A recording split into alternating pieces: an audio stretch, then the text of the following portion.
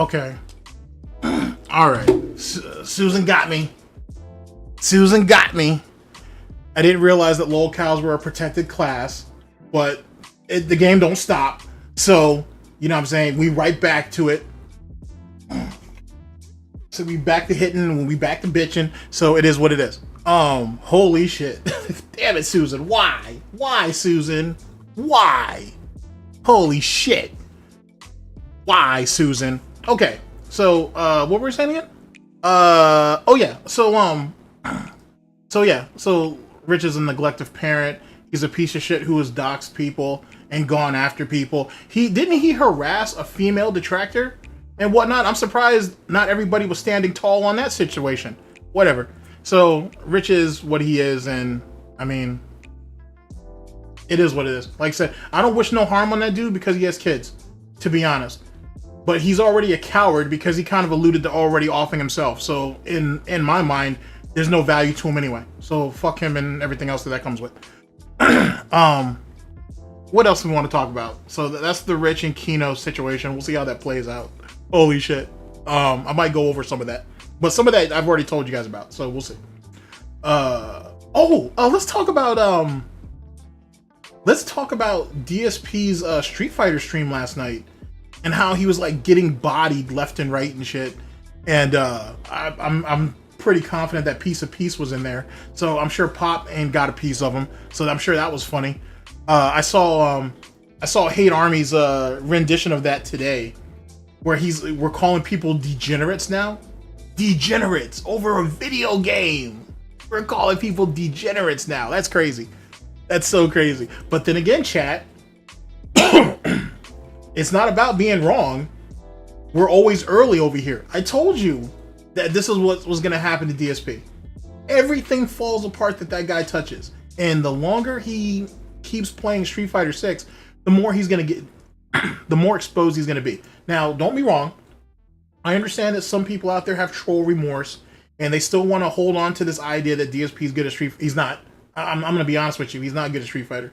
He never was, to be honest with you. He doesn't learn anything. He just picks up on whatever tactic that he feels is abusive and he emulates it. Now, it's like having a gouty version of the Shuriken, except for it has gout and it's like useless in crunch time. That's kind of what that shit is and shit. If this was like the Detractor Ninja Wars, that's what that is. And then it would be like people like me, I have to be the last of the Uchiha, so I have to hunt that dude down and take his eye and shit, or eyes or whatever. Eye. He only has one good eye anyway. And fucking burn that shit. Just because the only way I can honor the rest of my ancestors and shit. But that's all his whole gimmick as it pertains to Street Fighter. All he does is emulate what he sees. He doesn't understand why he does it. He doesn't understand why the combo or the tactic works. So, fucking A. No, this isn't the end of Rich. Rich is just like any other good parasite. He'll stick around. There'll be other, vaccines and shit that will come out for him, but he'll still linger. It is what's Rich gonna do? Rich has been out of work since what, the 2010s? What's he really gonna do? Like, this is all he knows. Now, truth be told, he should just go into radio, but he won't because he's too disorganized. That's why he needs Jay. Sorry, I know we were supposed to be talking about Street Fighter, but I want to answer this because that was a fair question.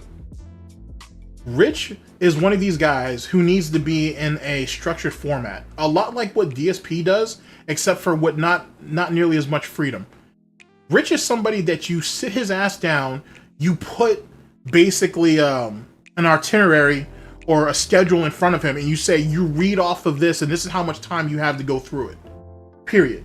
You give him like 10 minutes per segment, you can get like a fair hour and a half show out of him. End of story. That's what he's good for. And that's only because he has the voice for it. He doesn't have the mind or the mentality for it. Because he's not funny. And he's not amusing. And that soundboard shit, I know people want to sit there and shit on people with soundboards. And I don't think that's necessarily fair, because if you have, depending on what your timing is and what's on your soundboard, you can make it work. But for Rich, it's nothing more than like, it's a crutch, basically. Like, that's how he keeps his morale up. Like, how many people do you know have a built-in audience clap, like, on their soundboard? Like, who really does that? Like, you know what I'm saying? Like, that's like weird. That's like really, really weird. You know what I'm saying? Like, laughing at your own jokes is one thing, but you need to have a fake audience after everything that's crazy. That's like crazy. It shows a lack of confidence. And it shows that he's not willing, he can't stand on his own too. He needs something else external to keep his morale up, to whatnot, to make him feel better. Just like how DSP needs to look at his chat for reinforcement. It's like that. It's literally like that. It's almost as abusive, to be honest with you. So no, Rich isn't done, but he's definitely in a much worse position than he ever was, and it'll be interesting to see how he gets out. Back to DSP and Street Fighter. So yeah, the dude's useless. The dude's fucking useless. Like, you know what I'm saying? Like, he's out there trying to emulate Snake Eyes with Zangief, and he has no clue what the fuck he's doing at all. And yeah, he's gonna be able to be a predator against, like, alright, let me put this out here right now, because I'm gonna say it because it needs to be said. DSP is a predator, and you can take that in any context that you want, because I have plenty of shit that I can say to back that up. So I'm not doubling down on, so I can double down on whatever. But he's a predator.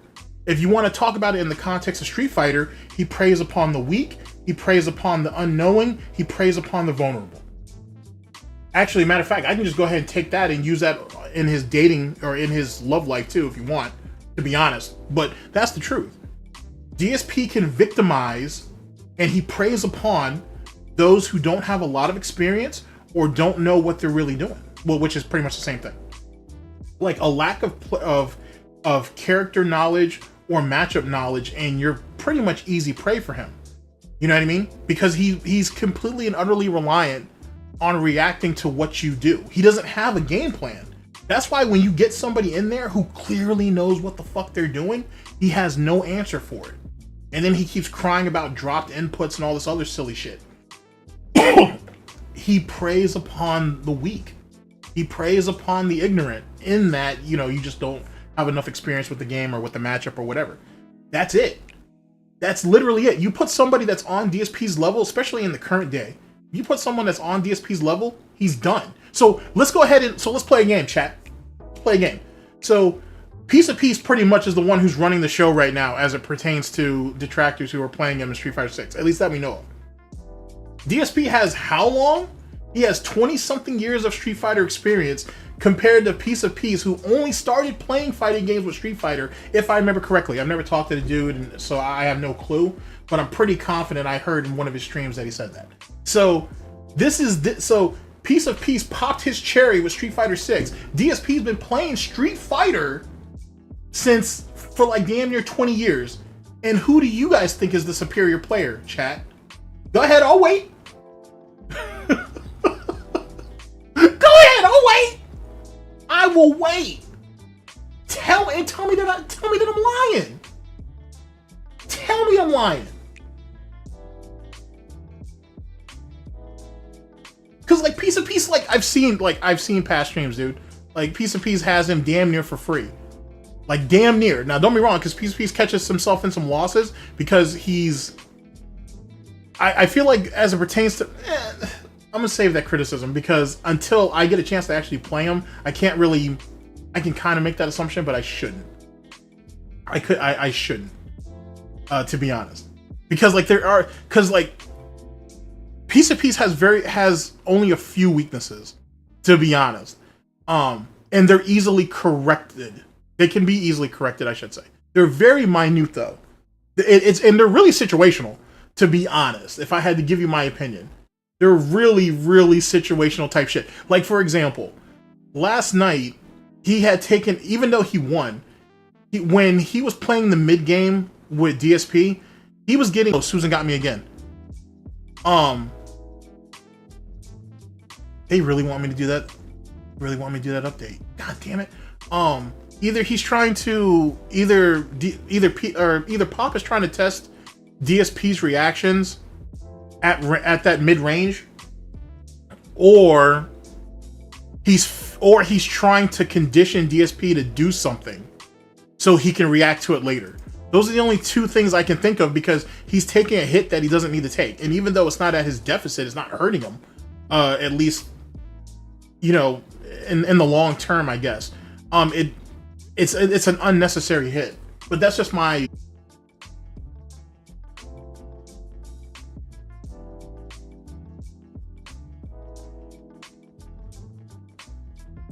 Yeah, Susan caught me slipping again. Damn, Susan caught me lacking again. That's wild. Why, Susan? Why? Excuse me. Holy shit, Susan, why?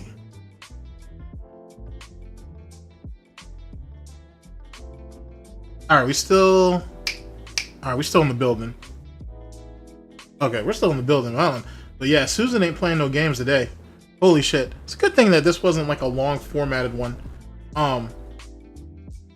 They really want me to take this new update for OBS, and I don't really like the new update on it. Holy shit. Alright.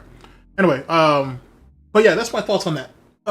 As it pertains to Peace. Like I said, he has very few weaknesses. And I'm not saying this as a detractor to a detractor type thing. I'm trying to say this as like from a player to a player type situation. He has very, very few weaknesses.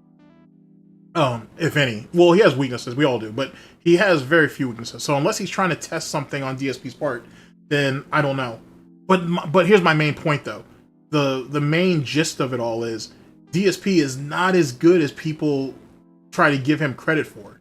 He's just not. He's very good at emulating a tactic or a strategy, but he doesn't mean he understands it.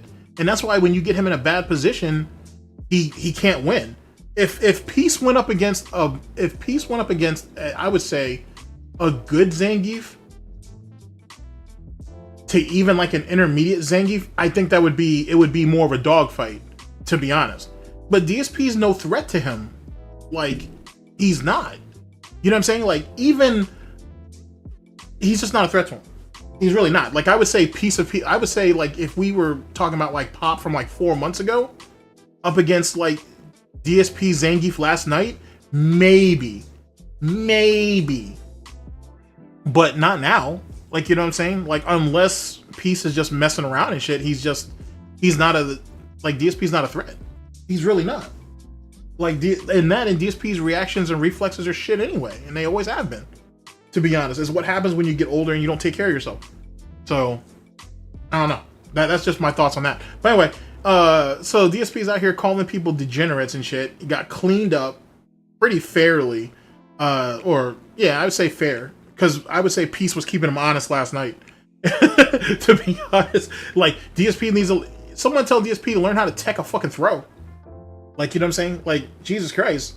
And then if you can't play towards your range, then you need to bait him out. Don't just sit there and try to think you can out-button, like Cammy. It doesn't work. She has really good buttons. So, I don't know. That's just my thoughts, though. Fucking idiot. Fucking crazy. Level 3 out of nowhere twice. That's funny. But I gotta tell you, though, too, that's probably the most satisfying thing about Street Fighter 6 is the fact that he's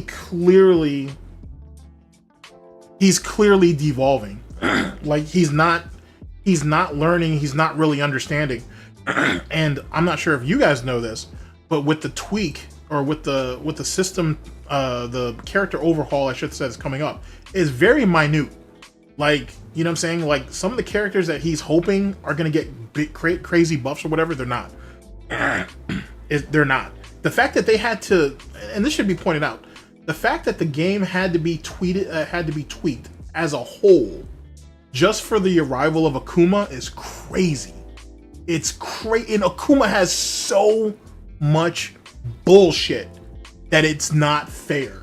It's kind of not fair. Even if he's going to have the vitality deficit, which he always does, he has so many ways of getting in. He has so many fucking mix-ups. He's a problem.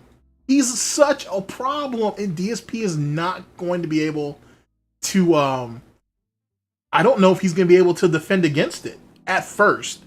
You know what I'm saying? Maybe he'll learn, maybe he won't, but like just off of Demon Flip and the silly shit that he gets off that, and how you can mix up on it, and how you can you can kind of always change the variety of his heights or verity of his heights or whatever. Like, it's just gonna be, it's gonna be stupid. It's so fucking stupid. Matter of fact, hold on a second. If Susan will allow it, do I have that video on, do I have that on deck?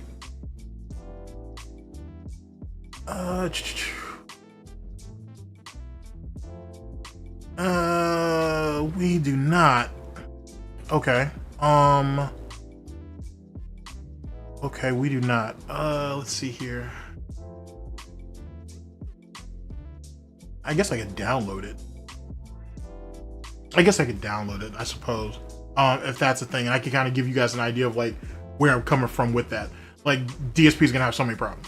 Like, so, and you know it's gonna be like a crazy Akuma fest. Like, early. And once people like figure out like the really stupid abusive shit, then what? Because it's not gonna take long, and it's not gonna be hard to get in the master rank with him. And then that's when, and truth be told, that's when the real struggle begins. That's when the real fight begins. Once you get to master rank. In DSP, you don't even want no problems like that. Even though he's in a protective class. So there's that. Speaking of which, let's go ahead and segue into this whole we're not gonna go completely into that DSP rant, but I do want to speak on him talking about because he's essentially, as a white male, there's no I'm sorry, I can't even say that shit with a straight face. There's no defense. Like, he's not protected. YouTube doesn't care about him, so on and so forth. Or the internet at large, I should say, don't care about him. But isn't this the same person who got fucking Tevin taken down twice?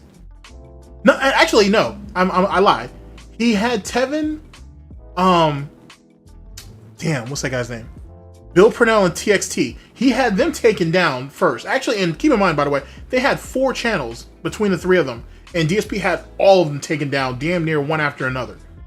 Okay, Tevin comes back and gets partnered after DSP gets departnered. And do you guys remember when DSP went on Twitter and basically did a snort to arms and asked people to fucking flag down Tevin's channel on Twitch? There was that situation.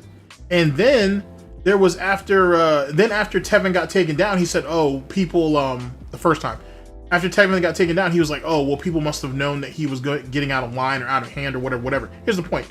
DSP has been deplatforming people for a while. Like, so, like, how is it that you're going to say that you're not a protective class when you've literally had people taken down?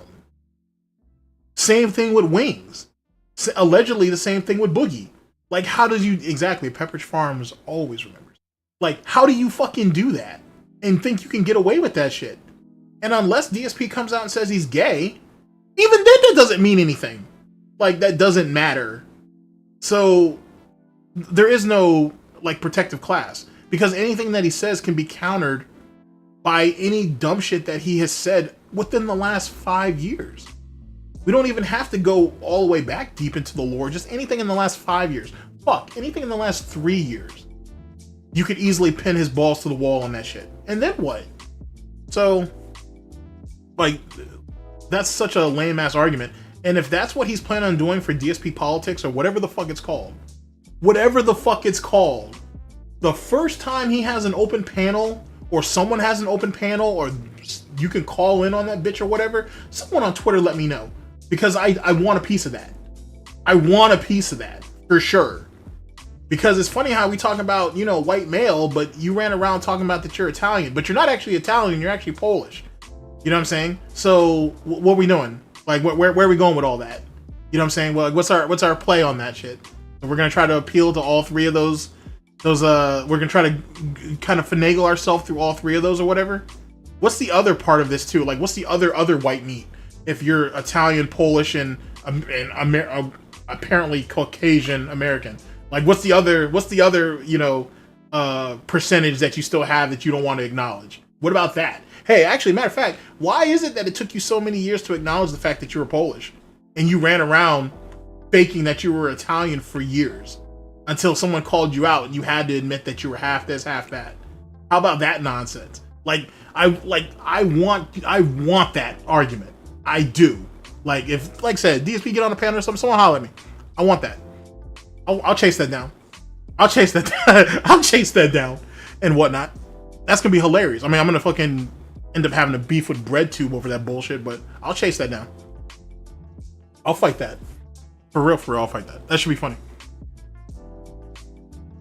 Oh yeah! Oh yeah! That's actually a fair one, Frederick. When he sat there and that was what, Halloween of what was that, Halloween of 2018? When they had the when he dressed up as Bob Ross and she was some type of steampunk witch type situation.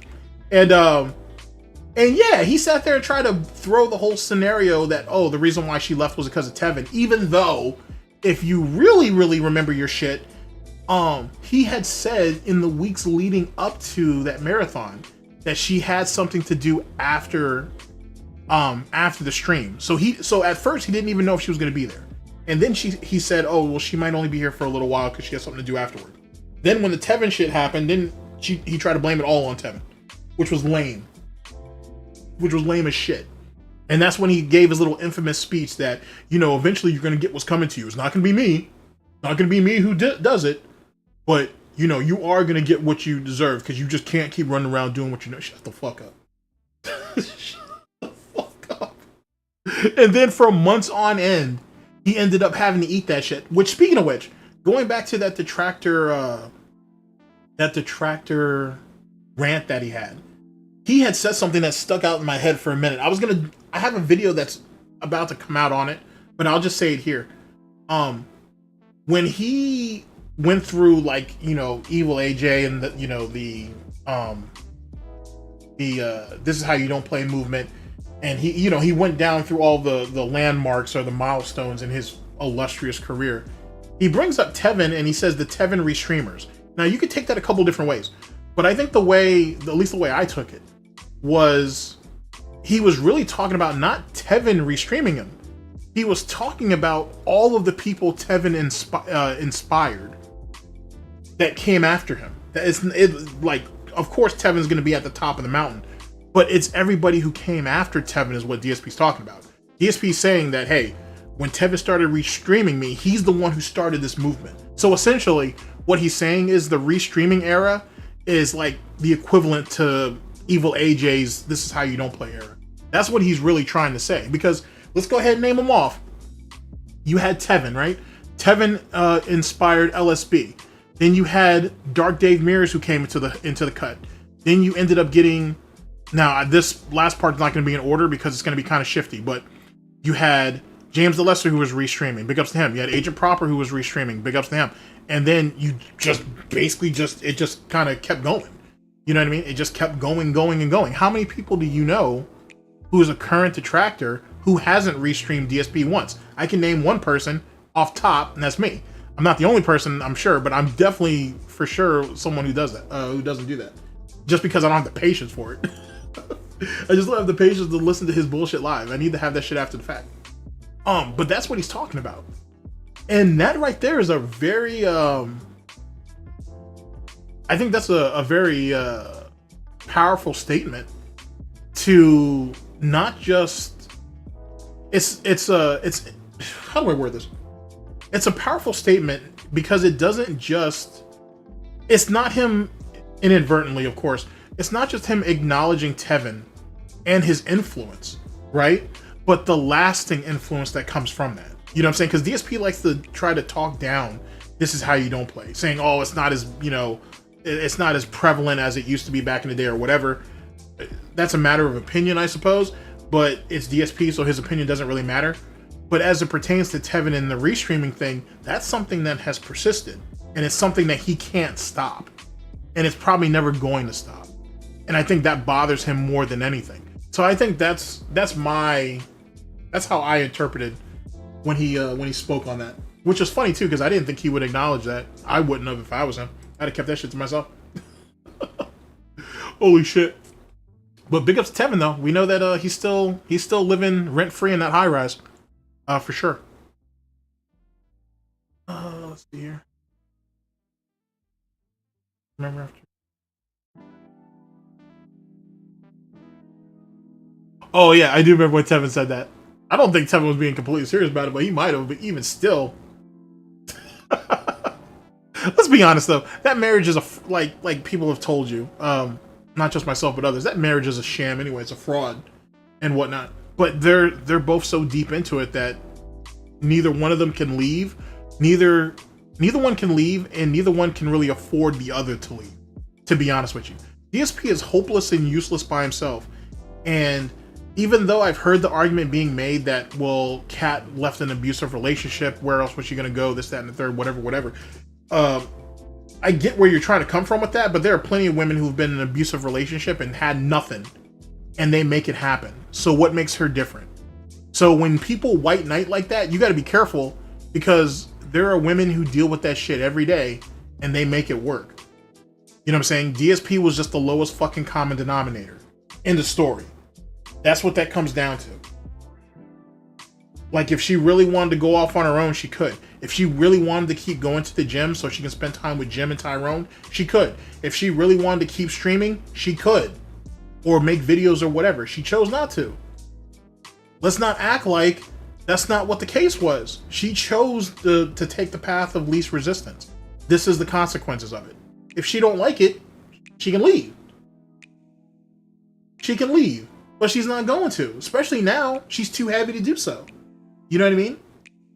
Like any prospects that she had, I wouldn't say they were all based on her looks, but like you can clearly look at her and tell that she's unhealthy, right?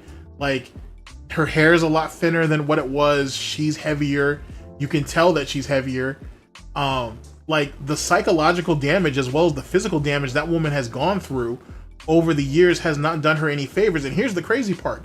All of that shit happened within 5 years. How do you, in 5 years? That's what she's been reduced to. Like, make that make sense.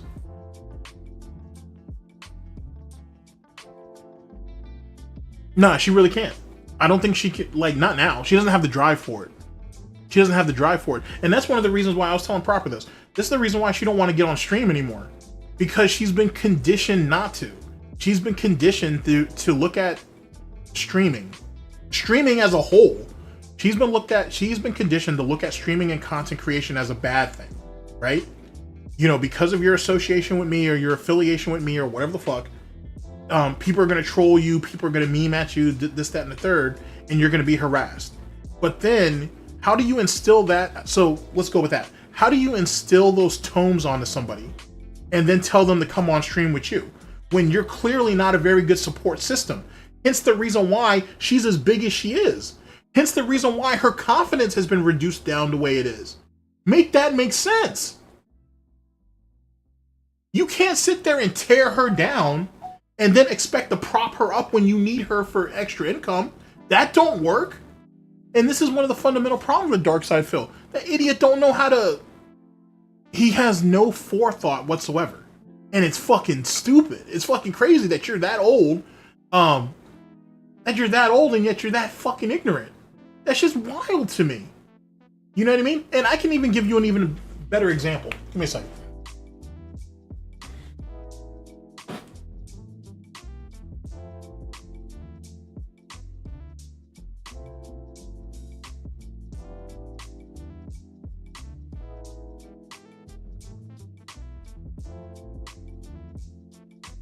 Okay.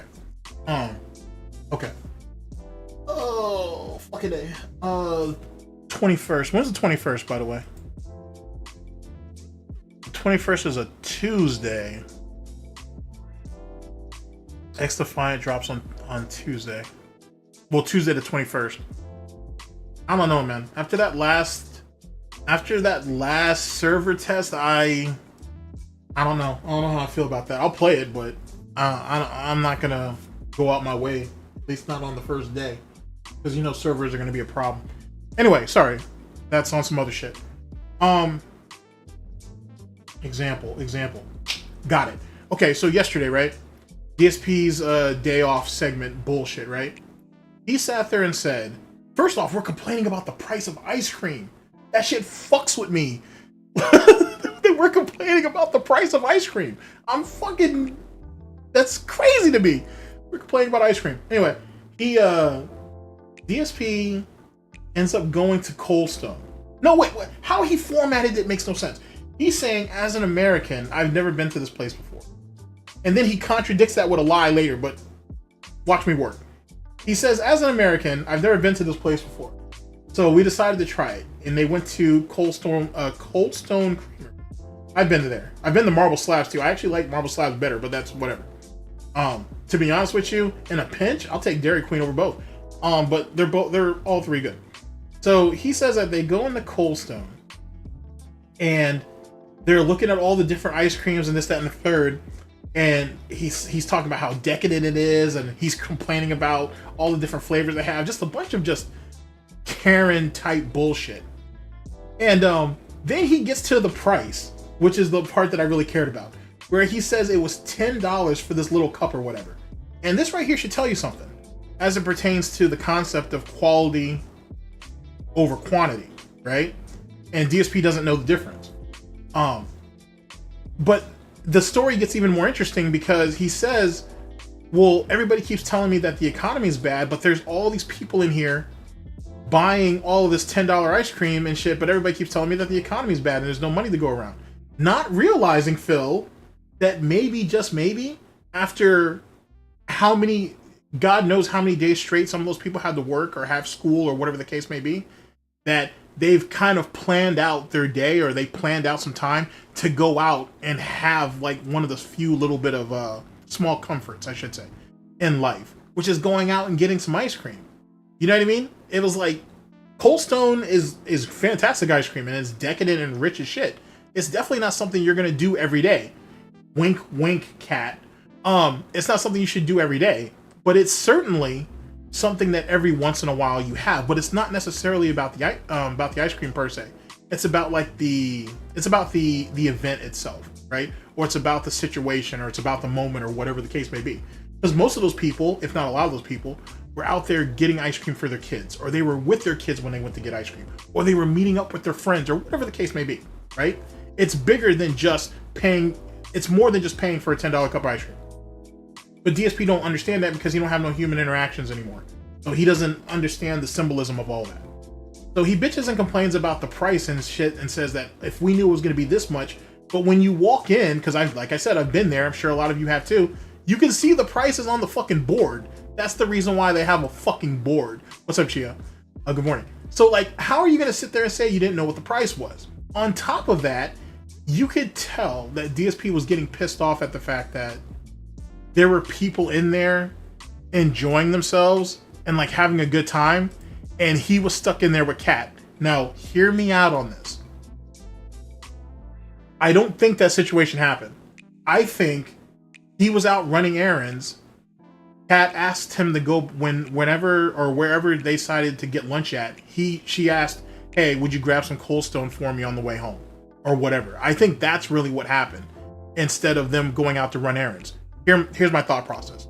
One, DSP tells us that he's the one who runs all the errands, and Kat stays home, whether she's out there playing whatever video game of choice, or she's doing laundry, overloading the laundry. The washing machine apparently is a thing that happens in the Burnell house, because that is a thing, right? You can overload your fucking washing machine. Anyway, so she does all the house stuff or plays video games while he runs errands. So on this random day, she decided to go with you, and on that random day, you guys decided to go out and get ice cream. Now, this is Phil probably sneak dissing her, to be honest, because we know DSP has a habit of doing that. I'm thinking she sent him out there to get ice cream, and he goes and he saw all these people, all these couples, all these families, or all these people that were just hanging out with friends, and he felt socially awkward, and he was pissed off and whatnot. And then he bitched about the price, and he bitched about the situation to try to make himself feel better, because that's essentially all that the Phil's Day Off segment was. Him bitching and complaining about this ice cream place and everything in it. I know it's the most retarded shit in the world, and don't be wrong, it's kind of, regarded, if you think about it that way. But I gotta be honest with you, that's more than likely what happened. That's literally what happened. He bitched that he had to go to this ice cream place and spend $20+ on ice cream. That's literally what it came down to. And he could have told her no. He was already grocery shopping. He could have bought her ice cream from the store if he wanted. He didn't. So there's that. I think the story was completely and utterly fabricated. She wasn't with him. Because I don't think she goes out with him like that anymore. I think she goes... He has reduced Catherine to just the female version of himself. She leaves the house to go to and from work, and that's it. I don't think she does much of anything else. And he only leaves the house when he needs to, which is to go grocery shopping. And when they go to, what's it called? Twirls and Curls or Curls and Twirls? Whatever the fuck it's called. And when they go out there for that shit. And that's it. There's no other interactions except for that. I promise you. That's pretty much the extent of it. So this one random time they decided to go out there together? No. Stop. Stop. I promise you that's not what happened. So, because you know she must feel self-conscious about her current situation. I can't blame her. And you can tell that, you know her and DSP have seen the pictures that are out there, as blurry as they are. So that's not going to help. So, it is what it is. $10 a serving adds up in Cat's ordering. Hey, man, like I said, dude, they have some fantastic ice cream, bro. They really do. And like I said, toppings and shit do add up. You know what I'm saying? It is what it is. But then again, if he's buying those small cups or whatever, he's doing himself a disservice anyway. So, whatever. I mean, if he's like rich and he broke, then, I feel bad for your son. So it is what it is. But complaining about ice cream, though, you can't tell me that story wasn't fabricated. Like, you know what I mean? It didn't happen the way he said it did. It's just crazy. It's just crazy sitting there complaining about ice cream, though. That's dumb. like that should be a happy type situation, not you bitching about prices. Holy shit.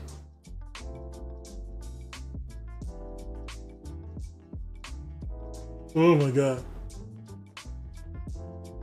Yeah, but tips are low though. Like the support, I would say support all around is low, but that's because of the scenario and the situation. And also, the ice cream story was supposed to make a point that people don't prioritize their money correctly, which is weird for an alcoholic and someone who has a gambling and spending addiction to sit there and criticize other people over $10 ice cream. Yeah, literally first world problem. Like, that shit never made no sense to me.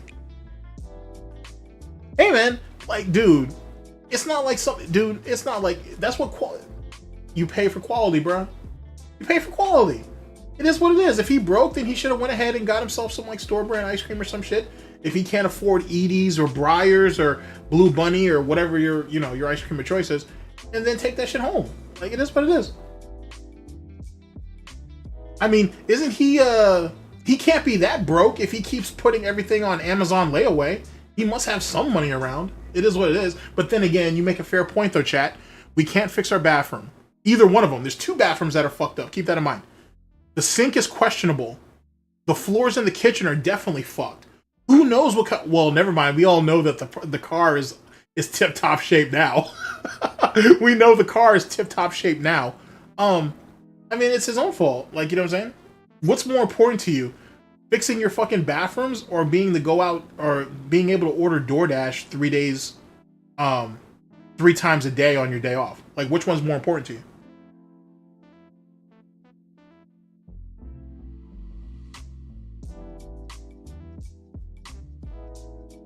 Is the largest size they have? You know what? Let me look. Is the largest size they have $10? Because I like their cones. I'm a cone guy. I am a big cone guy. Let's see here. Here, give me just a second while I take a look at this.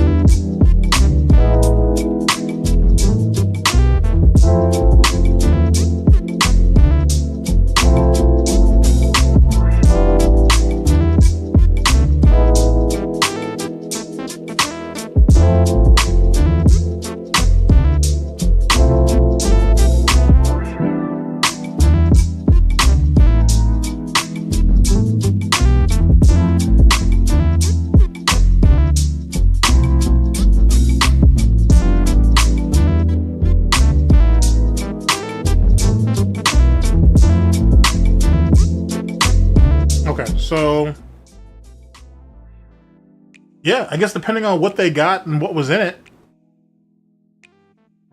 I suppose, unless they went for like, unless they got like the waffle, like the waffle bowls or whatnot. Yeah, there's the mint chocolate chip. He was bitching about that. That shit was crazy. It's so stupid that he would get mad about dumb shit, fundamental dumb shit. Yeah,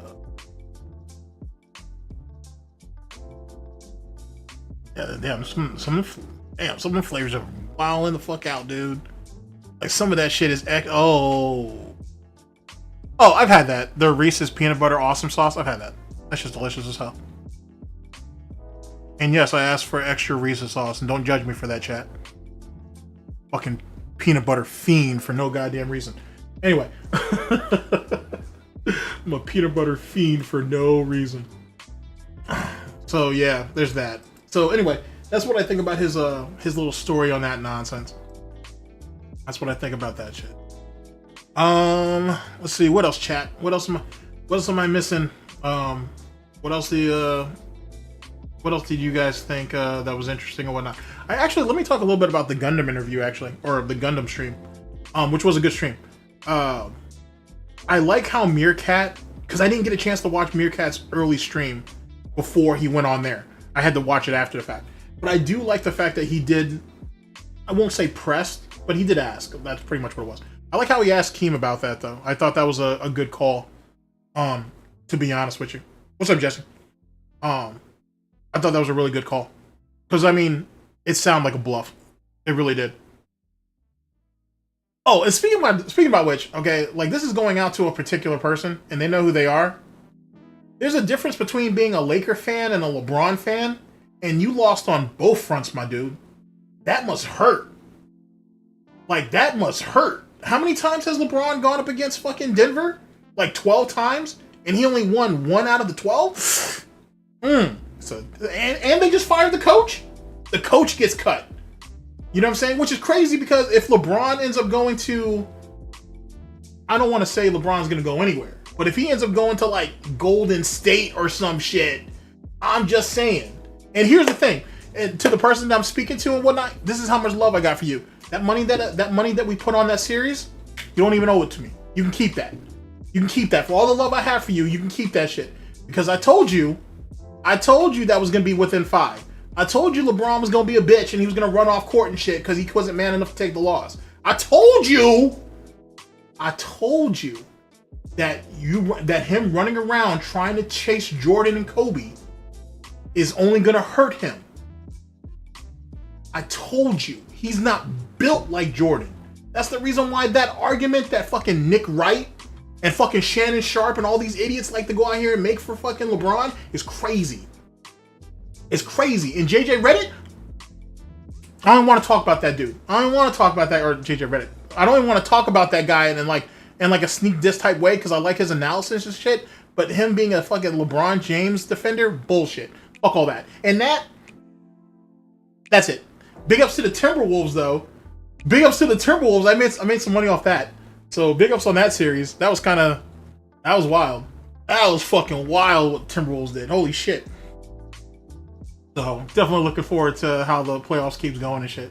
God damn. But anyway, yeah, to who should know, you can keep that money, man. You can keep that. Because there's a difference between being a Laker fan and being a LeBron fan. And you know what I'm saying is true. So you can keep your money. But big ups either which way. You want to bet on the next series though? We can, but you can keep your money. Holy shit. Oh, that was so rough watching that shit. God damn. God damn. That shit was hurtful. I should fucking pull James. I should pull James the Lesser here and see what he thought about that. That series was crazy. So silly. Anyway. Let's see here.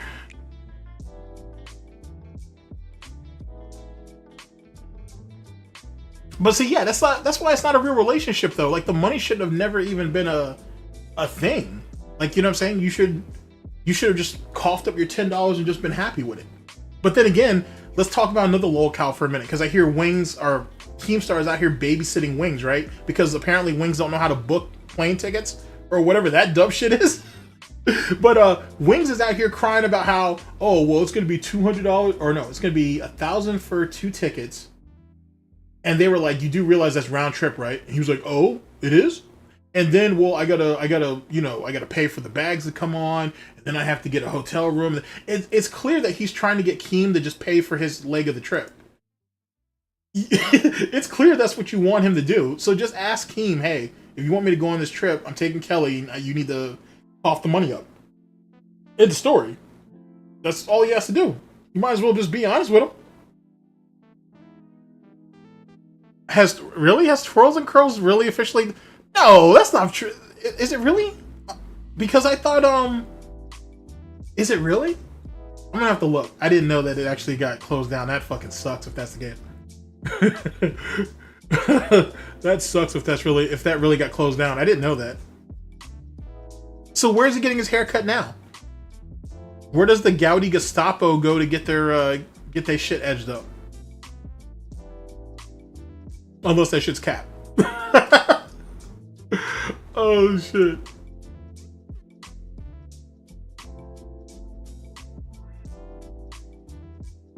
Yeah, he definitely got the mix-in shit. And when you mix in different stuff, the prices go up fast.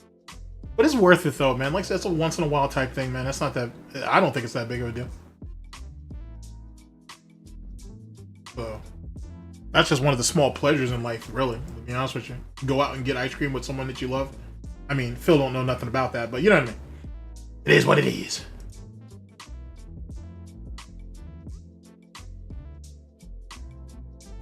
Yeah, it's all repetition. It's all repetition. Oh, man. Wait, I don't remember him ever going on. Maybe he did get ice cream with Panda, though. That might have been it. I don't know. I feel like his whole relationship is him just trying to relive what he did with Panda and hopefully do it better, I guess. I don't know. To try to prove that, you know, he's learned from his mistakes. But that's me digging in too deep in that. I'll leave Steve the Dead can handle that. At least for now. And then in 5 minutes, I'm going to go on a rant about it. Can you DoorDash ice? Why would you? I don't know why you would DoorDash ice cream, but I suppose you could. I guess you can DoorDash anything. So I guess they could have. I don't know. Nothing's impossible. Nothing's impossible. So, oh, what do I think about Boss Man Jack? I think that dude's a fucking nut. I think the way I look at it is, if I was him, because his luck is stupendous, to be honest. You know what I'm saying? Like, you're talking about a guy who's who was flipping a couple $100s into donations into tens of thousands of dollars, and then blast that shit to the fucking moon within like the next like hour and shit. Like, it's a sight to behold. I got to be honest with you. It's a sight to behold watching him blow money like that. It's really, really, like, the most exciting thing though for me, honestly, is not him losing it. It's watching him gain it. Watching him tally that money up I think is probably the most exciting part about it, because for me, it's about when does it get to the point where he starts to lose it? You know what I mean? Like, okay, he's at 10,000. Okay, he's at 12,000. Oh shit, he's at 17,000. Oh shit, he's at 21,000. He's got to stop now. Oh, he's at 25,000. Oh, he dropped down to 23. Oh, we're at 27. Like, that's the shit that really grips me. Him losing it is kind of whatever, to be honest with you. I guess that's the payoff, but the build up, the thing I really care about is how he builds up to that amount of money before he loses it. He's definitely something to behold though, to be honest. If you can sit there and tolerate that shit, I would recommend you watch him at least once, to be honest. So, I mean, every once in a while you can find a YouTube restreamer who's restreaming that shit. It's some wild stuff, man. Oh yeah, absolutely no blood work for Jasper. Hell no. God no. Why would I spend $300? Sorry, why would DSP? Why would DSP spend $300 on Jasper when we need to get that new arcade stick, man? You didn't see that shit that Justin Wong had at Evo Japan? Nah, I need that, man. I need that all day. And then I need another copy of it, right? So, like, I gotta prioritize the business, man. I got to.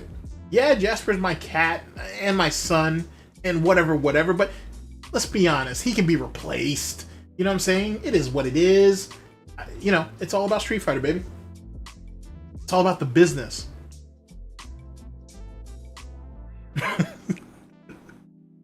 Well, that's unfortunate. But yeah, that's my thoughts on Boss Man Jack, though. That shit's a sight to behold watching that dude do whatever the fuck he does, man. Holy shit.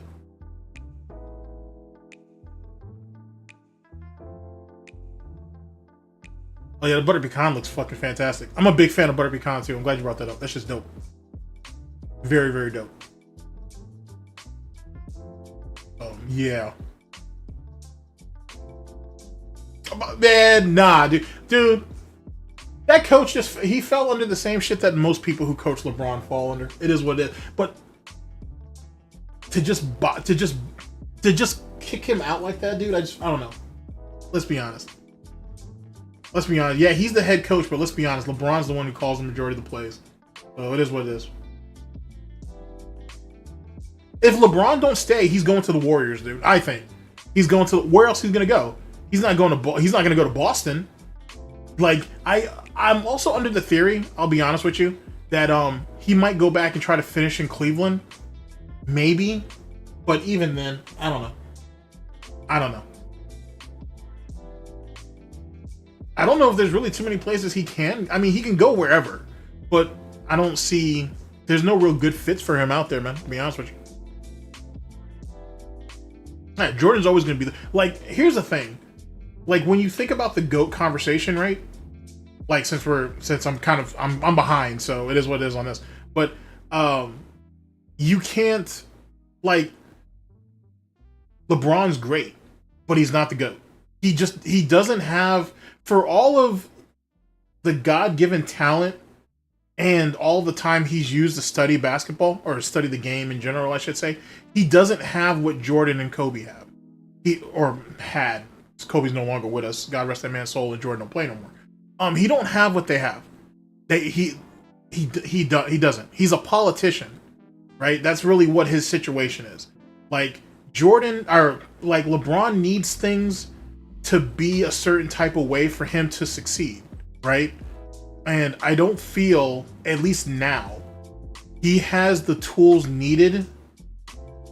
He doesn't know how to utilize his tools properly anymore. Like, the game needs to configure to him. He can't adapt to the game that he's currently playing. It's just not going to work. And him trying to play the longevity situation, it's only going to make things even more painful for him later, which means he's just going to be a bigger deficit to his team later. Whatever team he's on. So, you know, I think that's what the situation is. And like I said, it's unfortunate. Like, LeBron should just step away from the game, man. Like, you've done everything you've done. You've made ridiculous money, and there's all kinds of prospects that's waiting for you outside of the game. So unless you're trying to make shit cushy for your son when he gets in, which you can do that without even being on the court, what's the point? You know what I'm saying? Like, what's the point?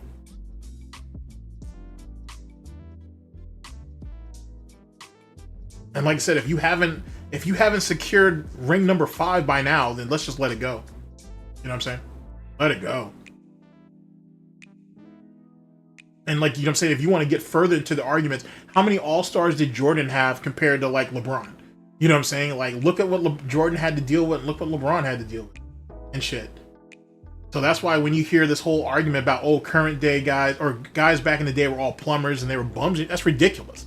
That's fucking ridiculous to prop up your own generation. You have to disrespect those that come before you. Dude, that's like saying, for example, I'd have to use Tevin, because Tevin came before me, certainly.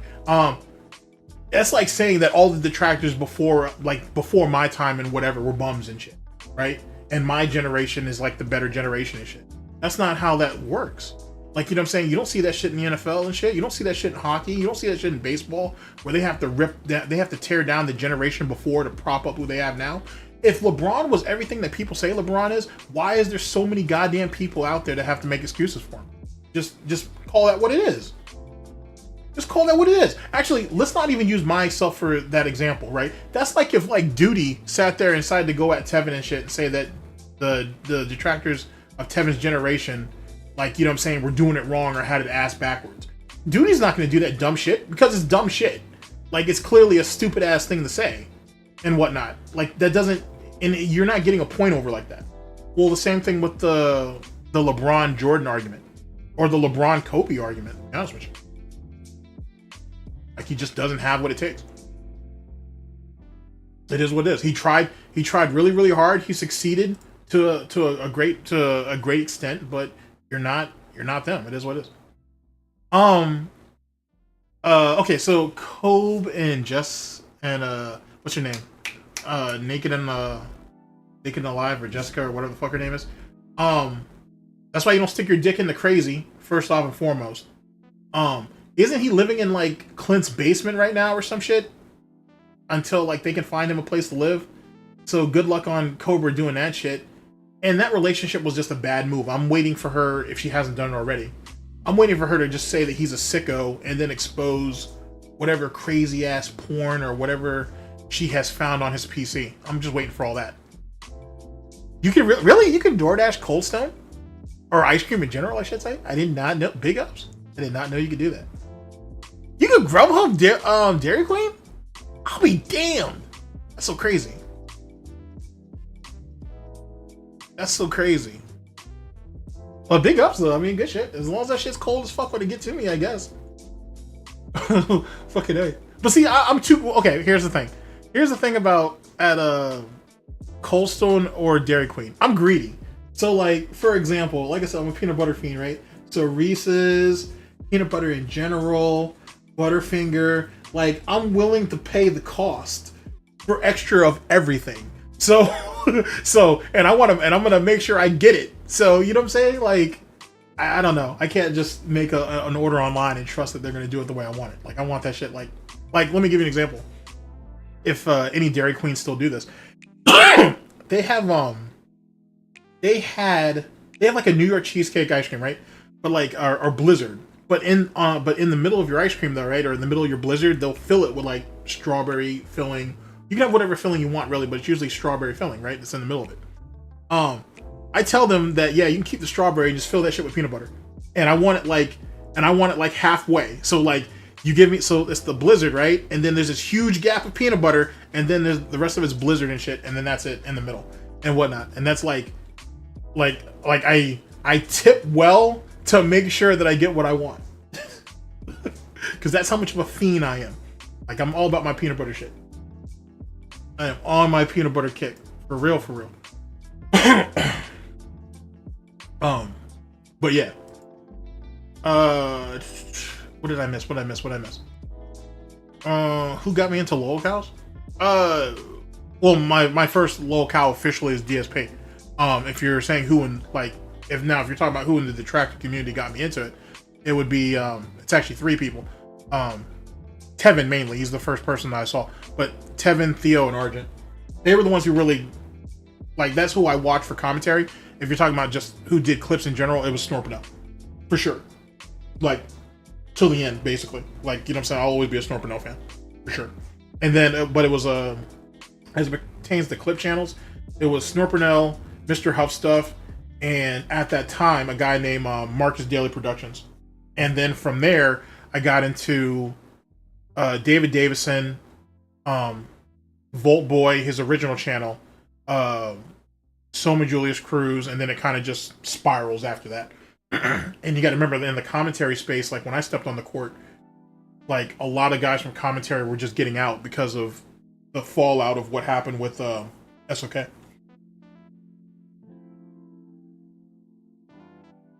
Yeah, it's a Gundam got a lot of people into the game, to be honest with you. And for, you know, and for good reason, to be honest with you. Gundam's entertaining as shit. He's hella entertaining. So I can understand he's a gateway for a lot of people.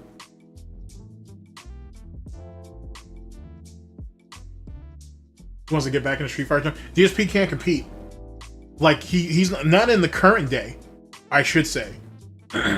In the current day, DSP is going to get bumped out. He'd get bumped out in pools, I think. Honestly. If he might be able to pick off 1 or 2 people or whatever, but I honestly wouldn't. He's not even going to get in the brackets. He's going to get killed in pools. For sure. For sure. Because you got, imagine a bunch of people who are like Piece of Peace. who, I don't know if Piece of Piece does lab work, I assume he does, but people who know their stats and shit, right, for the most part, or they're constantly speaking to people about stats and about framework and about like just tightening up combos and this, that, and the third, being able to convert off hits, stuff like that, stuff that DSP don't know shit about. That's the reason why DSP kisses everybody's ass on fucking Twitter or X, whatever the fuck you want to call it. He's trying to build those connections so he can get into those discords, so he can talk to those people and try to whatever. But all he's gonna do is make himself a victim, and no one wants to hear his bullshit. Like, no one has time for that, to be honest with you. If you're not contributing and if you're not producing, you're wasting people's time. And DSP literally falls into that category. He's just gonna waste people's time. He's gonna rub people the wrong way because he don't know how to interact with nobody. He don't talk, like, everybody he talks to, or he thinks he talks to, he feels is beneath him. That's the reason why, believe it or not, that's the reason why the majority of the Bottom Bitch podcast, that daily therapy session, is targeted towards detractors. That's who he speaks to. You know what I'm saying? Because whether you believe it or not, it's the whatever little bit of respect that he still has in him literally goes there. It doesn't go to the people that he talks to. In his streams and shit, he don't give a fuck about none of those guys. You know what I'm saying? They're all fucking bags of blood and shit. They're useless. And most of them are broke and whatnot. And don't get me wrong, they have lives, they have kids, they have responsibilities and shit. So those guys don't have no real value to them.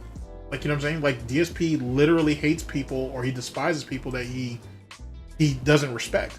And he doesn't really respect anybody unless he's forced to. You know what I'm saying?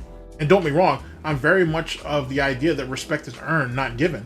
But goddamn, I'm not running around here just shitting on people for the sake of it. That's not how that works.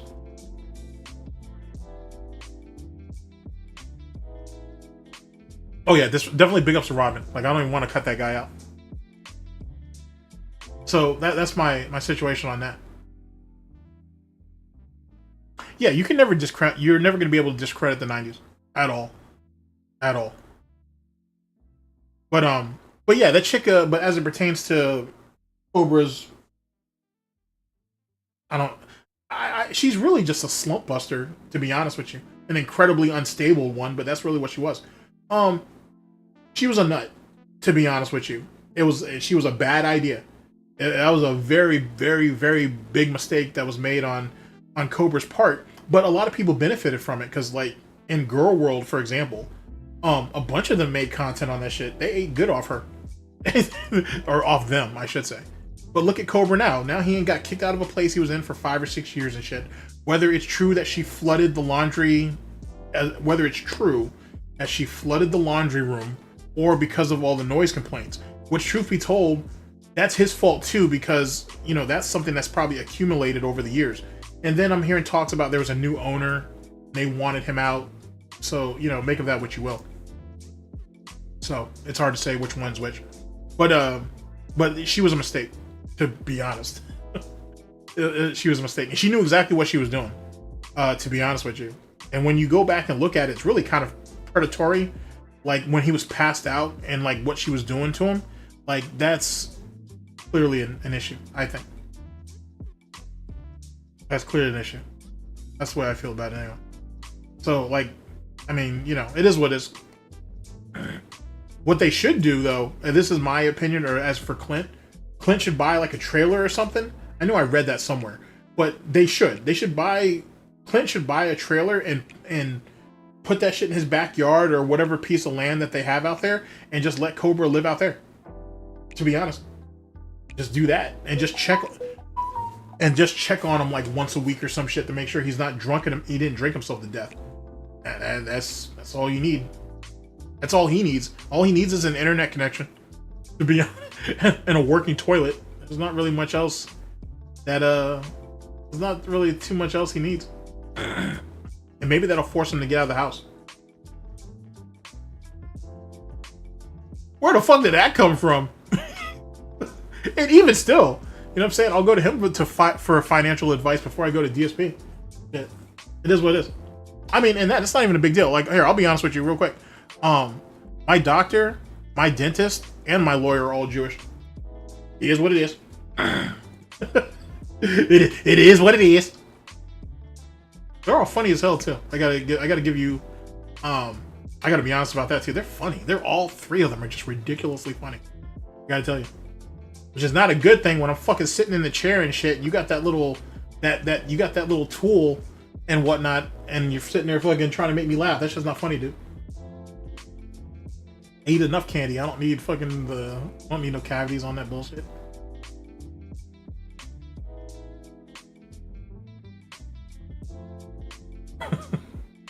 So there's my thoughts on that. Speaking of which, that crab game that DSP's playing, I gotta tell you, I'm having a fucking, I think it was Hate Army who I watched his video on that. That shit is hilarious. Either that or it was Memology, one of the two. It was funny watching that dude fail up against that lobster. That shit is hilarious. It is hilarious. He's saying that the game was dropping button inputs. He was saying that there was some type of delay or lag. That shit was funny. That shit was funny. And it's also kind of sad too, because you're just seeing how mentally he's falling apart.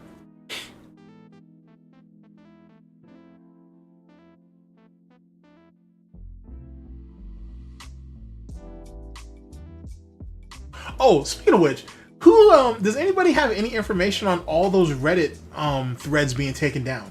Because there's like 2 Cobra threads that I was following, and they both went down. DSP's main thread on Reddit went down. Like, all that shit. But I mean, it doesn't matter, because you can always go to galtopia.net, big ups to Agent Proper, and you can just check that out. Matter of fact, give me a second. I can actually drop the link for you guys. I should have done that already, actually. My fault on that.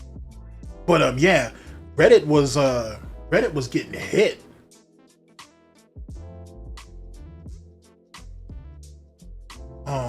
Just getting hit on some dumb shit.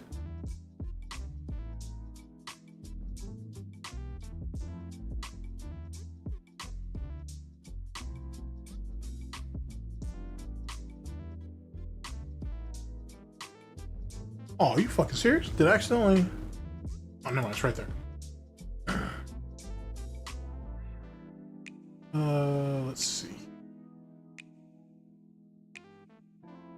But yeah, rip to Reddit. That was unfortunate.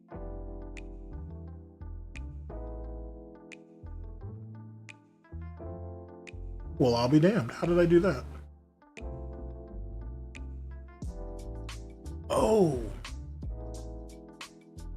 Oh, well, maybe that was, I didn't even know I was running that. That might explain some of that anyway.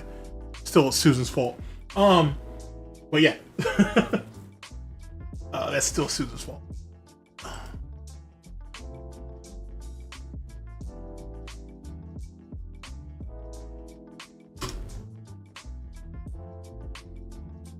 Should be in the chat. See here.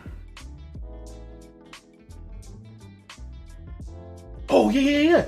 Actually, that goes back to his Fightcade rant, which I'll do a video on that, and maybe like the next stream we can talk about it. That was the most insane thing I've ever heard. I got to be honest with you. Like, that was absolute insanity. Just say that you're scared of the competition and you don't want to play. Just say that. That's okay. Just be man enough and say that you just be man enough and say that you can't compete. But to sit there and say that this was a 10-year op to get him on Fightcade so his IP can get exposed again.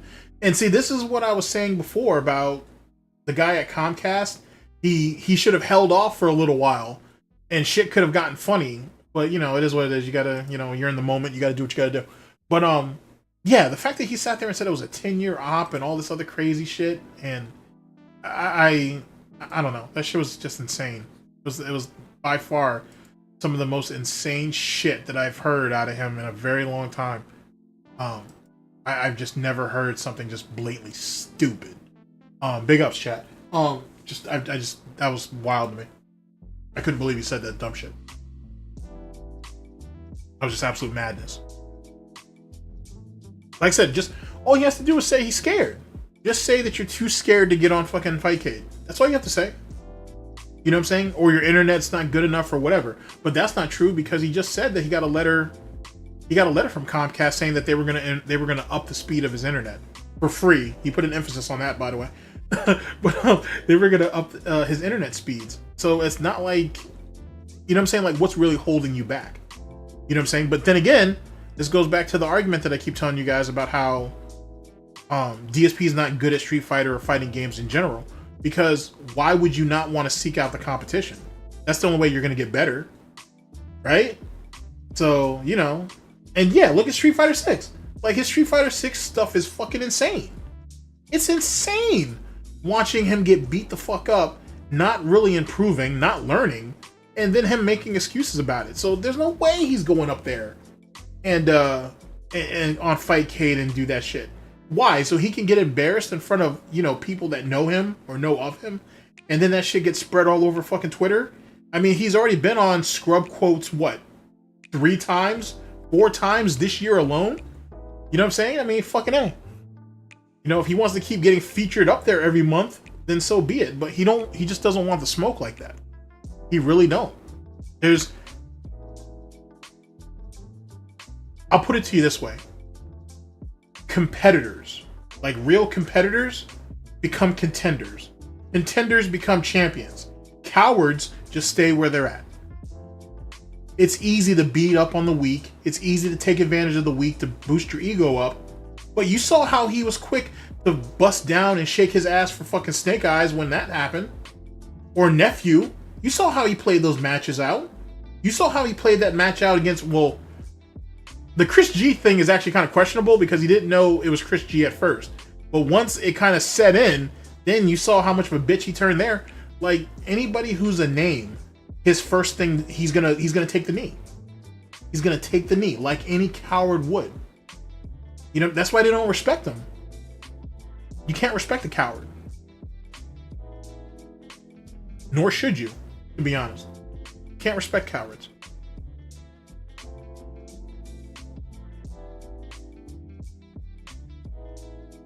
It would. I think, yeah, fuck that dishwasher. I mean, and that's even if he really replaced the dishwasher. Well, I don't even know if that's true. But see, actually, that brings up a good point. I'm not sure if I've said this before, but I'll bring it up now. I need you guys to bear with me on this for a minute. Okay, 2017. Panda has left his ass. And he's sitting here saying, you know, I only have 3 hours between my first stream and my second stream. I have to go downstairs. I have to cook a meal. I have to clean up after myself. I have to do dishes. I have to do all this running around before I can get back to stream. He said that so he could justify him going off and getting Subway or fast food, right? And if you guys also remember, he took a photo of all these different coupons he had around this time and whatever. I want you to think about this for a minute, chat. Was he really washing dishes back then, or was he using his dishwasher? It makes you really think about it. Like, that dude's never probably washed any dishes, but he had to sew the narrative. So either A, he wasn't washing his dishes every day, he was just letting that shit build up. Or B, he may have actually been hand washing, but I doubt he was doing that. So, like, and that's why the lore is so important, because it's little stupid things like that. Like, that's some dumb shit that any other detractor's not going to remember. But it's dumb little moments like that really tells the story of where we're at right now. And on top of that, thank you. Like, the whole fucking paper plate shit. What dishes are we washing if they're eating completely off of paper fucking plates? Like, you know what I'm saying? And that makes you think about that shit back then too, because they were eating off of paper plates back when Panda was there. So what the fuck? So what are we really doing with that dishwasher, man? Is that dishwasher really broken? The garbage disposal is probably fucked, because I could see... Well, wait. Cat is the garbage disposal. So wait a second. So what happened with the garbage disposal then? I just thought about that. If you really... I know it's going to sound really fucked up, but Cat is the garbage disposal. So there ain't no food being wasted there. So what are they throwing in the garbage? So let's make it all make sense, chat. Help me help you to help me. We got paper plates. We have a walking garbage disposal. Where's the money going? Or what's the real problem that's going on in the house? So, I don't know. I don't know. I just thought about that, about the garbage disposal thing. Holy shit. Oh, that's true. All the garbage bags that were left in the garage. Yeah, that's a fair point. Which is wild to me, because you're talking about he had like years worth of trash stored up outside. That's fucking wild. You know what I'm saying? That's like on some what do they call those people? Like hoarders. That's on some like hoarder type shit. You're just gonna have piles of trash in your garage. Who does that? Who does that?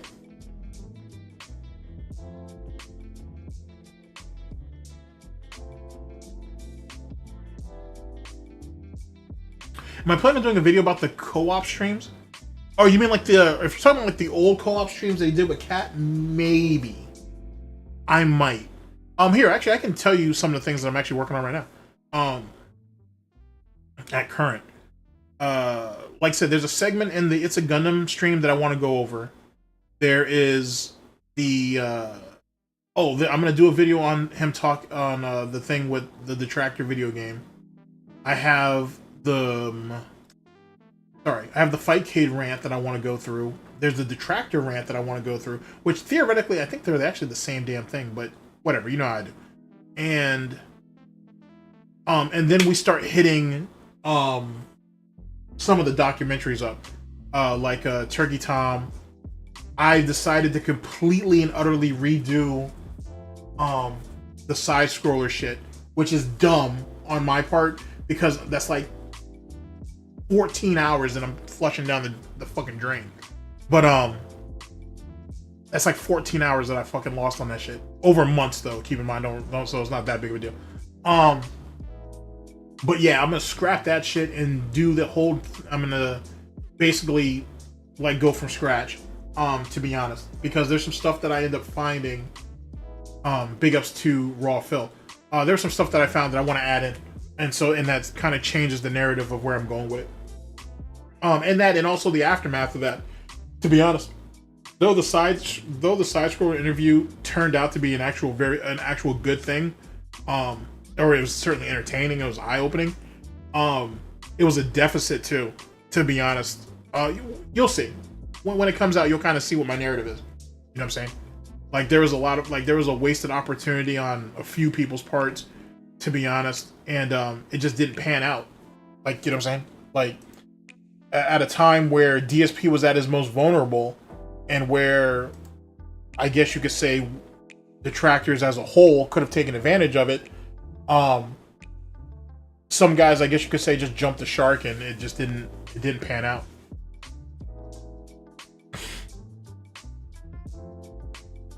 But yeah, that house must smell horrible, dude. Like, you know what I'm saying? I'm surprised the neighbors didn't complain, to be honest, given how close they are. So, but yeah, so that's my thoughts on that. We'll see about the co-op videos though, from the co-op streams or whatever. That was just depressing. The clips that I've seen, the clips that I've seen were pretty fucking depressing. But then again, that's his own doing though. Like he conditioned her to be that way, and then she chose that. You know, to be honest, it is what it is. I can't really. I don't feel sympathy for either one of them, and that right there should really tell you guys what that marriage really entails. To be honest with you. You know what I mean? You got two people who are just glorified roommates, to be honest. And they don't, 14 fucking hours off that bitch. I lost 14 fucking hours off that shit. That's fucking silly. And keep in mind though, I gotta be honest, like, that was over like 2 videos though. Because like, no, actually it wasn't. It wasn't over 2 videos actually. It was over, I lost 14 hours off the interview. Yeah, because I didn't even get to the follow-up or DSPs. I didn't, because, okay, here's how I'm going to structure it. So I'm doing the interview, then I'm doing DSP's deflation stream, then there'll be the side scrollers follow-up, then there's DSP's reaction to that and whatnot. And I only got past the interview because there was so much bullshit to call out, and I had Diggs insert clips of certain shit to try to compliment like some of the stuff that I was saying or whatever, and it just got really. I mean, I volted it. Like one day it might come out, not the full 14 hours though. I'll have to get cut up. But one day you guys might actually see it. But I fucking wild the fuck out in that shit. God damn, I don't know how I wild the fuck out in that shit. And like I said, that was over a span of like months. So you were talking about like, I would record for like an hour or two, and then I step away from that bitch for like a week. And then I would pick up from where I left off, and I just got even more irritated as like the shit went on and whatever. Cause like, I was getting really pissed off at like, not really pissed off, but I was really getting irritated with his lies. And there was times where I was like going in at Craig being like, why the fuck aren't you asking him this? And whatever. So it just got silly. It really just got silly after a while. But eventually it'll come out. You'll see.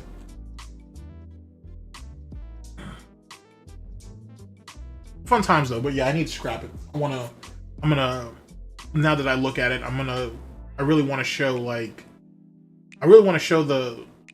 the interview itself, and then like kind of like the aftermath if you think about it, because like I said, it didn't do, like some detractors, it didn't do them any favors. Like some of them bounced back, but it didn't really do like any favors for anybody. And if anything, it kind of it fed into some of DSP's narrative to some degree, I should say.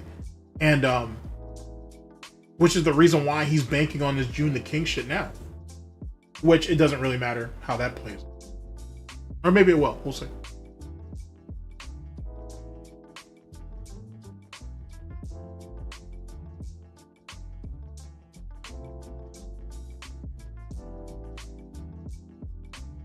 Maybe Cat is still what? I'm sorry, I gotta point this one out. Maybe Cat's still thin and she's just wearing a fat suit. Nah.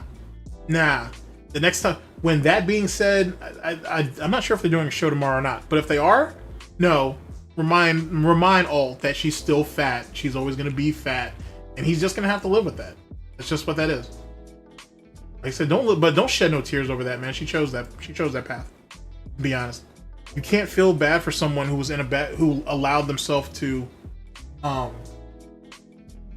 be conformed by a bad situation, right? Like, just because you're in a bad situation doesn't mean you always have to be in a bad situation, right? Or just because your situation is shit doesn't mean you have to turn to shit. You know what I mean? It's like that. It comes back to character, if nothing else. So, like I said, she did that to herself. She gave up her freedom and her independence for comfort, for comfort. It wasn't worth it. We'll see. I'm gonna see what Rich is. I'm gonna see some of the stuff that Rich has going on right now. And we'll go from there. All I know for sure though is the Discord thing sounds like bullshit. That's just my opinion. It doesn't sound right. It doesn't sound right at all. I mean, don't get me wrong. He's a fucking boomer, but let's be honest. If it's true, the leak that he's talking about, at least his financial shit would have been dropped by now, at the very least. You know what I'm saying? To justify, and that justifies a lot of stuff if you know your lore on it. But other than that, I don't think it happened. But the burner phone thing that he was talking about was interesting, which sounds really sus too, by the way. You have a burner phone linked to that Dropbox, and that Dropbox has underage shit in it. And here's the weird part too, now I think about it. He said that he hadn't accessed those files, or even that Dropbox, since his wife's daughters had, rolled everything over into that Dropbox when they gave up their old phones to get new phones. Well, that doesn't make sense, because he said that all your W-2s and shit are in there. So basically you're saying that you still upload your W-2s to it. So like his whole story don't make no sense. Like when you sit there and listen to that shit, it don't make no sense. It's weird. Like he's saying he has no access to it, or he doesn't access it, but then he actually does because he has his current W-2s in there, allegedly. Like it don't make no sense. It sounds fucking suspect as hell. What the hell you need a burner phone? What do you need a burner phone to access a Dropbox anyway? Like, why can't you just access it from your PC? Or your regular phone? Like, it sounds suspect. It sounds like really crazy when you listen to it. And that's not something that you just pull from Kino. He said that himself. Like that whole that whole Dropbox thing sounds just super fucking sus. So, I'm not even sure. The parents wanted to pay for Cat's dream honeymoon, and yeah, Phil took the money for pay bills or whatever the fuck you said. Actually, now that you brought that up, it makes me wonder, was Cat paying for that gym membership? And he said, don't worry about that. We'll, because supposedly she was giving up 75% of her income. Don't worry about that. We'll get you the exercise bike. And then he botched the exercise bike. Which we know he did that. He damn near admitted it. And then took that money back too. Because remember, his parents paid for that. For her. And then he took that money and spent it on whatever. He said she spent it on bills. But why would she spend that on bills when she was already working? Like, see, and that's kind of what I kept falling, like the rabbit hole I kept falling through in that, during that interview shit. Because it kept, every time they said something, it kept making me question something that's happened before, because I'm very reference heavy. And it ballooned into this ridiculous fucking amalgamation of crap. Still, a lot of shit though. Yeah, you're absolutely right. I can't prove anything against Rich at all, but it does sound super suspect that you have a burner phone that's linked to that Discord, I'm sorry. That's linked to that Dropbox. Speaking of which, the Discord thing was weird too. So you have a Discord with a porn segment or a not safe for work segment, whatever you want to call it. And there was a dude that was, or whoever, was dropping all kinds of shit in there, and you said you had no idea about it, you didn't know whatever, and it's been there for like 6 or 7 years. But you have mods though. And this guy and the guy or whoever it was who was supposedly dropping it, they had some type of special privilege type shit. Like they had like some type of special access or whatever that allowed them to do that. So I don't know what they were paying Rich to stay in his good graces, but there was that nonsense. Like that whole thing sounds really fucking weird. It sounds fucking bizarre. And then he's like, "Oh, why can't I just delete the Discord? Why don't you just delete it?" But he's saying that he can't, or he doesn't know how, or whatever. And it's like, okay, tech guy doesn't know shit about tech. Okay, I can laugh at that and move off of it. But now shit's getting kind of real. You know what I'm saying? Like, this dude he was hosting, whether he knew it or not. Let me give that caveat. He was hosting underage shit or suspect shit in his Discord, and nobody was moving on it. Not him, not his mods, nothing. You know what I mean? Like, that's weird. And then after that debacle, now you get into the whole thing with Dropbox. And that's really crazy. You know what I mean? That's really crazy. That's another man's kids that you were raising for a little while or whatever. And first off, why are those pictures of those kids even in there? Why haven't those things been deleted? Let's talk about that for a minute, chat. I need you to bear with me for a minute. Hopefully Susan doesn't come get us for a third time.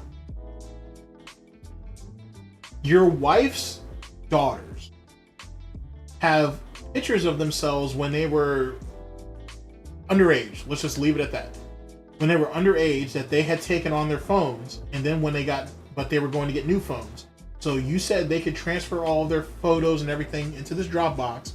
They'll get their new phones, and then I guess they can transfer it back, or it'll always be, in there for them or whatever. Okay. First off, did Rich know that shit was in there? If he did, why didn't he ask if he could just delete that stuff? Like, there's, like, you know what I'm saying? Like, why didn't he ask to have that deleted? Second, it's been alluded to that he had nude pictures, or he had the nudes of his ex-wife or his baby's mom in there too. You could have deleted that shit too, or moved that shit to another phone for your little spank bank, whatever you got to do. Why didn't you do that? Like, a lot of it don't make no sense for someone who's his age and who's been on the internet that long. There's something fundamentally wrong with that. And I'm not trying to make a mountain out of a molehill. It already sounds suspect as shit. that already sounds foul. You know what I mean? And then the way he approached it, I don't know, because I don't want to sit there and like, I don't want to hop out the box and just be like, yo, what kind of pedo shit are you on, and whatever without proof. But it doesn't sound good. Like, you know what I'm saying? Like, that sounds really fucking weird, especially since he has a really close connection to those girls. You know what I'm saying? Like, he, you know, they lived with him or whatever. So that right there in itself already makes it fundamentally weird. So I don't know. And why'd they have to use that Dropbox? Why couldn't he just... Dropbox is free, at least to a certain point. So why didn't he just make accounts for them real quick and they could just put it in there or whatever? You know what I'm saying? Like, that whole situation. I don't know.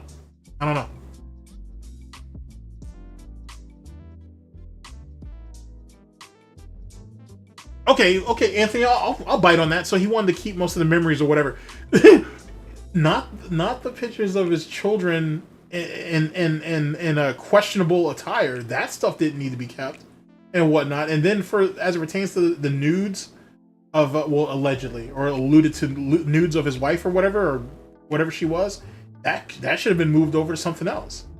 So like, even still, like, that stuff should have been moved. But then even more importantly than that, and like I said, those are fair points that you brought up. How did they get in there? Meaning, how did they get hacked? Like, who randomly even knew that he had a Dropbox? Like, you know what I'm saying? Like, that's what makes the story like super like fucked up too. I'm not saying that I'm like a Review Tech USA like aficionado or anything, or like, you know, or like I was gonna say Sommelier, but I'm not an expert on Rich, but I know enough. And he very rarely, if ever, has ever brought up Dropbox. So, like, just how did you get hacked? You know what I'm saying? Like, where is the situation from? And that doesn't even make sense, because he says the only way he could access Dropbox was through the burner phone.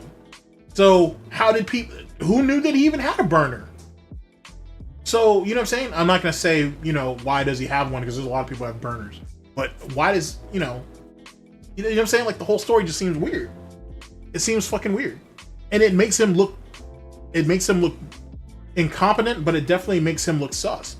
He's really having a hard time explaining that.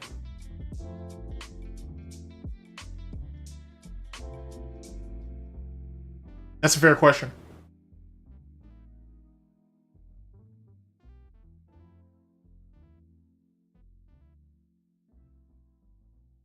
Oh, I agree. The police should definitely, if they're, I kind of want to sit there and be like, yo, Rich, either delete that shit or someone just needs to call the cops on him no matter what.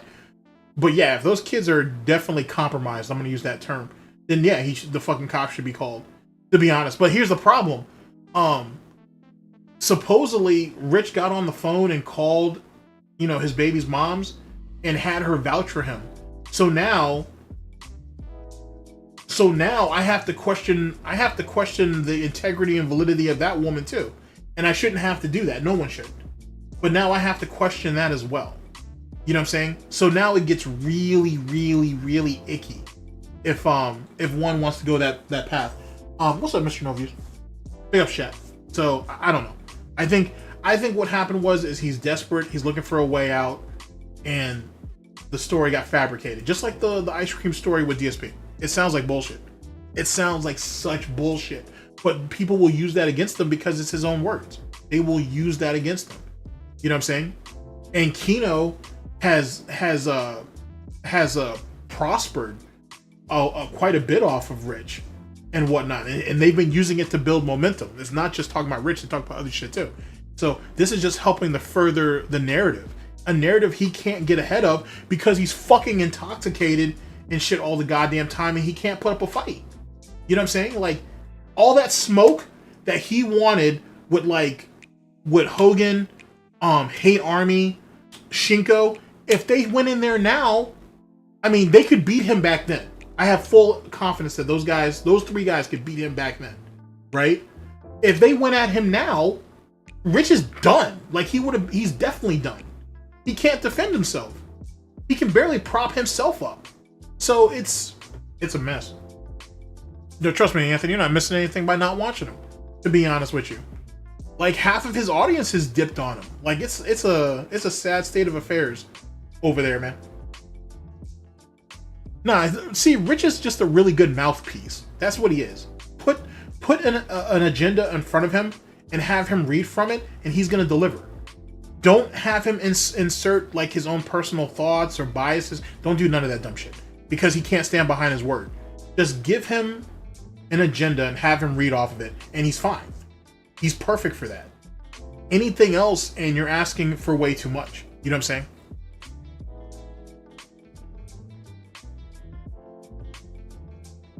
Yeah, exactly. He offered all that. Exactly. Rich offered all of that shit up himself. So how did he get hacked?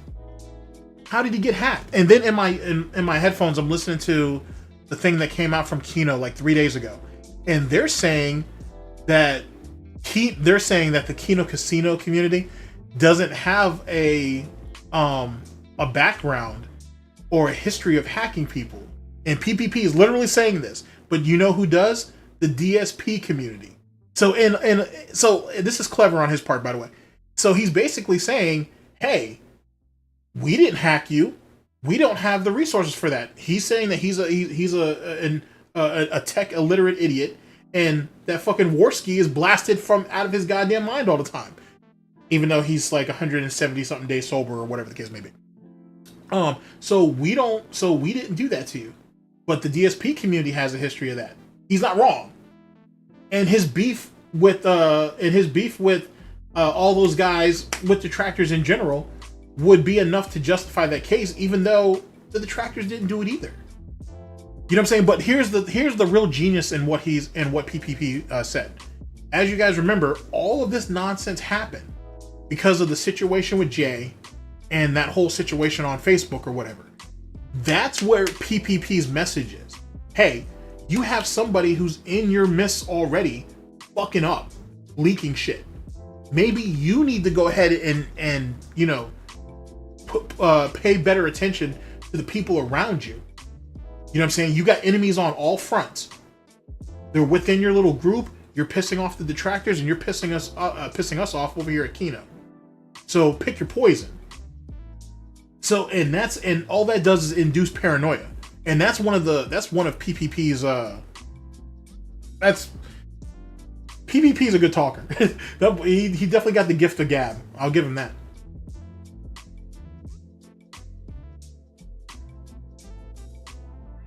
Yeah, but the people in the Kino audience, you've got some savvy people over there, for sure.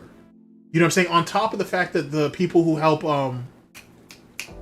organize their news stories or whatnot, you got people over there that are super fucking savvy and whatnot. And I wouldn't have even paid attention to that situation if I can't remember who it was I was following, but they were having a disagreement with something else, and they were talking about the Kino Casino writing room. Just let me give you some context. This was back when it looked like PPP and Andy were going to break up, and they were trying to figure out, you know, who was going to be the new person to come on Kino Casino, whether it was going to be Godwinson, so on and so forth. All these names are being thrown out at the time. Now, obviously, they figured it out and they fixed shit up. But what's up, Prop? Well, actually, how long ago was this? Okay, cool. Like we're only a few minutes behind. Good deal. Big ups, Prop. So there was all of that nonsense kind of going on, and eventually they end up working it out. But PPP was talking to somebody, and he said, hey, you know, all these people put the news stories together for us, and then I show up like 2 hours before the show and they give me the rundown. Andy shows up like a half hour before the show and we just give him broad strokes. Pause. and then we just get ready to do the show. And it was really like the way PPP described the process and whatnot, it makes a lot of sense. It really explains and it really shows you how a lot of these guys organize what they're doing. So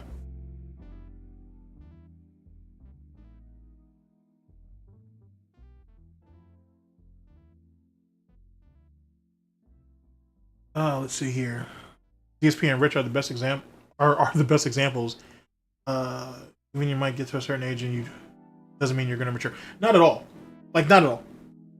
Not at all. Because they've had it too easy for too long, to be honest. You know what I'm saying? And maybe that's my and I might be one of the people who deserve some of the criticism on that, because I've brought up Rich and DSP's age and say, yo, grown people shouldn't be acting like this. But just because that's your actual age doesn't mean that you have the mentality for it.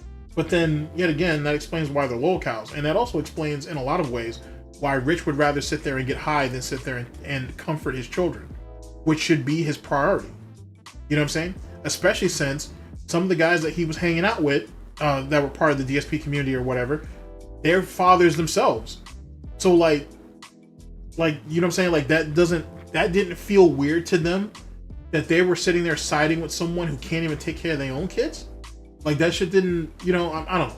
That's just me though. I might be just reaching.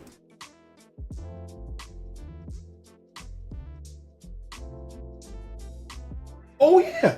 Low tier God. Did you guys hear about how he had allegedly taken some fan art from some girl? Well, he took some fan art from some chick on Instagram or whatever. And then he tried to work out some type of financial arrangement with her. She wasn't biting. And then he had to give that shit up. I thought that was interesting. And he was butthurt at one of his trolls over there. Because that dude made over $50,000 off of Dale, right? Like, off, you know, when he's streaming or whatever, contributions. And I think the goal is up to like 100,000, and then they'll probably move the goal up as it goes along. And LTG was super butthurt at that shit. Super butthurt at that shit. He was like, oh, well, you know, hopefully you're paying the taxes on that and all this shit, this, that, and the third. And it made me think to myself, you know, because DSP always talks about we only do this for profit or whatever, right? There are far more lucrative people out there that you can make money off of than DSP, if you really think about it. Not because the DSP community is saturated, it's just there are communities out there you can just make far more money off of. Like, you know what I'm saying? Like, and it'd be far easier, to be honest with you. You know, it makes you. It really made me think. It was like, you know, if DSP really knew what the fuck he was talking about, he would spin the narrative on how is it that I have all these detractors, trolls, haters, and critics, but they can make so much more money over there with doing other people's content, but they always stick with me, or they always harass me, or this, that, and the third. And he could use that to push his mental illness agenda or whatever the fuck. I was always surprised that he never took that route, but I mean, it is what it is. DSP isn't really mentally smart for that, or mentally sharp enough for something like that.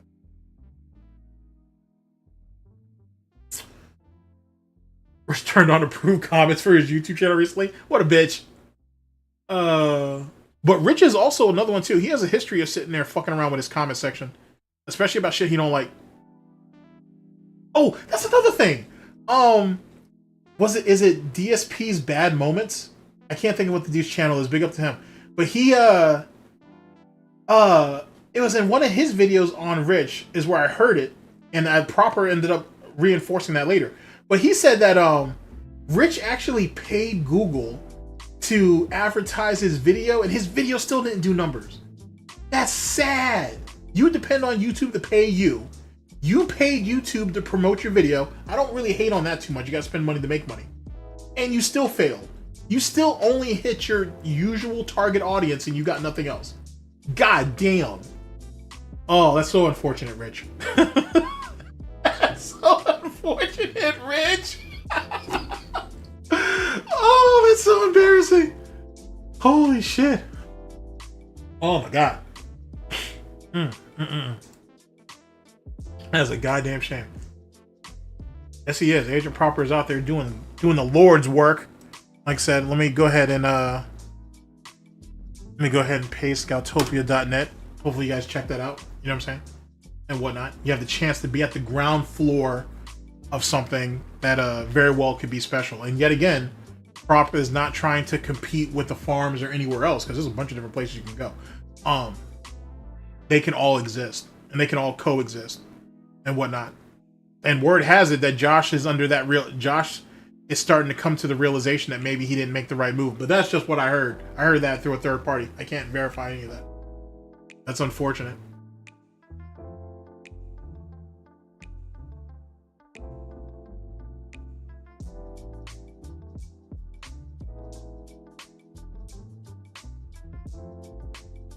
No, there's still a lot of people though in the LTG community though.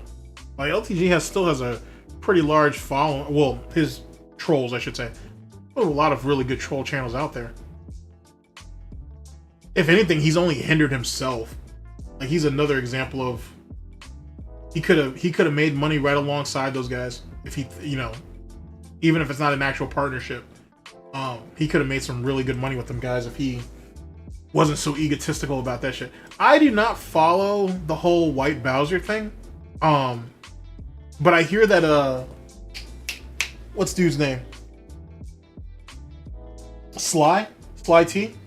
He covers them and whatnot. So I don't know. I might look into that and see what's up. But yeah, bad moments in DSP history. Yeah, that's his channel. Yeah, big as that. I don't know what kind. I mean, LTG must be making decent money. I don't know if he's making good money. He has to be making decent money at the very least, to be honest. Actually, interestingly enough, Dwayne Johnson, The Rock. I was reading an article about him. Must have been like 4 or 5 days ago, and they were saying that he has a habit of showing up late to the movie set every once in a while, like 6 or 7 hours late. That's late as fuck. And to save time in between shoots or whatever, he'll just piss in a bottle. And I was thinking to myself, damn, LTG was like way ahead of the curve. He was way ahead of the curve when you think about it that way. That shit's fucking crazy. That's fucking nuts. Pissing in bottles to save time, bro. Use the bathroom like everybody else. Jesus Christ.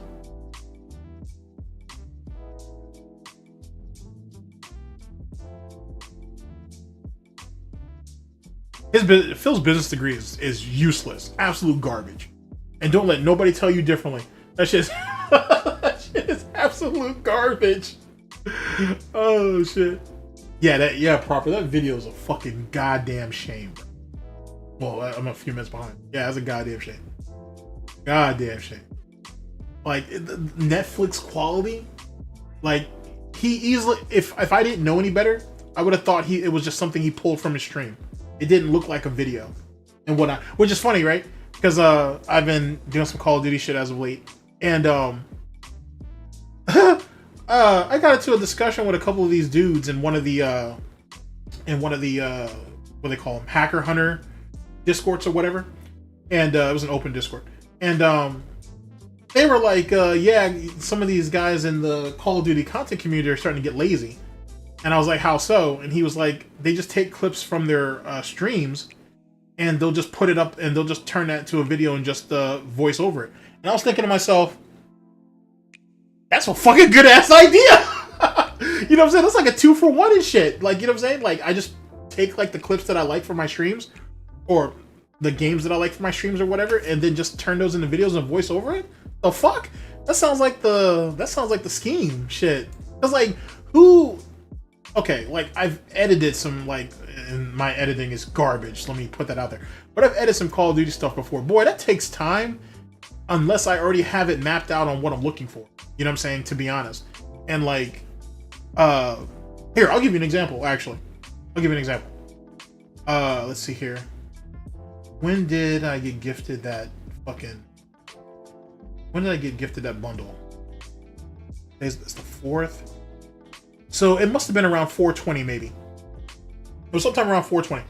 I got gifted this bundle and shit from one of my peoples or whatever. And he was like, yo, can we get into a lobby and whatever and get some games in, or sure, whatever, you know, whatever. And I was like, yeah, sure. You know what I'm saying? Whatever. And I don't know what I was on that day, to be honest. I don't know what was the problem. I don't know what I was angry at or what, but I was on one for like 4 or 5 games, man. Like dropping 50, 60 kills, no problem. Like nothing. And anyway, in one of the lobbies, game 2, I think, or after game 2, this guy was talking mad garbage, bad shit. He was like, I'm gonna send your shit to fucking Call of Shame. You know what I'm saying? It's people like you who fuck up Call of Duty shit. And I'm like, and like, I was like, the fuck? And I looked at the score, and I was like, I was 60 and like 30. I was like 60 and 30. That's like that's literally like a 2.0. You know what I'm saying? That ain't shit. Well, it's average, I should say. It's an average, to be honest. I was like, that's nothing. If I went 60-5, if I had gone 60-10, you could have a reason to be mad. That's not to say that I was cheating or anybody else was cheating at that fact, but you'd have a reason to be mad. You're getting mad at 60-30? 60-30? And that's when I realized, man, like the standards have dropped, I guess. You know what I'm saying? Because you know how most people say like, oh, having like a 1.0 KD is like average. It's really not. To be all right, let me speak for myself on this. Because my KD is not even a 1 point something. It's not even a 1.0, to be honest with you. On well, at least on my main account, my burner accounts are different, or my Smurf accounts are different. Anyway, a 2.0 KD is average. It's an average. That should be what you should strive for. Well, that's what you should be trying to get yourself to, and then strive to get past it. To be honest, a 1.0 KD is nothing. You know what I'm saying? That really isn't. It's really nothing. You know what I'm saying? You can have, 5 bad games and you can make that up in 10. In the next 10 that come up. You should always strive to kind of be better, right? Not kind of, you should. And these guys want to sit there and run around with their 1.2 KD and think they gods. And anybody who's over that, it gets crazy. Like, you know what I'm saying? Like they accuse people of hacking. Let me give you an example. There's a guy named Birdman who I like to watch. Does Call of Duty content. Big ups to Birdman. And that dude's running around with like a 1.67 KD, I think. Something like that. Which given the competition that dude has to deal with, I understand. Don't get me wrong. But I also think, honestly, that it's you know what I'm saying? Like, I still think a 2.0 KD is the average. And people accuse him, or he was accused recently, of cheating for whatever goddamn reason it comes down to. The thing is stupid, to be honest with you. Like, it's getting to the point where people are willing to just settle for the bare fucking minimum. And no one wants to push themselves. Like, when you look at the old Call of Duty community back in like the 2012s, and you look at what you have now, it's clear that a lot of people are cheating. So either they're cheating to make themselves seem like they're better than what they are, or they're doing it for entertainment. Just disclose which one it is, because the cheating's never going to stop. So get out there and decide what you're going to do and what you want to do and make it happen. If not, you're just going to be fucked. You know what I mean? So I don't know. That's just my thoughts. That's just my thoughts. But when that kid said that shit got me. Shit got me mad. I was like, the fuck you gonna accuse me of cheating with this shit? If I was cheating, I'd have dropped 80 on you guys and had like 4 deaths if I was cheating. And I don't think I've ever done that. I know I haven't, actually. To be honest, I might be selling myself short, but trust me, I haven't done that. So it is what it is. Yeah, they do say Brendan Schaub does that. He's a nut too. I actually want to do a stream on that guy though. Or I might do some videos on it. On him. His whole thing is nuts. His whole situation is nuts. But it's entertaining though. And since he's not taking down people's videos anymore, allegedly, I might jump into that. We'll see. Yeah, I'm gonna have to look into that whole White Bowser thing, and we'll see what's what. We'll see. What I've heard is definitely not. It's not necessarily my pace, but you're not gonna know until you try it, I guess. Can't hate on the People's Champ. No, I can't. I will say that. Speaking of wrestling, I will say the final boss thing that they're doing is a good look, and it looks like they're trying to push the WWE back to the Attitude Era. It's gonna be hard to do that with all the investors or whatever, but we'll see. Like they clearly trust The Rock, and they clearly trust Triple H and his leadership. So maybe I'm anxious to see what happens with that. I don't know if the Attitude Era could. Okay. Okay. First of all, my apologies for talking about that wrestling, but I'm kind of scatterbrained, and that was actually a fair point. I don't know how the Attitude Era is gonna do now. Like, you know what I'm saying? Like, I want to tell you it's a breath of fresh air, and it's what the product needs, right? Like, the product needs it. The PG shit was a mistake. I'm gonna be honest with you. The PG era was a mistake. I'm sorry, but it was. I understand they did it for the investors, and that's how everybody made their millions and all that shit. Jim Cornette talks about that shit all the time. I get it, but I think it was a bad. I think it was a bad move, to be honest. I think the WWE, or well, WWF, but WWE. I think it could have succeeded without it. I don't think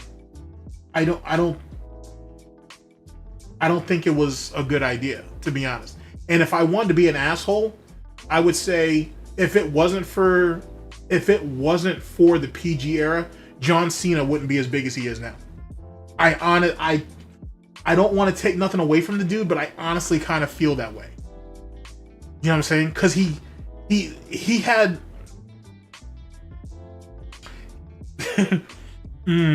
I don't care. I'm gonna piss some people off no matter what. John Cena basically was the WWE's Mark Wahlberg, if that makes sense. You know what I'm saying? Like that's the role that he played. And I'm not even saying that's a bad role, to be honest, but it's safe. You know what I'm saying? Like it's a safe type situation. Like, let me give an example.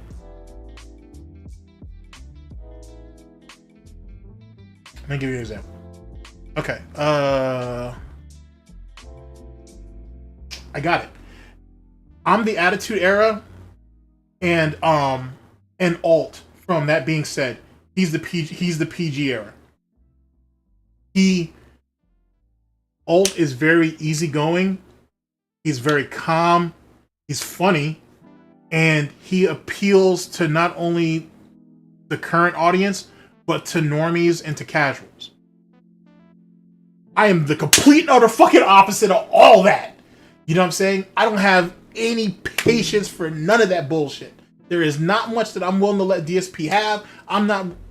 DSP can catch them shots. Kat can, well, she can definitely call some shots. She just won't catch them anymore. That's why she's as heavy as she is. Anyway, she can catch some shots. Jasper can catch some shots. Everybody gets shot in Minecraft.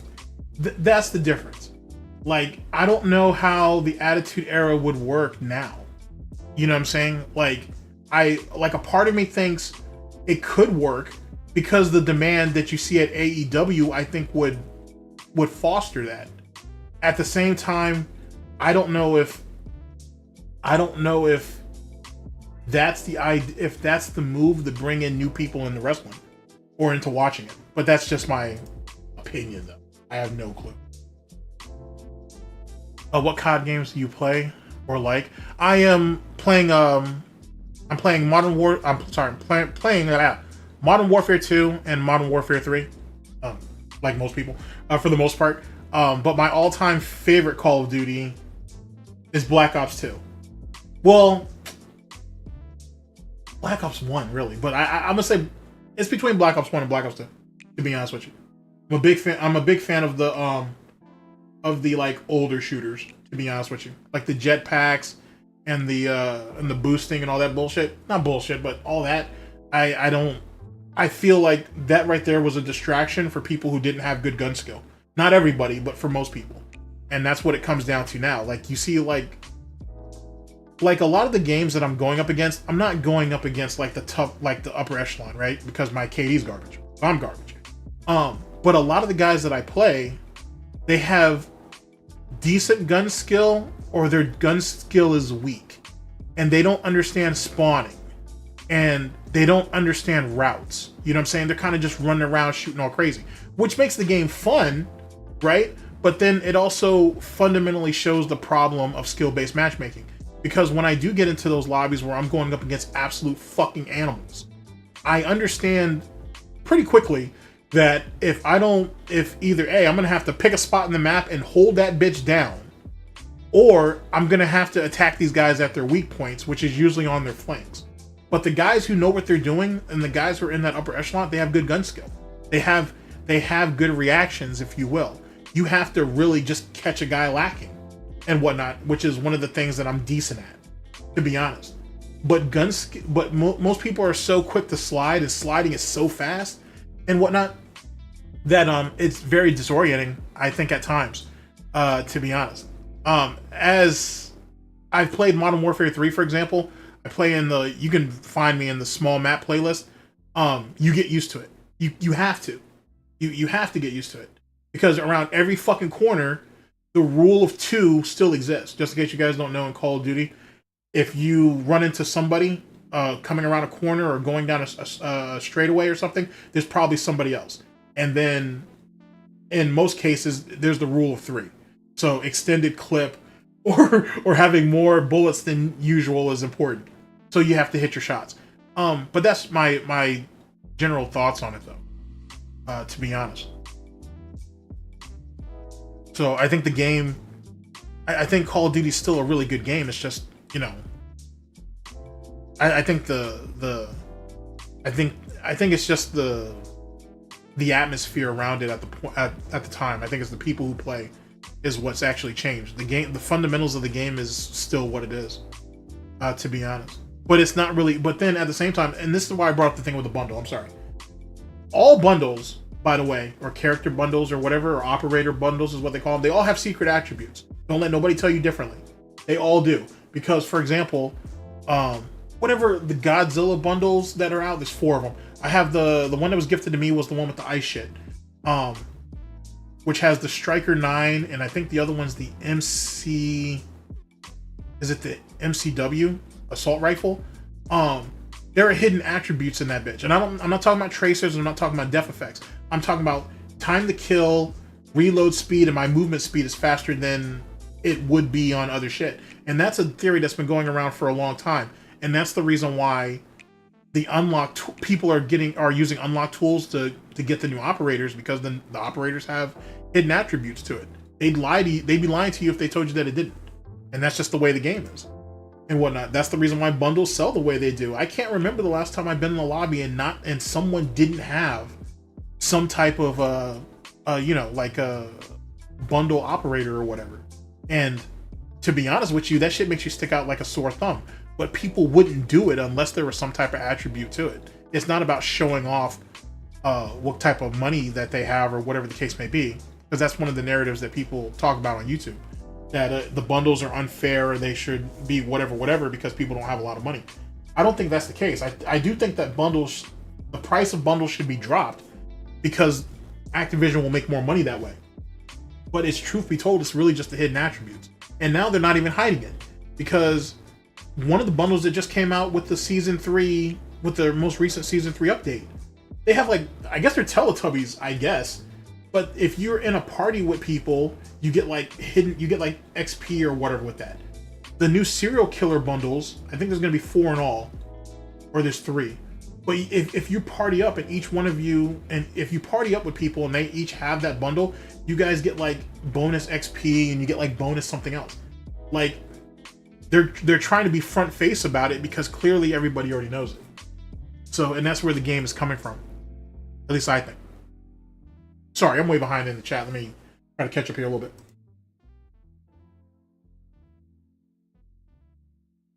Yeah, after the Attitude Era, wrestling became trash. Wrestling became trash. It really did. Because it took out, like for example, okay, because like my older siblings like taped every fucking thing, right? So like when you go back, and you can find a lot of that on YouTube now too. When you go back and you look at those old events, like all the Raws and SmackDowns, right? They flowed into each other week after week after week. It was a storyline that was being told, right? And then you can insert people here, you can drop people here, whatever. It was decent storytelling with compelling wrestling being told in the ring. I don't know if the Attitude Era actually had that. I mean, not Attitude Era, sorry. I don't know if the PG era really had that. I think they wanted to present a product that was safe, that was clean for advertisers, and it lost a lot of the charm that made wrestling or sports entertainment, whatever the fuck what it is. I think that's what it comes down to. And like I said, no hate against John Cena. He did a lot for the business, and he deserves a lot of the money that he's getting out of it, as well as residuals. But I also feel like they weren't willing to take nearly as many risks anymore either. And that's the reason why I feel like AEW, I hope it doesn't fail, but I'm afraid that AEW is going to end up turning into another TNA or another Global Wrestling or whatever. Because it's not able, even though it was pitched for like your old wrestling fans or your older wrestling fans, or your really in touch or in tapped wrestling fans who are tired of the mainstream property or product, that's literally what it's turning into. Is just another mainstream product, to be honest. And I feel like it's just and they don't know how to use their they don't know how to use their talent. It's just like the WWE. They got all this fucking talent. They don't know what to do with any of them. You know what I'm saying? Like, a certain group, you know, is already, a place is already made for them, or already cultivated for them, I should say. And everybody else is kind of fighting for scraps. And back in the Attitude Era, it made sense because it made everybody hungry. Now it's like, you know what I'm saying? It's like, like, you know, how do I get invested in someone who I only see twice a month? You know what I mean? Or whatever. So that's my thoughts on that. I don't know about how I feel about the new Black Ops, man. Black Ops 6, I think is what it's called.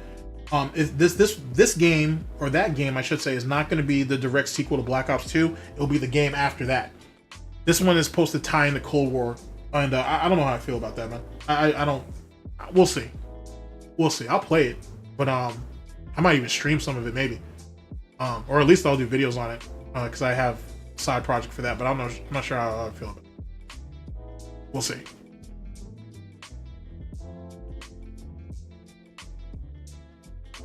But I gotta also be honest with you too. Like, when you play the older stuff, and I'm hoping some of the older games will go to Xbox Live. Even though it's going to be far slower, I think, than most people are giving it credit for, I think the older games will really show newer players why the mindset that some of the old guard has. And I think they'll give them a better understanding. Movement these days is a crutch. Don't be wrong. I don't have a problem with, I'm glad they have dolphin diving back, but I don't have a problem with sliding and all that shit. It's the manipulation of the camera angles is the shit that is annoying, obviously. And I think it holds the game back in a lot, to be honest with you. And that's why you have a lot of spray and praying going on, because you're literally fighting that on top of the lag and whatnot, packet bursts and all that bullshit. And you don't even want me to get into EMMO and all that, and fucking skill-based matchmaking. It's stupid. It gets really crazy. Nah, you really can't beat Black Ops 2 zombies, especially Mob of the Dead. Dude, and the thing is though too, right? And I don't want to get to a rant on that, but I understand why they killed Richtofen off the way they did. I understand why they had to kill Richtofen off in general. I get it. I just feel like he deserved better in the end, to be honest. Because it wasn't like, I assume everybody already knows this, so I'm not preaching to the choir. I think people understand why Richtofen was kind of going around in circles, because he was looking for a way to try to, you know, fucking fix the paradox without having to kill himself to do so. But I think it's not as selfish as they make it seem. You know what I mean? You know what I'm saying? Because he could have easily have cut their throats at any given time and just, you know, went and got another group. You know what I mean? It just, I don't know. But the storytelling is fantastic. You can't argue with that. I also feel like that was the peak of the Call of Duty zombie community on YouTube. After Black Ops 2, everything went downhill. Every fucking thing went downhill. Like, holy shit. And now, I should say, you have all these people who are getting exposed for faking records and shit. That's unfortunate. But, you know, back in those days, you could get away with a lot. Yeah, AEW is starting to turn into the new WCW. I can agree with that 100%. Yeah, TNA is still a thing. TNA is still. You want to know actually who my favorite dude was?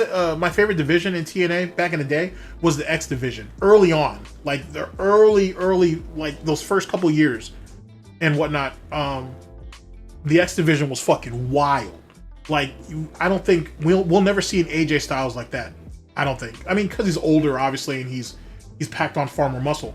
But that AJ Styles, like back in early TNA versus, like, if I could have a dream match, I'd love to see him, Chris Sabin, Jerry Lynn, and Rob Van Dam during his 15-month run as television champion in ECW. That's my dream match. I want those four back in that time period going at each other. That would be fantastic. That would be fantastic. But like I said, that's a dream scenario type thing. You have to go back and watch those guys in their heyday and you'll see what I'm talking about. And that's the problem with AEW, though. They have a lot of great moments, or even good moments, I should say, but they can never capitalize off of it in the long term.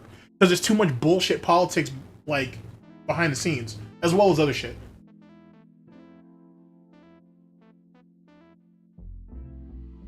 Oh, wow, did they really lose that deal? Oh. A terrible brother comes by himself. Did you hear?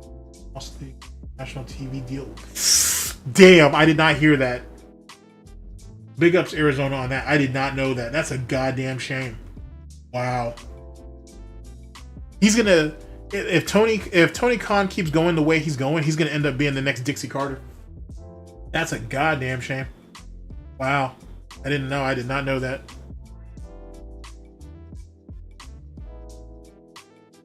Yeah, Eddie Guerrero was great. Someone mentioned Macho Man too. Like, that's another thing too. You don't have personalities like that no more either. Like, you know what I'm saying? Like, that's the real thing about the Attitude Era, is like, they kind of gave you, they didn't really have scripts back then, believe it or not. They gave you like an outline of something and you got to go out there and make it your own. And most people aren't built like that. I'm not saying that there isn't a lot of talent out there, because there's an overabundance of talent, but personality, you know what I'm saying? Like, why do you think Brock Lesnar always had, for the most part, almost always had like a manager or a manager, to be honest with you, because he don't have no personality. Like, well, his personality isn't great. Same thing with what's his name? Head of the table, Roman Reigns. Like, you know what I'm saying? Like, if you like there's a reason why Dean Ambrose was the fucking head of the fucking Shield and shit, and then Seth Rollins was number 2, and then fucking Roman Reigns was the cleanup guy. There's a reason why shit was structured the way it was, and that's the thing. You don't see that much forethought in wrestling anymore. To be honest, sorry for me nerding off like that. Call of Duty will never go bankrupt. Well, Call of Duty is just gonna go into a slow decline, but it'll probably never really, it'll never fall out like that. And Activision's far too powerful. They got their hands in all kinds of shit. I just found that out in the last couple of months. It's more than just video games, my guy. They got their hands in a bunch of shit. Yeah, Impact Wrestling, what's up, Goji? Impact Wrestling's alright. Like, a lot of the smaller ones are okay. Like, I like watching a lot of the stuff that comes out of Puerto Rico, for example, in Mexico. Man, they got so much ridiculous talent out here. Or out there, I should say. And it's like, I want to see more of them migrate to the United States, but I'm afraid they're going to get fucking wasted here. Like, I feel like they're just going to get absolutely fucking misused and shit, which is unfortunate, to be honest with you. Yeah, Activision's owned by Microsoft now, so they don't have to worry about that. And then that's the funny thing about the Microsoft Activision deal. Like, even though Bobby, off of Epstein's plane, even though he's not around no more, all the people that he brought up is still in power for the most part. So the business practice is going to stay the way it is. And that's the reason why. Okay, short story. When I started thinking about doing gaming content, I went ahead and reached out to some people so I could get into some of the Call of Duty discords that are closed off, so I could just talk to people and get an idea of what was going on or whatever. And right before Modern Warfare 3 came out, you can ask Proper, he can back me up on this. You had all these people saying, "Oh, Call of Duty's about to be back." You know what I'm saying? It's gonna be back to the way it used to be. This, that, and the third, whatever. And I would sit there and be in these Discord calls with people, being like, "Dude, it's the same copy paste shit. They're giving you shit that they took away from you. The stuff that they should have never taken from you and they should have improved on, they're just giving it back to you. It's so the same problems you guys had in 2019, you guys are gonna have it now, and they'll just steadily tweak it as the year goes on. Because this for Modern Warfare 3, there's like 6 seasons, if I remember correctly. They're just gonna tweak shit as shit goes on. But every time there's an update, the update's gonna be fucked up and whatnot. I'll tell you this right now. My PS5 fucking shut that bitch shut itself off on me. I was in a game playing what was I playing? I was playing Domination. I capped A, turned around with a grenade launcher and went ahead and shot this shit into this motherfucker's chest. Whole system just died on me. So I had to wait for the system to reboot back up. I had to get back into my party, and they were like, "Yo, why'd you dashboard?" I didn't dashboard. It kicked me out the game. They were like, "They said you left the game." What the fuck? So it was lame. It's lame, and it's the same shit. And everybody was sitting there backing it up and whatnot. All these YouTubers were like, "Oh, COD is back. This, that, and the third, whatever." And then what happened like 3 months later? Oh man, Activision's fucking with us. Oh my God, Sledgehammer, they're trying to do the right thing, but oh, it's Infinity Ward on. They same bullshit. Why the fuck do you guys keep praising this shit? Just call it out for what it is. And I'll tell you, just like what I told. Actually, I don't want to name drop the YouTuber because I fuck with him heavy. And he's a good dude. Like that dude gave me some really good advice. Fuck, I don't want to name drop him. I don't want to name drop him. He's my peoples and whatnot. I got a lot of respect for that dude. I basically said there's a reason why Nero Cinema is where he's at. Nero Cinema, for those of you who know, he's one of the most fair people when it comes to Call of Duty, right? He is if you followed him for a number of years, you know this. He's fair as hell. He is super fucking fair. When he comes at you, he comes with pretty fair criticisms, right? And yet he says, hey, we can't dog on them for everything because look at all the stuff that they did right. We can't always focus on what they did wrong. That dude as far as I know, has never been invited out to an event. He's never been brought into a phone call. He's never been asked for feedback. Any of that shit. At all. Yet we have all these dudes out here reverse boosting like Korean Savage, and he's over at every event. Well, he doesn't show up to every event because I don't know what Korean Savage does outside this Call of Duty shit, but like he makes his money doing something else. Like he must have a career or something. He went to schools, so I assume he did. So he has like a real career and shit. He just does this on the side. But someone like Nero Cinema, if that dude can't get a look from Activision or any of the game companies or publishers, then almost no one's going. You know what I'm saying? And especially as of late, if you're not playing Warzone and if you're not kissing Warzone's ass, and if you're not sitting there pushing the bundles on your streams, you're not going nowhere. Like, for example, there's another guy I like, his name's The Rick. He's part of these guys who like to rant about Call of Duty or whatever. He's a good player too. And he got into a beef with some dude named Hero. I've never even heard of this guy and whatnot. He got like 300,000 plus subs and shit. He's been on YouTube for a hot ass minute. I'd never heard of him and whatnot. And that's not a diss against him. It's just he's not in any of the circles with people who I watch, I guess. And the Rick, who only had like 4,000 subs, said, hey, this guy right here, he's obviously reverse boosting. He's in bot lobbies, which he is. Yada, yada, yada. Don't be fooled by this. You know, not everybody who plays Call of Duty is going to get into this game and make it big.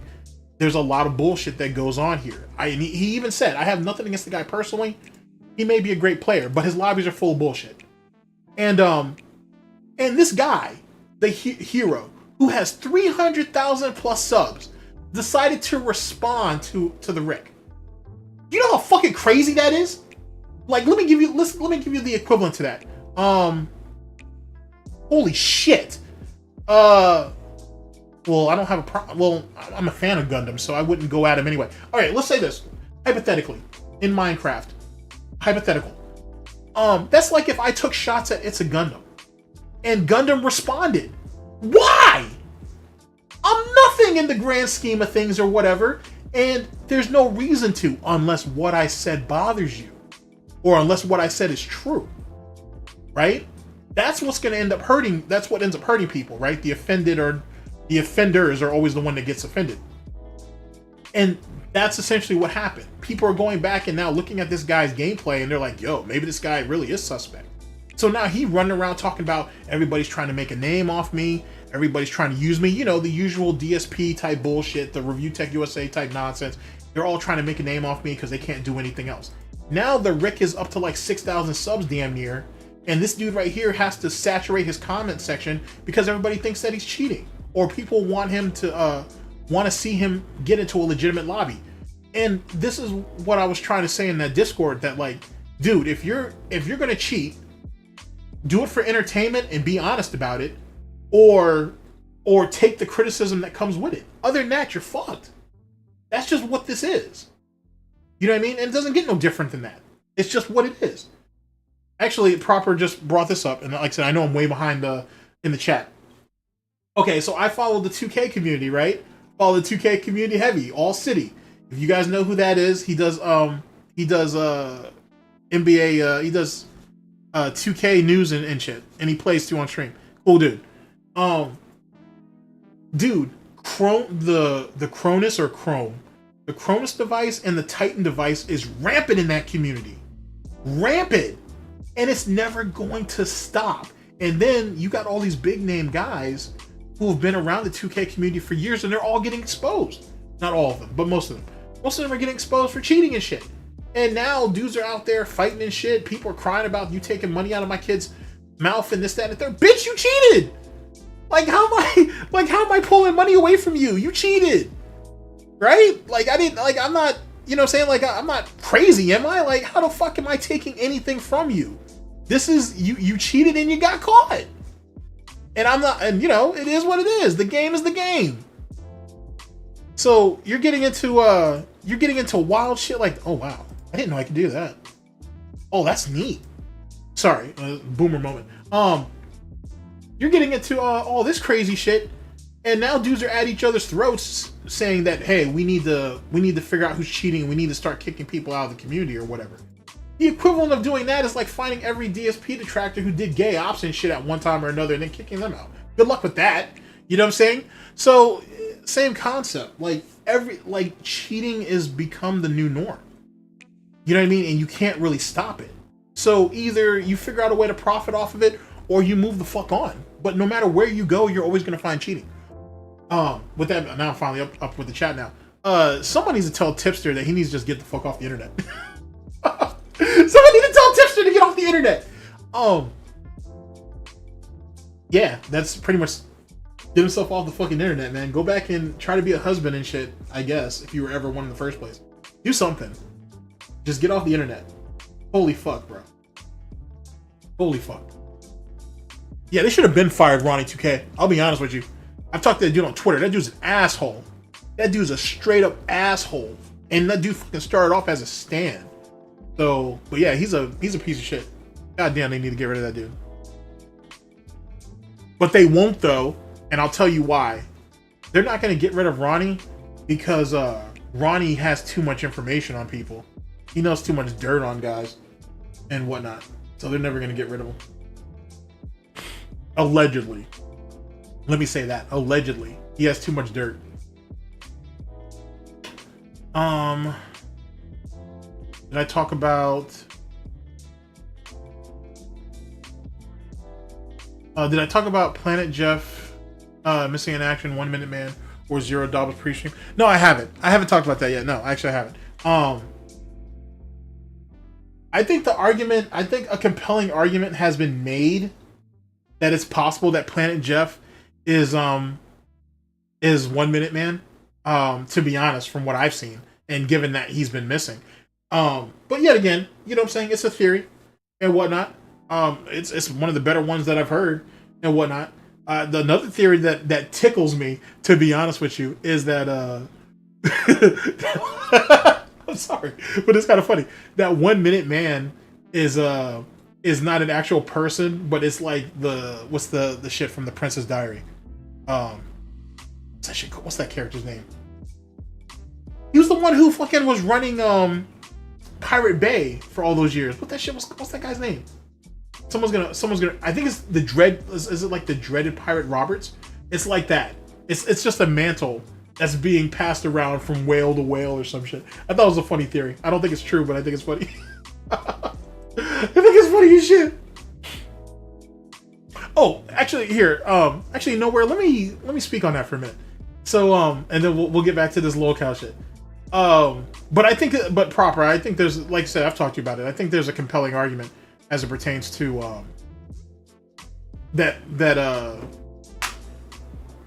that I'm sorry, I'm trying to do like 3 things at once now. That Planet Jeff could have very well been 1 Minute Man, most certainly, and whatnot.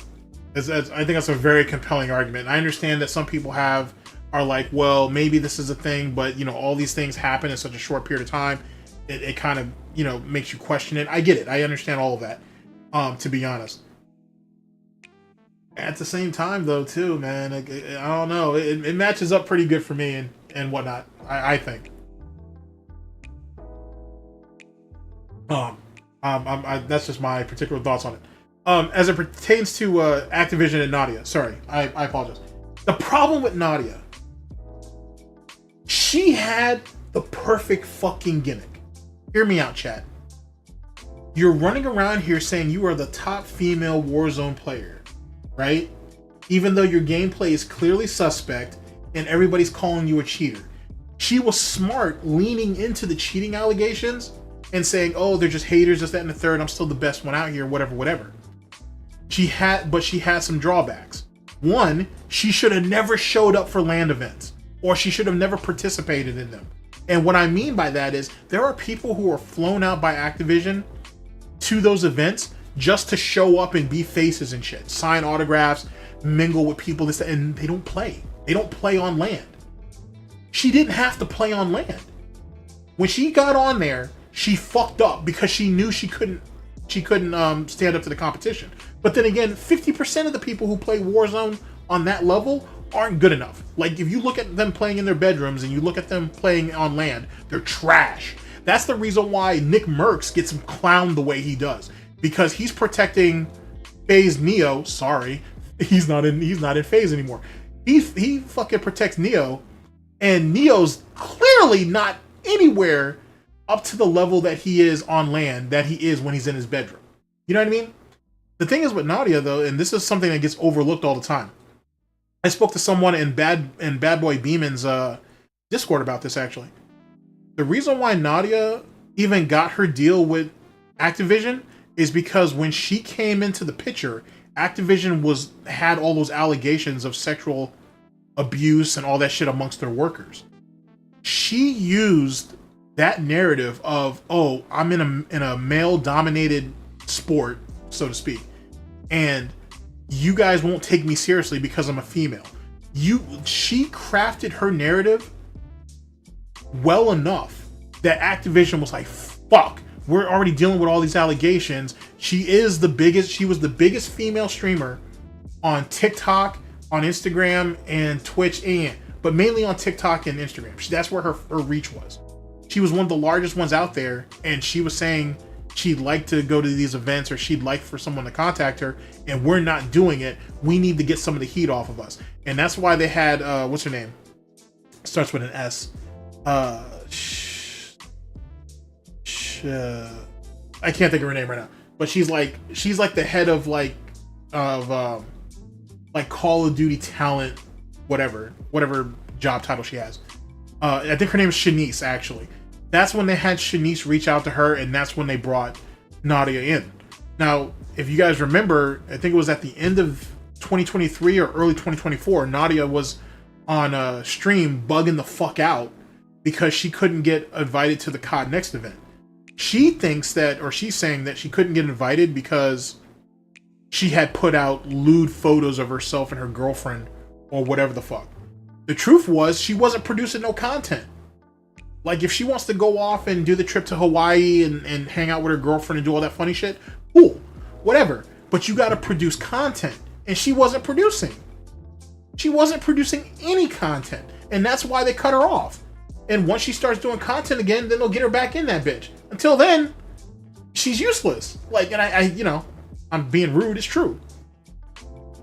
She was useless to them. She was useless to Activision as a whole. And they had already cleared up some of the allegations of abuse and whatever, so she kind of served her purpose. And she was doxing people. Like, she had people that were sending her troll donations on stream, and she was doxing them. That right there is a fucking no-no.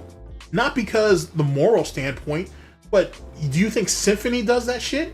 Do you think fucking Swag does that shit? Do you think any of these other guys who are accused of being cheaters or whatever Do you think they do that? No. You want to know why? Because you're fucking up your money and you're fucking up your place at Activision. And she didn't get that.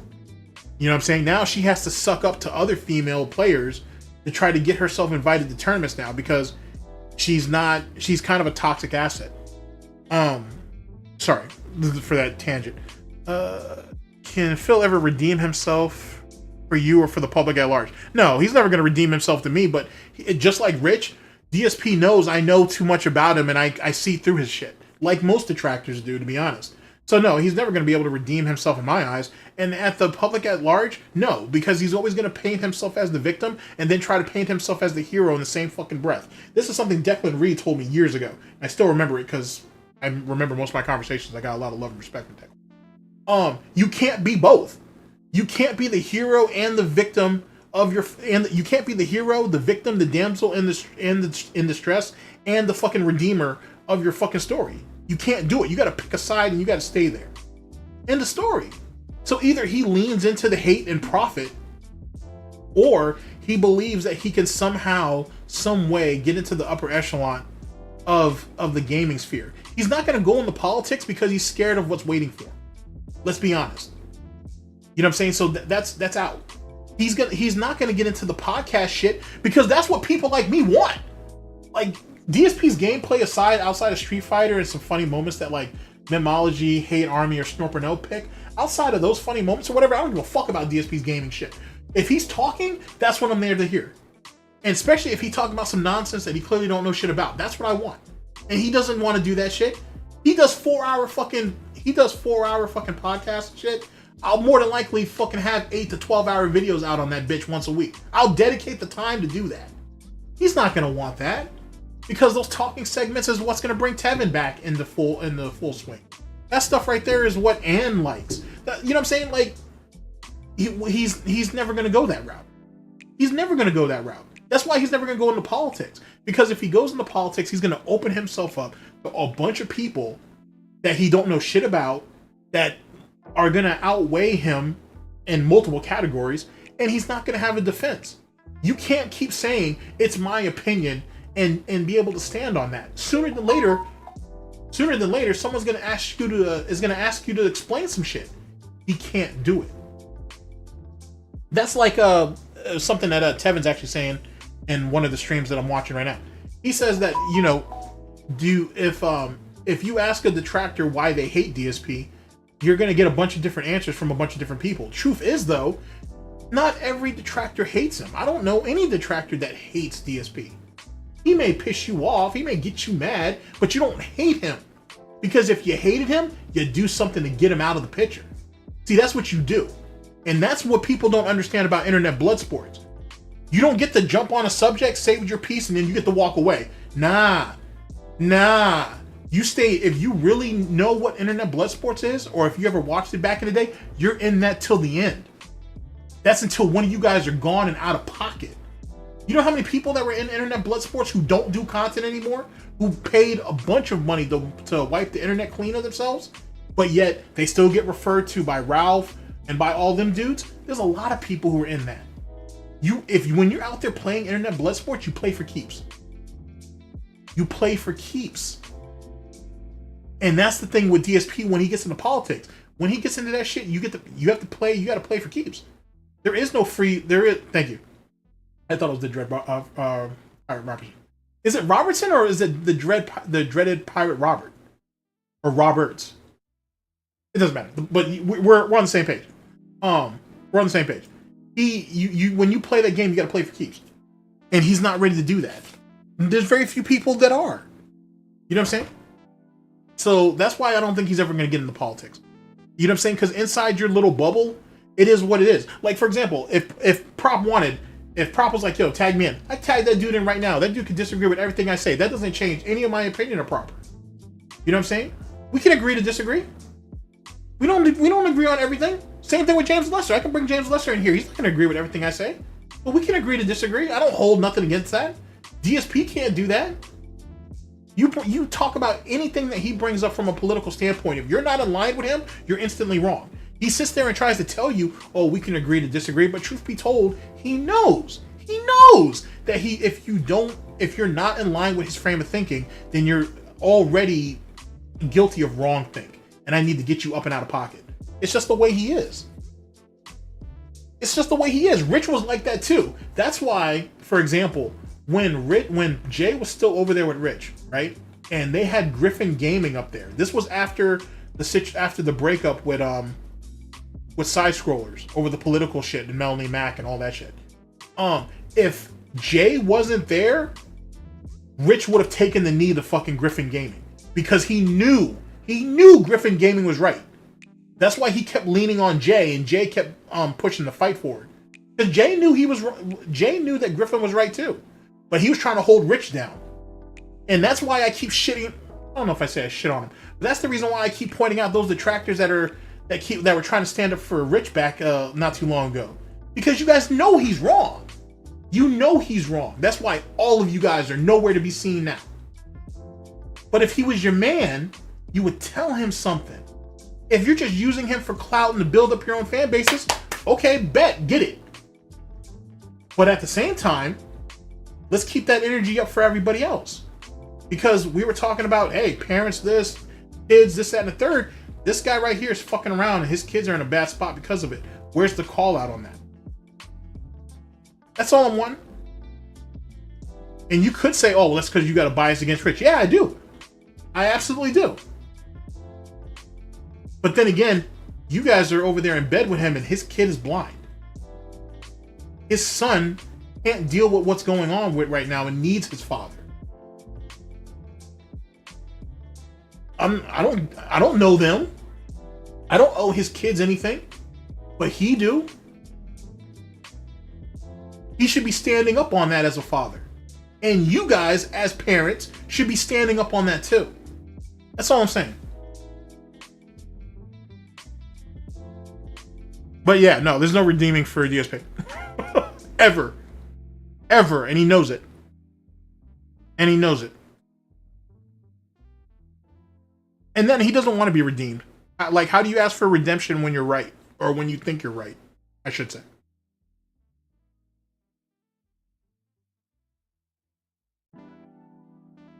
So.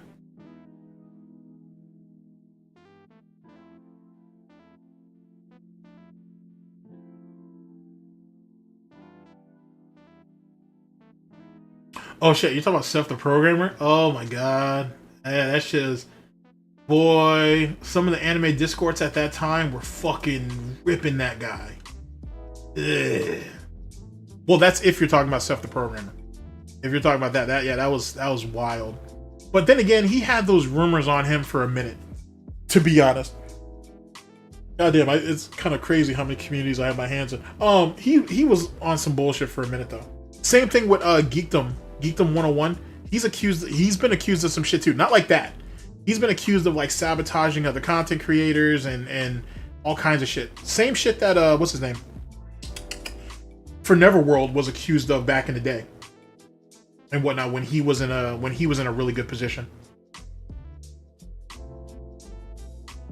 And that's how it should be. DSP should just like DSP destroying himself is more poetic than anything that any detractor could ever do to him.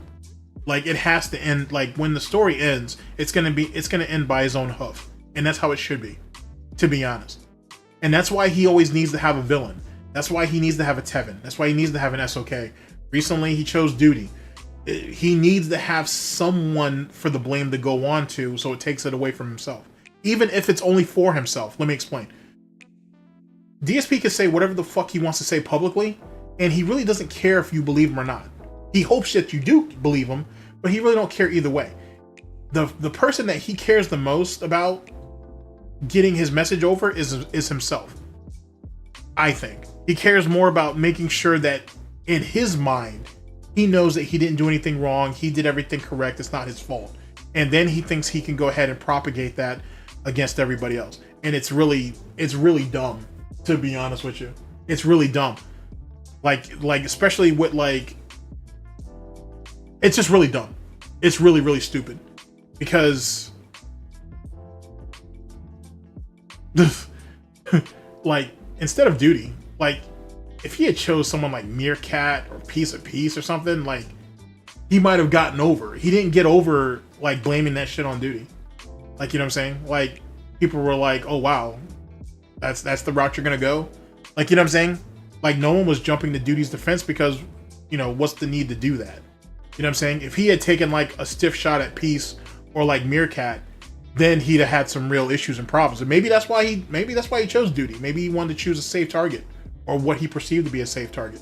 I don't know, but that wasn't the person to choose, to be honest with you. And truth be told, he just gave Duty more ammo.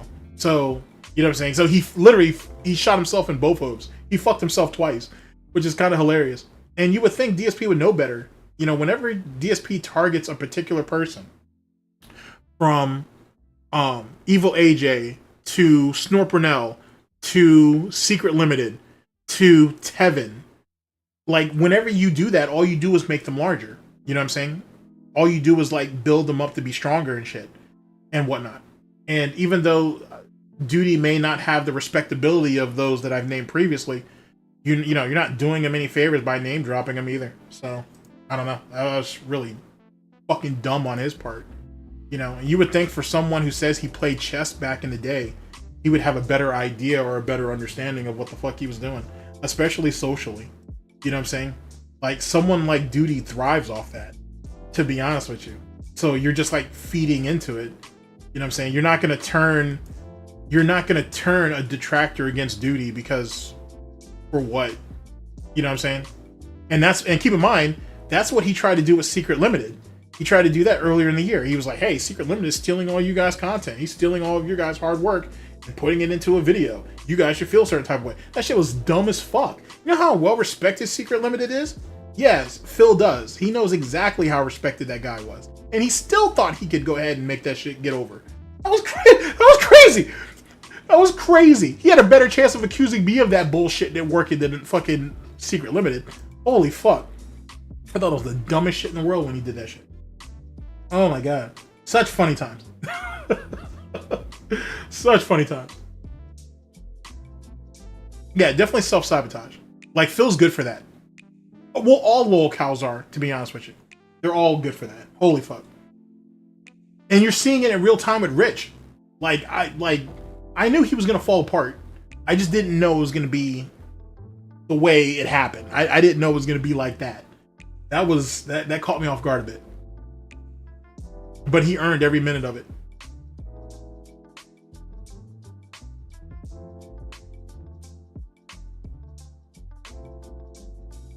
I don't know what 343 is going to do next, but I hope they hit that shit out the park. They're going to need it. That's another thing too, by the way. I'm glad you kind of brought that up. DSPN, which is lame already and whatnot. Thanks DSP for, you know, liking my idea though. You know what I'm saying? That's good. That's good shit there. But except for the DSPN part, I didn't want to go with that because it just sounds lame. Anyway, the whole gaming news segment is lame as shit. It's like, it's stupid. It's fundamentally dumb. He didn't want to comment on the Escape from Tarkov situation, which is the $250 bundle. Plus, it put like a whole other game mode that the community wanted for a long time behind a paywall. He didn't think that was news, but he thought it was news to complain about whatever the fuck. That's how little I give a fuck about what he thought.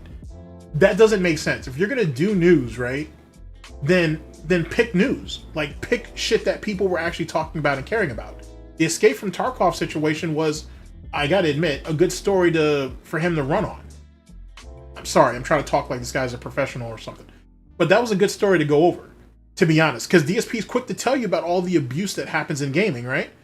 What the fuck do you think that was? But he don't want to do that. He wants to talk about the next game studio that's shutting down. He wants to talk about whatever. He talks about lame ass shit. He never talks about anything positive when it comes to gaming. Even yesterday, when it came to the what game is that? Elden Ring. The Elden Ring shit, right? The first thing he brings up is, a bunch of people, bigger streamers or YouTubers or whatever, took me out of context and this, that, and the third. They're fucking idiots. And then he goes into a story. That's just lame. Why are you doing that? Like, how are you getting a story over like that? Just like how he went from that absolutely mind-melting fucking rant about Elden Ring yesterday, or not rant, but him big upping himself about Elden Ring, and then he goes into what, another Crab's Treasure, about how hopefully you guys stick around for it. It's a great game. I'm getting better at the Elden Ring type games or whatever. So hopefully you'll give me a chance with this. That was a pathetic segue that didn't need to be nearly as long as it was. You know what I'm saying? Like, it's like we're forgetting how to convey a message to people anymore. And this is coming from someone who talks too damn much already. And I'm literally telling him that he talks too goddamn much about nothing. Literal, like, word salad, empty calories, mental gymnastics to try to promote sitting around and watching him get beat up by a crab multiple times and shit. Like, that shit was ridiculous. Nah, there's no hope for Phil. Like I said, Phil's already given up on himself. He's just waiting for the next opportunity to come up. So, even if DSP apologized, okay, okay. See, DSP would never apologize though. Like, how do you apologize when you're not wrong? Like, right? Well, I mean, in his own mind, I should say. He'll never apologize, ever, and he'll never change, because like, to change is to accept that he's doing something wrong. Yeah, he may try to apologize for some shit from 10 years ago, but he's never really apologizing because he's still trying to justify why he did it. So like, it's, I don't know, it's like a fucking crazy. Oh, it's fun. It's the mental gymnastics that man goes through on a daily basis. I use the term man loosely, but that DSP goes through daily is fucking scary.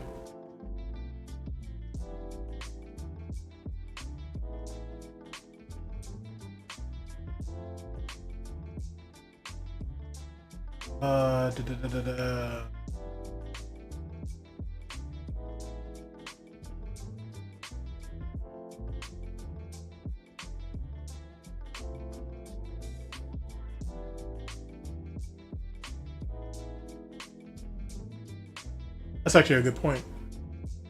Now that I think about it, that's actually a really good point. Big ups on that. That's a fairly good point. It's a very good point. Yeah, no one will ever inflict as much damage on himself as Phil's done.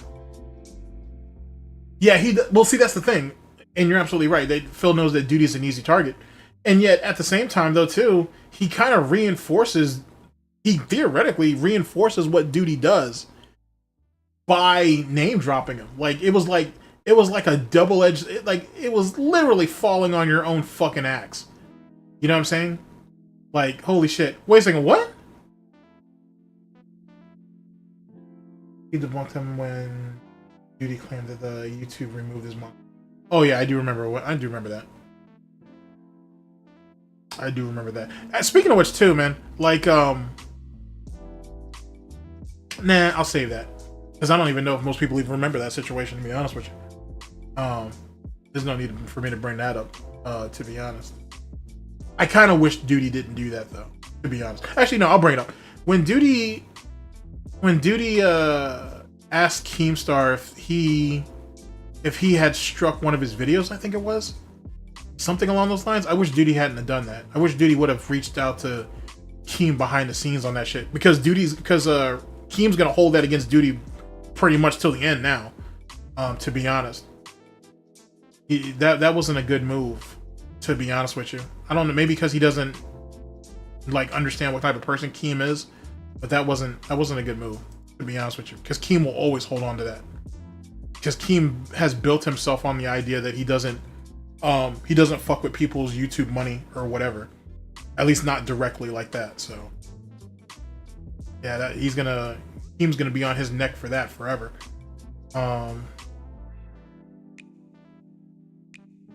It's not just that. It's not just the fact that he won't talk about actual news. He looks for the negative in everything. Like, that's really what it comes down to him. He needs the negative of everything and whatnot. That's what he thrives on. And I mean, in gaming, dude, there's a lot of bullshit that goes on in gaming, but he won't even look into that or pick that shit up. He just picks whatever's trending on Twitter, to be honest. I mean, the world's bigger than Twitter, motherfucker. The world is bigger than Twitter. Holy shit. I did see the hard R on the wall graffiti thing that they took down. I did see that.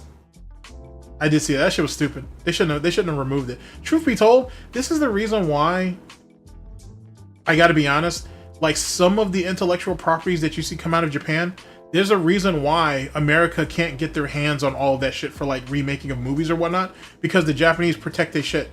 And they should. They should. Let me give you an example. Remember what, it was just in the last couple days. Someone asked DSP, hey, if you had a chance to change something at Microsoft, Sony, and Nintendo, what would you change? He immediately targets Nintendo.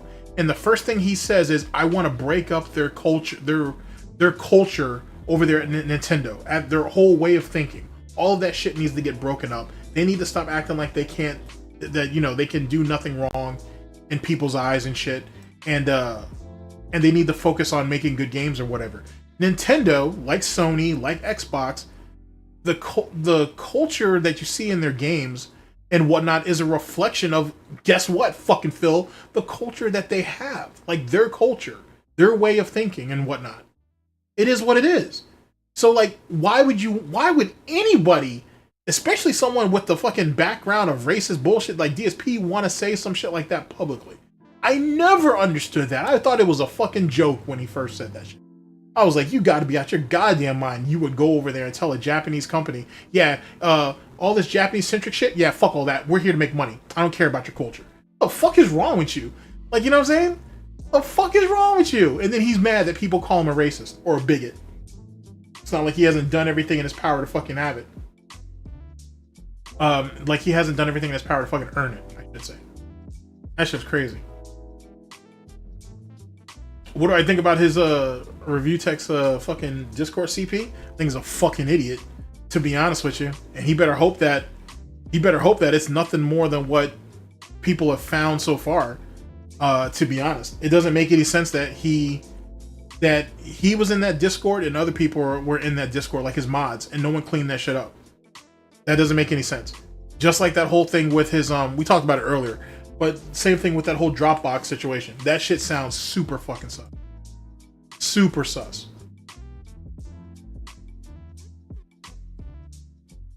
Well, see, here's the thing. Duty hasn't actually defended everything Rich does. Keep in mind though, and I'll say this about Duty. Duty never hid the fact that he's a mod for Rich, or he's a pay pig for Rich. He never hid any of that. That's public. You know what I'm saying? You can go back on Rich's old streams and you can see all that. If anything, a lot of people believe that's the reason why Duty was able to get the traction he was able to get, because he used Rich's platform to put his videos out there, or to get his videos out there, amongst others probably.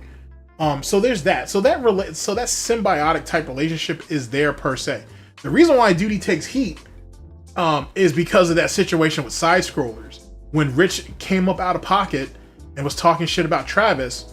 And when someone in Rich's chat, because I remember seeing the screenshot of it, someone in Rich's chat was like, yo, Duty, man, you don't feel a certain type of way about that or whatever.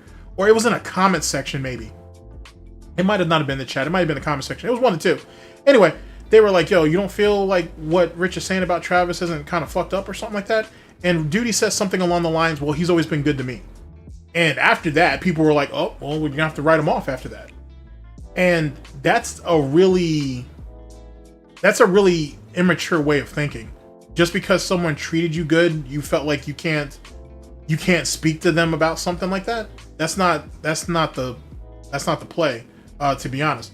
But if he feels the need to protect Rich, it is what it is. What that means is he willing to go down with the ship? That's what I want to know. I want to know, is he willing to go down with the ship? You see Rich is in this bad spot. You see that he's been in that bad spot. You see him talking to your fellow detractors any type of fucking way and shit and whatnot. You didn't say much about any of that shit publicly. So, it is what it is. If Rich goes down, are you willing to go down with him? And on top of that, for Duty's sake, and he's I don't know him, so, this doesn't affect me either which way. I hope that he doesn't have any of your conversations or anything recorded or screenshotted or whatever, because please believe when Rich falls, that shit's gonna drop. All that shit's gonna drop. Rich has done that to pretty much anybody and everybody he's been in contact with. He has no problem with dropping DMs. He has no problem with talking about, oh, well, who you shit talked behind the scenes or whatever. All of that. And not just to Duty, but to anybody else that is cool with Rich that's on that side of the detractor shit or whatever. I hope, for y'all's sake, that he don't have that either y'all didn't say nothing crazy or he don't have none of it recorded. Because if he do, he gonna drop all that shit on y'all. That's just the person he is. Like, that man don't have no loyalty to nothing. He never has.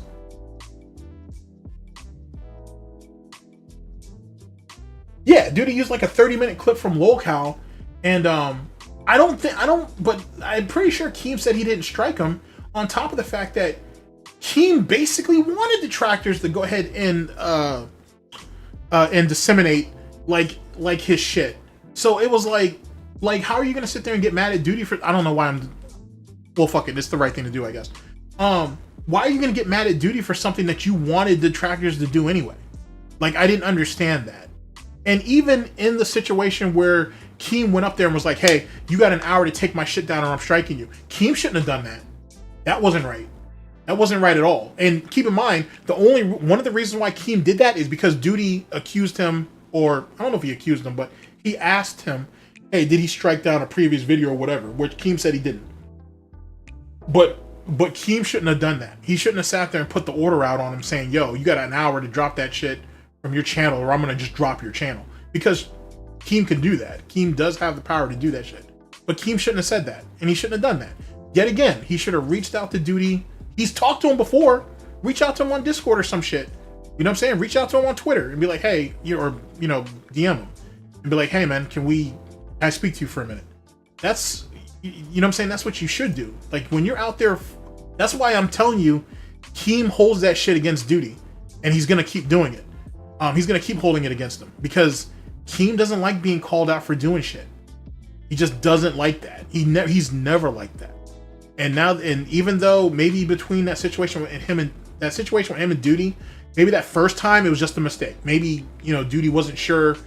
Maybe he tried to DM him. Maybe he didn't. I don't know. But from that moment on, Keem has been like, yeah, you're on my radar. And it is what it is. And that could have been handled. It could have been handled differently on both of their parts. They were both wrong. Especially since Keem needs what Duty did. Keem needs that. Because the show is floundering. That show is terrible. And I have nothing against anybody who likes it or who enjoys Lolcow Live or whatever. But that shit is lame as fuck. It's lame as shit. And it's lame because they fucked up from the beginning. They made all kinds of mistakes. Like that situation with Mutahar and Boogie.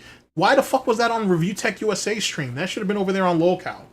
Why the fuck didn't Tommy C speak up when that fake gamer attorney thing happened? He should have just reached out to Keem directly and been like, hey, do you know this guy? You know what I mean? And then the format of the show was all wrong. Like, you can't... How do I word it? It's not authentic, I should say. It's not authentic. It feels like it's forced. You know what I mean? Like, Keem was expecting that show would have 3 Lolcows plus Tommy, and it should be able to run itself. And Keem can kind of jump in every once in a while.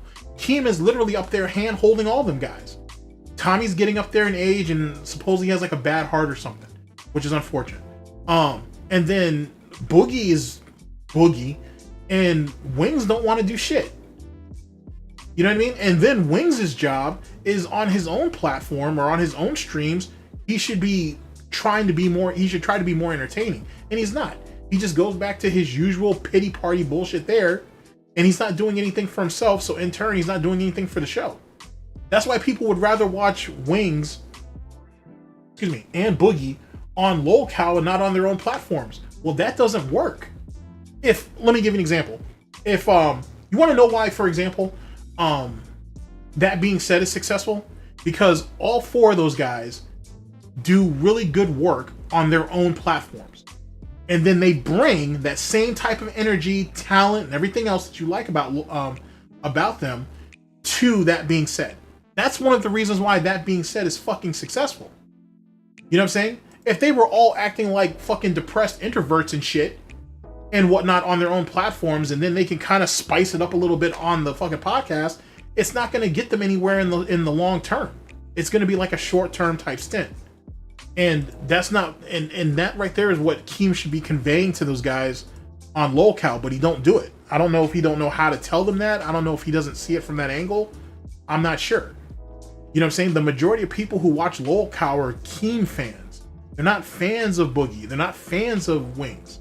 You know, it's really just Keem fans and maybe some of Tommy C fans. And that's it.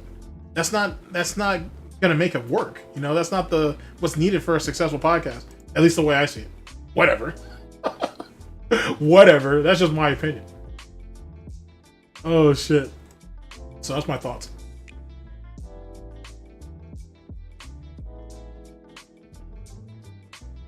Wait, you're Joe? You're. This is Cap, right? Yeah, What? How do you not know that Duty's not a fucking mod for Rich? He's been a mod for Rich. Yeah, he's been a mod in PayPig for a while. You really didn't know? Okay, I can't be mad at you if you didn't know that. But that's not something. But Duty's never hid that. That's very public. Like there's screenshots all over the place of that. So, but yeah, I'm not mad at you. I ain't mad at you if you didn't know that. That's all right. Like I said, not everybody knows how everybody moves, I guess. But he never tried to hide it. I mean, it is what it is.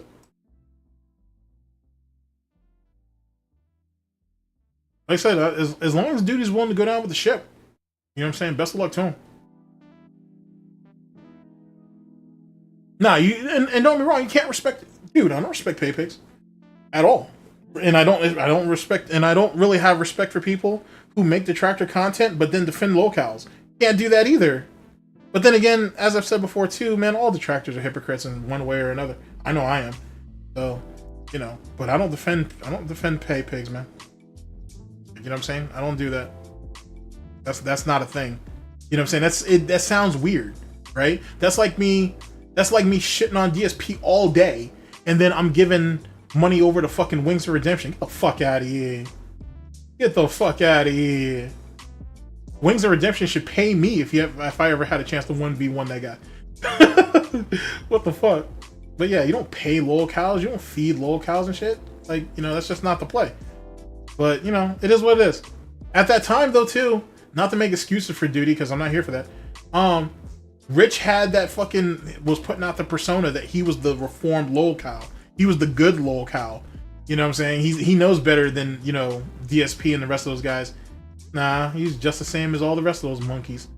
It is what it is. He's all part of the fucking circus and shit. It is what it is. Like I said, if you choose to defend that man, then that's on you, bro. It is what it is. You should be smarter than that. You should be smarter than that. I heard allegedly, this is all alleged. I heard some dude in the Wings community or somebody gave Wings like $20 or whatever, and now they at his neck. Whether that's true or not, I don't know. But there's a reason why they say don't feed the lol cows, man. So if $20 is now going to get you in a situation where you're possibly going to get doxxed or you're going to get fucking swatted or all that silly shit, it wasn't worth it. It just wasn't worth it.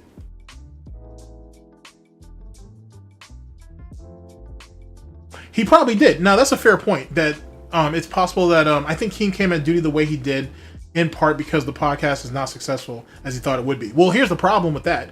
One, he had too much riding on DSP. Two, they didn't have a plan. They literally didn't have a plan when they did lolcow Live. When lolcow podcast went down, right? lolcow Live is just the response. So DSP didn't have something to laugh at, or DSP couldn't have something over them.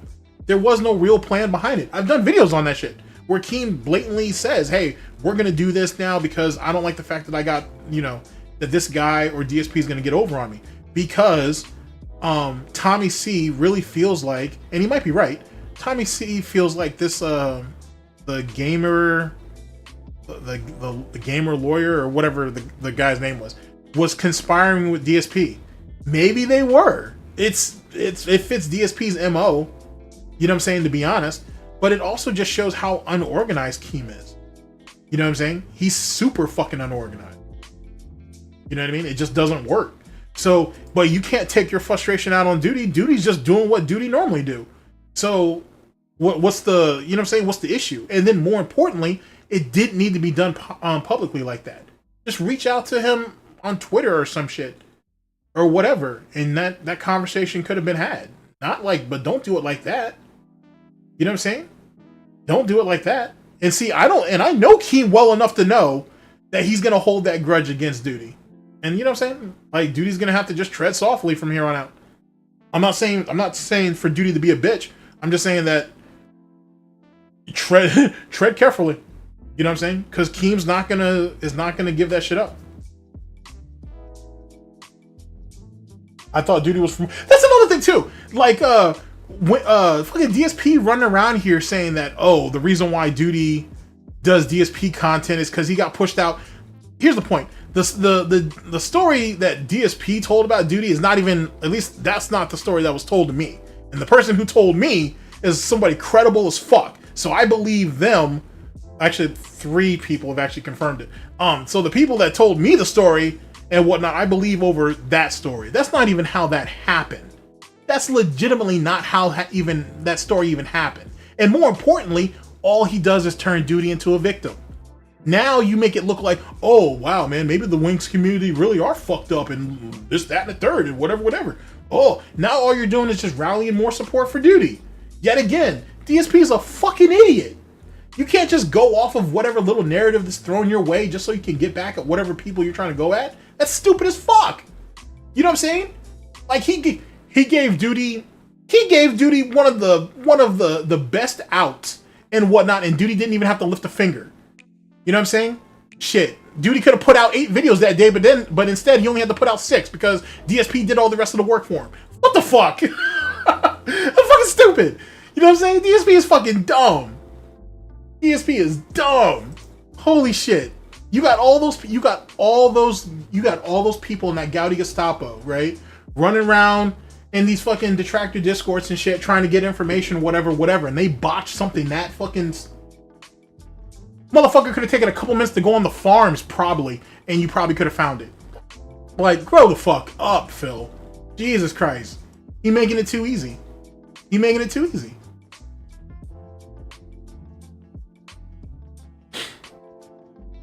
He making it way too fucking easy. Like, holy shit.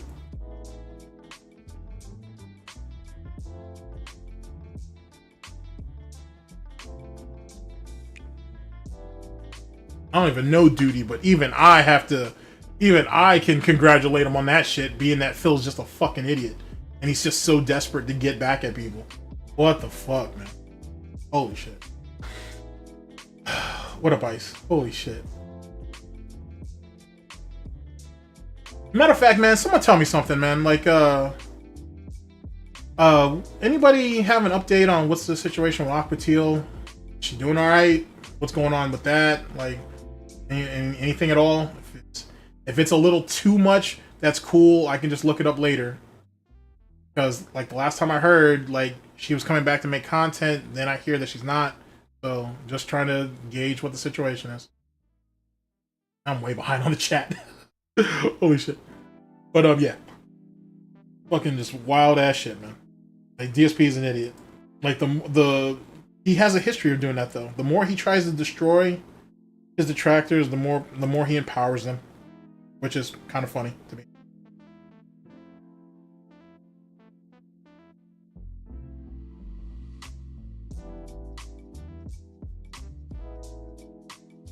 Yeah, that's the story. That's the story proper. Okay, so that's the 4th person to confirm that for me. Yeah. So Dwight. Yeah. Welcome to the chat. Welcome to the chat.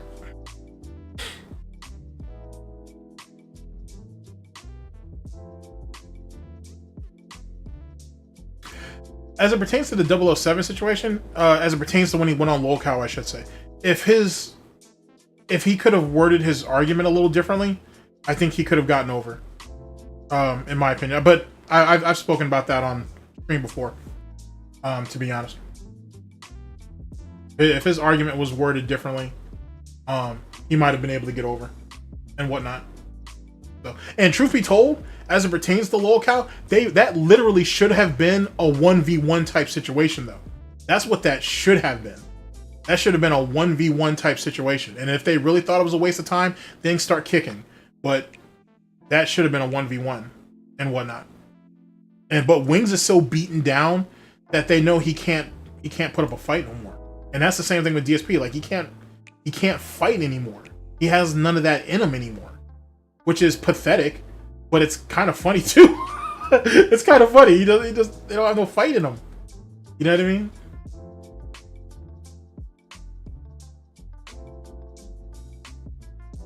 Let's see here. Why does Keemstar attach a name attached to detractors almost? Or to the detractors almost? In the same way that, truth be told, in the same way as with Rich. The detract... Okay, let's... Myself excluded from this. When you look at the detractor community, right? You have a group of very funny, entertaining, charismatic, talented individuals, right? Like, when I stepped into the game, right, you had a lot of people doing funny fan art, some people with some great commentary, some great editing skills. You've seen that improve. You've seen that grow over the years, right? Now you're starting to get into, like, I think Tevin was the first person I ever saw do a music track or heard do a music track on DSP. But now you've got all of these incredibly talented people that are doing music on them. You got a game out, which hopefully it comes back up. You have fucking action figures. You have interactive art. You know what I'm saying? You have all of this stuff that the detractor community produces. And if you're someone like a if you're someone like a Review Tech USA or a Keemstar, why wouldn't you want to get in on that? Because besides all the things that I've already named, you're talking about people with resource, or what resource is, right? Financially as well as otherwise. Why wouldn't you want to try to take advantage of that? The reason why Keem needed DSP on LolCal podcast is because he's banking on the DSP audience. He sees the views that a lot of those guys get. He sees the amount of money that they bring in. If he can get a portion of that on the LolCal pays for itself. You know what I'm saying? Like, okay, if you guys remember, you may not. If you don't worry about it. When I did a video on LolCal podcast on why it failed, I should say, I said that it was very much dependent on DSP because he needed DSP's community. In some way, whether DSP will admit this or not, DSP knows what I'm saying is true. He knows that Keem wasn't just... Let's reword that. Remix. Keem's $50,000 wasn't buying DSP. He was buying DSP's audience. He was buying the detractors, trolls, haters, and critics. Hey, I'm going to give you 50 grand to come up here on this show and spite the people that hate you. And they're going to throw even more money at us. And all you have to do is profit and take it to the bank. Now, here's the problem. Because LolCal podcast failed and we saw how LolCal Live came together, we know that those guys haven't seen their $50,000. We know that Keem is banking on certain things to come into place so he can pay those guys out. Am I saying that it was a fraud or it was a sham or whatever? No, I'm not saying that. What I'm saying is if he can get the DSP detractor community on board, he can get the Wings detractors and everything on board. And then he can pull Boogie. Now, most of you are like, well, why the fuck would Wings detractors follow DSP detractors? They don't. They follow the attention.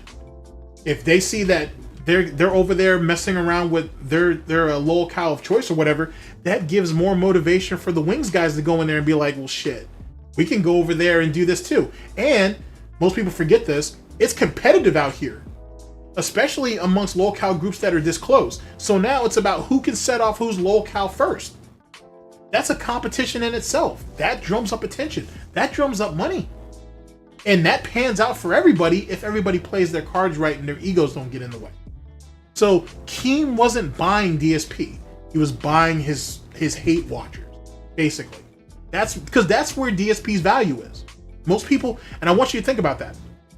Anybody who asks DSP to participate in something, they don't want DSP. They want the people that will follow DSP. That's where the money's at. That's where the attention's at. That's the people that will chop that shit up and spread that shit all around on Twitter and all these other places and bring more attention back to the video itself and possibly back to the channel itself. That's what Craig from Side Scrollers was banking on. You know what I mean? So that's what the real situation is, I think.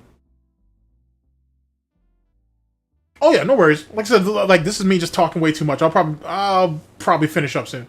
But yeah, big ups. Thanks for coming out. Like I said, I appreciate it. Everybody in chat. So that's my thoughts. Ah, I see.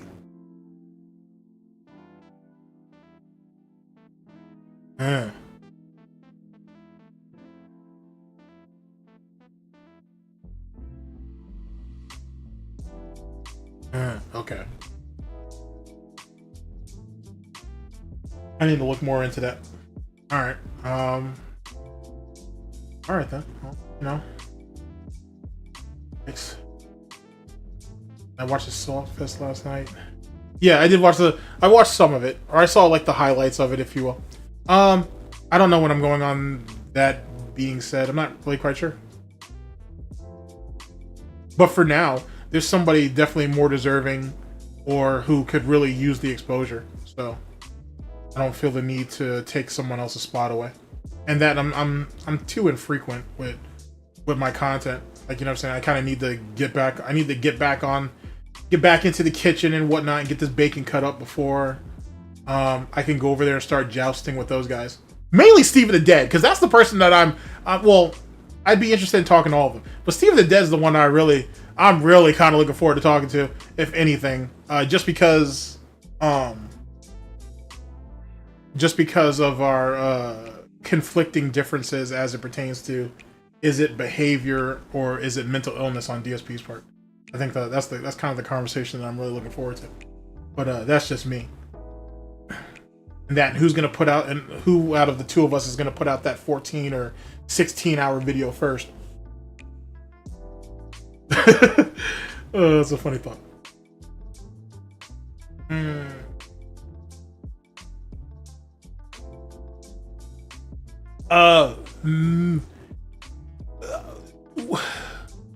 Wings 007 has had a pretty turbulent. He's had a pretty turbulent situation with the Wings community, for sure. There's like a lot of interesting stuff that happened over there. Like going back to the situation with Lean, as well as others. There's been some interesting stuff that goes on over there and whatnot, and the politics that arises and whatnot. And that in 007 has spoken about like how I remember correctly.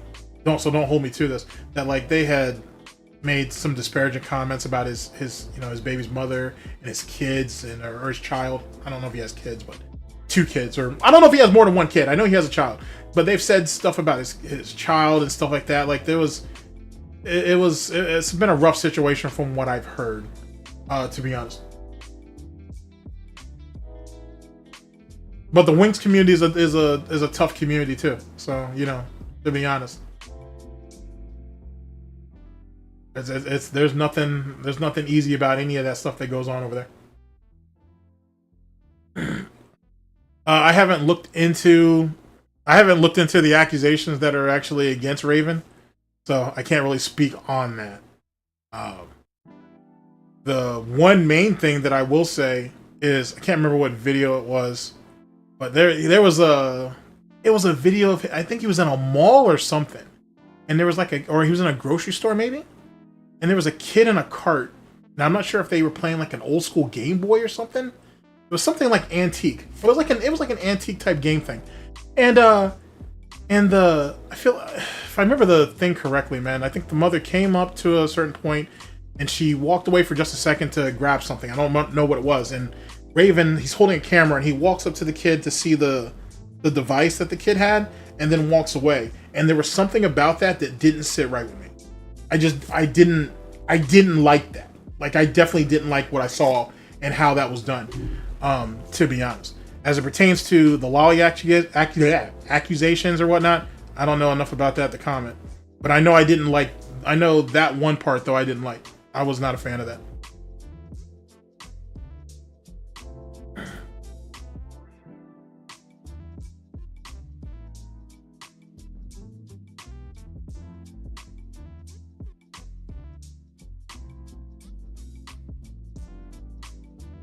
That's actually a fair point. That's actually a pretty fair point. Oh shit.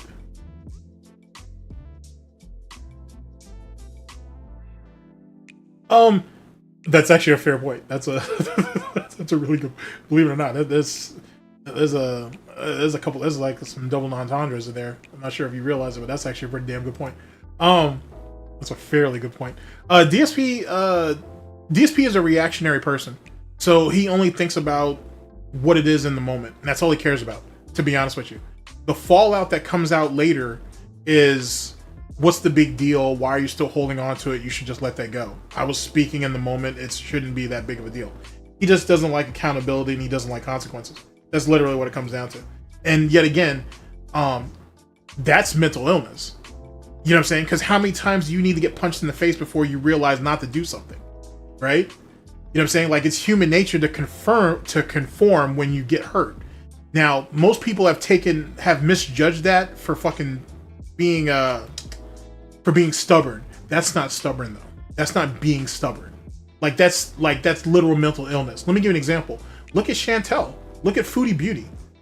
And look at her dumbass. And look at how she's about to eat herself out back into the coffin that she damn near was trying to get herself out of.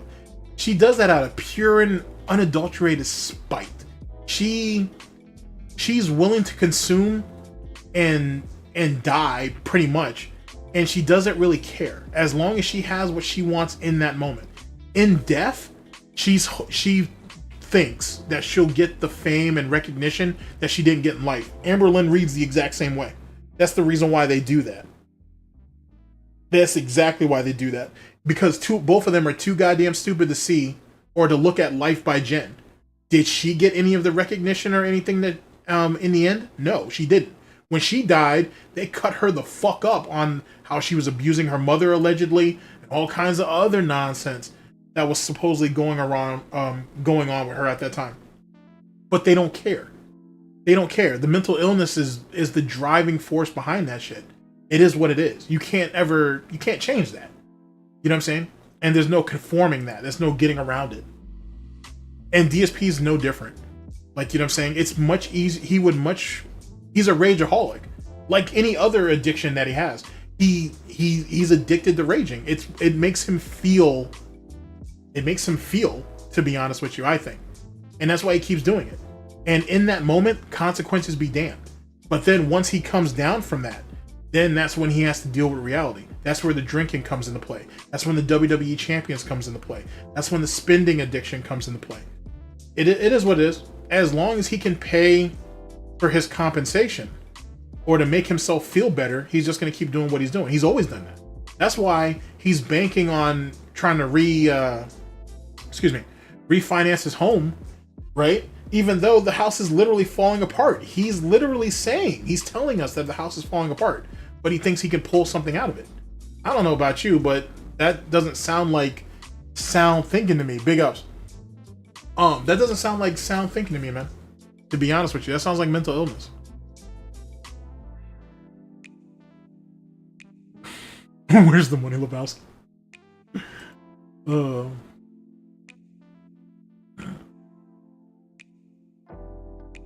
I think if Keem, I don't think it takes much to change the format of Lol Live. I honestly think it could work, but the format needs to be changed. He can't keep doing it the way he's doing it. To be honest, it has to change. And I don't know if here. Let me bring this down here. Let me bring it right. Let's try that. I don't know if Keem has it in him to want to change. To want to change it, to be honest with you. And don't be wrong, it's hard to admit that, hey, you had an idea, but it's not working out. But if he wants it to really be successful and he really wants to help these guys, then he has to make a change. And what he's doing is not working.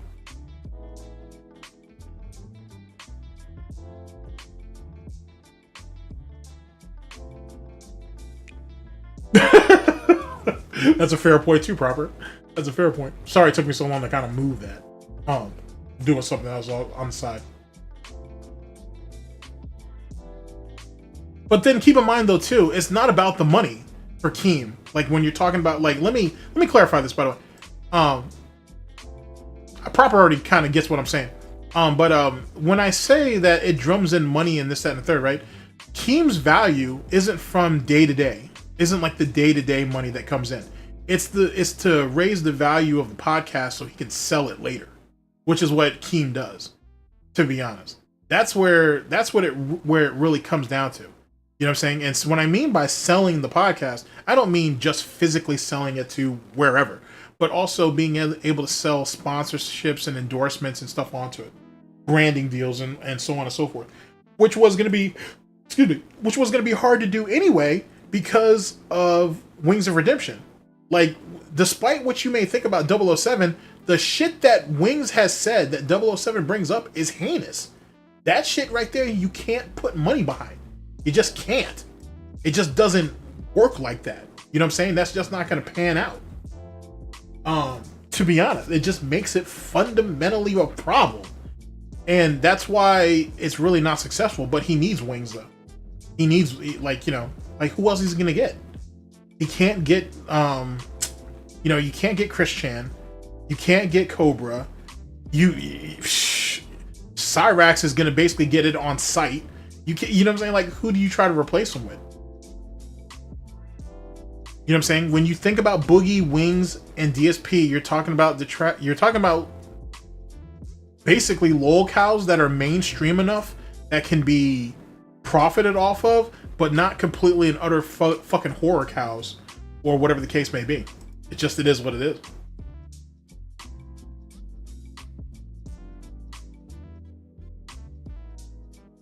No, hell no. Hell no. Locking down the chat, paid or otherwise, is never a good idea. That's what, okay, I was just mentioning this before. That dude over there in the lolcow, in the LTG community, I cannot think of that dude's name at the moment, for fuck's sake.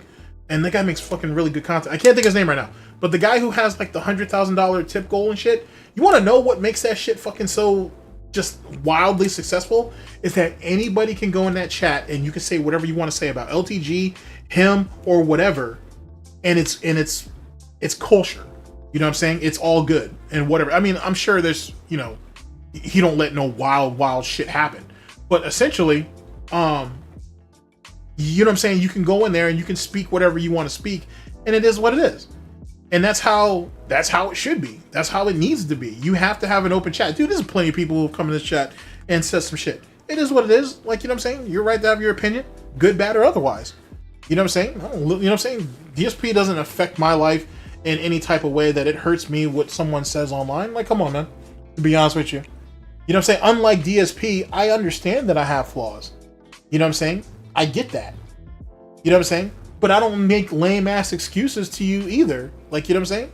Like, this is it. This is what it is, and this is how it's presented. You know what I'm saying? You got feedback, cool. If you're gonna say, yo, fuck you, GTG, and fuck everything come with it, all right, then fuck you too, and whatnot. Tell your mother I said hello, and then the story. So, no, locking down a chat, especially a paid chat, is never a good idea, ever. Yeah, don't dude, don't be wrong, man. Like, Steve has great insight. It's just I disagree that it's a behavioral thing, though. That's just me, though. You know what I'm saying? So don't get me wrong. Like, you know what I'm saying? Dude, I've sat there and listened to fucking Steve of the Dead shit. I've sat there and I've binge watched his, or well, I listened to it, I should say. I binge watched it like over the span of a weekend. That's a lot of videos. That's a lot of hours to sit there and listen to it. So it's not like I'm coming at him from, like, I understand his perspective. For the most part. Now, granted, you really can't grasp someone's actual perspective on something until you talk to them. But I have a decent idea or understanding of what he's trying to say.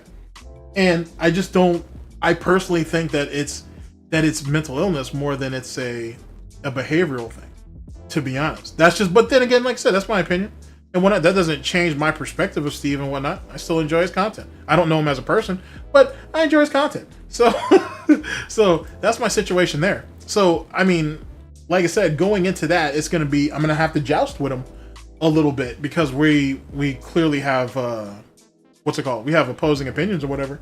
But at the same time, though, too, that might give me a better perspective of what the guy, of what he's thinking. Maybe there's something that I'm not picking up out of his videos that he could convey to me in person and whatnot, which is why it's important to talk to people. And that's the reason why DSP had plenty of opportunities to do that, and he never did. And that's his fucking fault, to be honest with you. No one prevented him from doing it. It's just something that he did. You know what I'm saying? So, like, I've had a chance to talk to some people from the troll community, or, well, maybe not necessarily from the troll community, but people who kind of like float around the Wings community or whatever. Some of them are cool dudes, man. To be honest with you, I can't really say anything about anybody that I've had a chance to speak to, I should say, on a personal level. It's when they're in, but when they're in that Wings mode, it's like battle mode over there all the fucking time. It is what it is. It's not my pace, but some of the people I've talked to have been cool people, and I can't deny it. I've had a chance to speak to some pretty cool guys. Yeah, actually, that's actually a fair point. The DSP community is fucking lax as hell. It's like Club Fed. Like, I won't say Juvenile... Well, Juvenile Hall kinda, if you think about it. Okay, Juvenile Hall, and then an immediate jump to Club Fed. It's like that. Like, you going into the Wings community is like going to, like, you're talking about level 5 Supermax. Like, there is no fucks given, no fucks taken, to be honest with you. It's really like that serious over there. They play no games. And what do you say about that? You know what I'm saying? So, I mean, that's just, yeah. I agree with that 100%.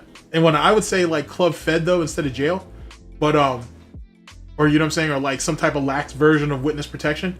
But yeah, the DSP community is definitely far more lax than what other communities have. Because truth be told, the Christian community ain't nothing to play with either, to be honest with you. That's nothing to play with either. I had a run-in with a guy over there once over it was something I said in the video. I can't remember what it was. It was nothing though, because like he literally like was like, yo, it was a misunderstanding. Whatever. I didn't catch it all in context. And whatnot. So it was worked out as quickly as it was. But if I had ran into that conversation guns blazing, that would have been a problem. I'll just say that would have been a problem. Like that would have been a fucking problem if that was the play. But luckily we were able to work shit out. He tried to strong arm me? Well, damn, dude. I may want to hear that story sometime. I might want to actually hear that. That might be interesting to hear. I may want to hear that. But then again, strong arming in communities though is nothing new either. Like I said, there's a lot of communities where some wild shit pops off. To be honest with you, there was a racket going on. Jesus Christ, there's so much crazy shit I can tell you guys. There was a racket that was going on back in the anime community back in the day. This was before the anime mafia was formed. Where dudes had to click up with other content creators, or if not, their videos would literally get bombed to hell. And in some ways, Perfection, you guys may not remember who that guy is now, but Perfection was a victim of that to some extent, but not because of the reason I said. But the fallout he dealt with kind of falls in the line. Let me give you some context. Perfection, holy shit. Perfection was the guy who called out Nick Rekieta, Yellow Flash, that Umbrella guy, and Hero Hey, for grifting off of Nick Rekieta. Or no, for grifting off of Vic Mignogna during the beginning of that case. Like when it was starting to build up. And well, not them in general, but the anime community came for his fucking neck and they tore his ass apart. They ripped his ass apart. And in context, like his beef, meaning Perfections, his beef wasn't even with them. His beef was with Geekdom 101. And he thought that Hero was back in Geekdom and he wasn't. And so he ended up going off the hook and he fucked everything up. Jesus Christ. I could lay that whole story out to you one day. That was a goddamn shame, to be honest with you. It was a goddamn shame. And he was beefing with Angry was it Angry Black Man or Mad Angry Black Guy? I can't remember what that guy's name was now, but he was beefing with that guy too, and that guy was talking mad shit about Nick Rekieta and some of those guys too. It was a mess. It was a mess, dude. And that was coming off of the first anime community wars, which, you know, there's a lot of casualties on that. It's fucking crazy. Holy shit. Been good, Ice. How about you? But yeah, just crazy shit. So crazy shit. Holy fuck. I can tell you so many fucking stories. So what's that video that was stolen from Raven's Facebook? Steve of the Chair, I'm not sure about that. I'll have to look into it, but I'm not sure what that video is.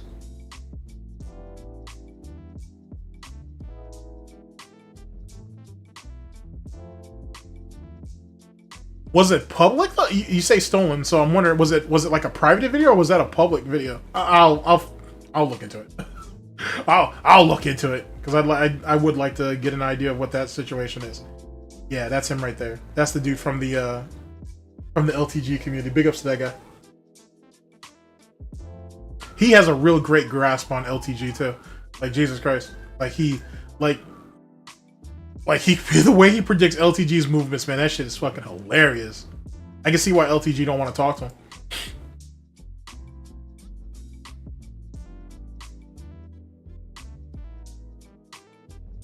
Raven got fired from his job?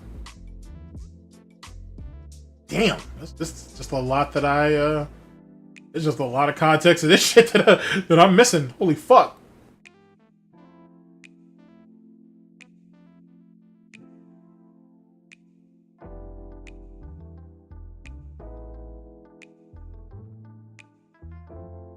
Have you ever seen a 24-hour embargo?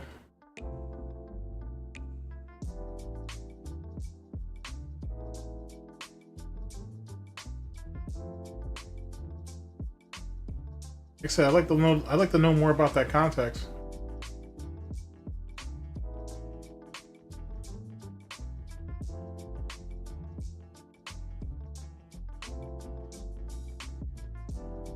Let's see here. You guys doing this for?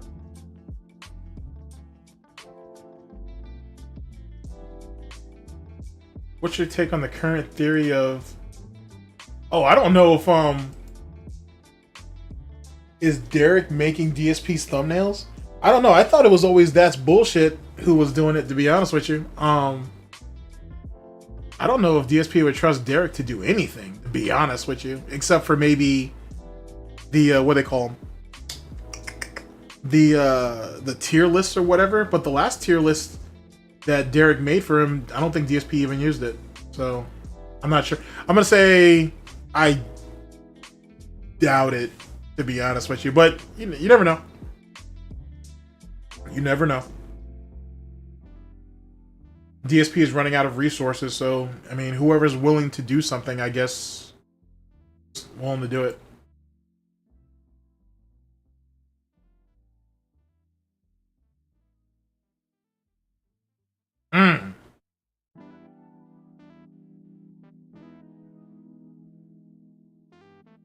Damn, dude, I really need to look into what that whole situation is, man. I got fucking no clue.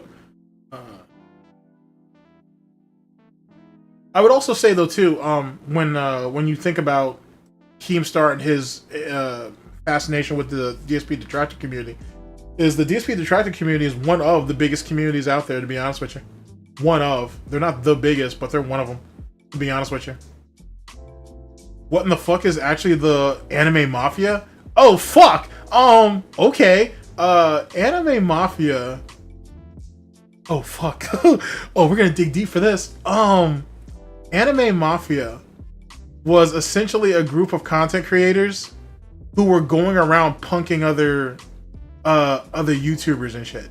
Now keep in mind, this is like 2000, this is like 2000, 15, 16, 17. So I'm like, a lot of this is what I'm getting from the back end of it. But yeah, they were going around just like straight up like goons, like punking people on YouTube. Like, I'll give you an example, actually, a decent example. You know how the Wings community is now, so to speak?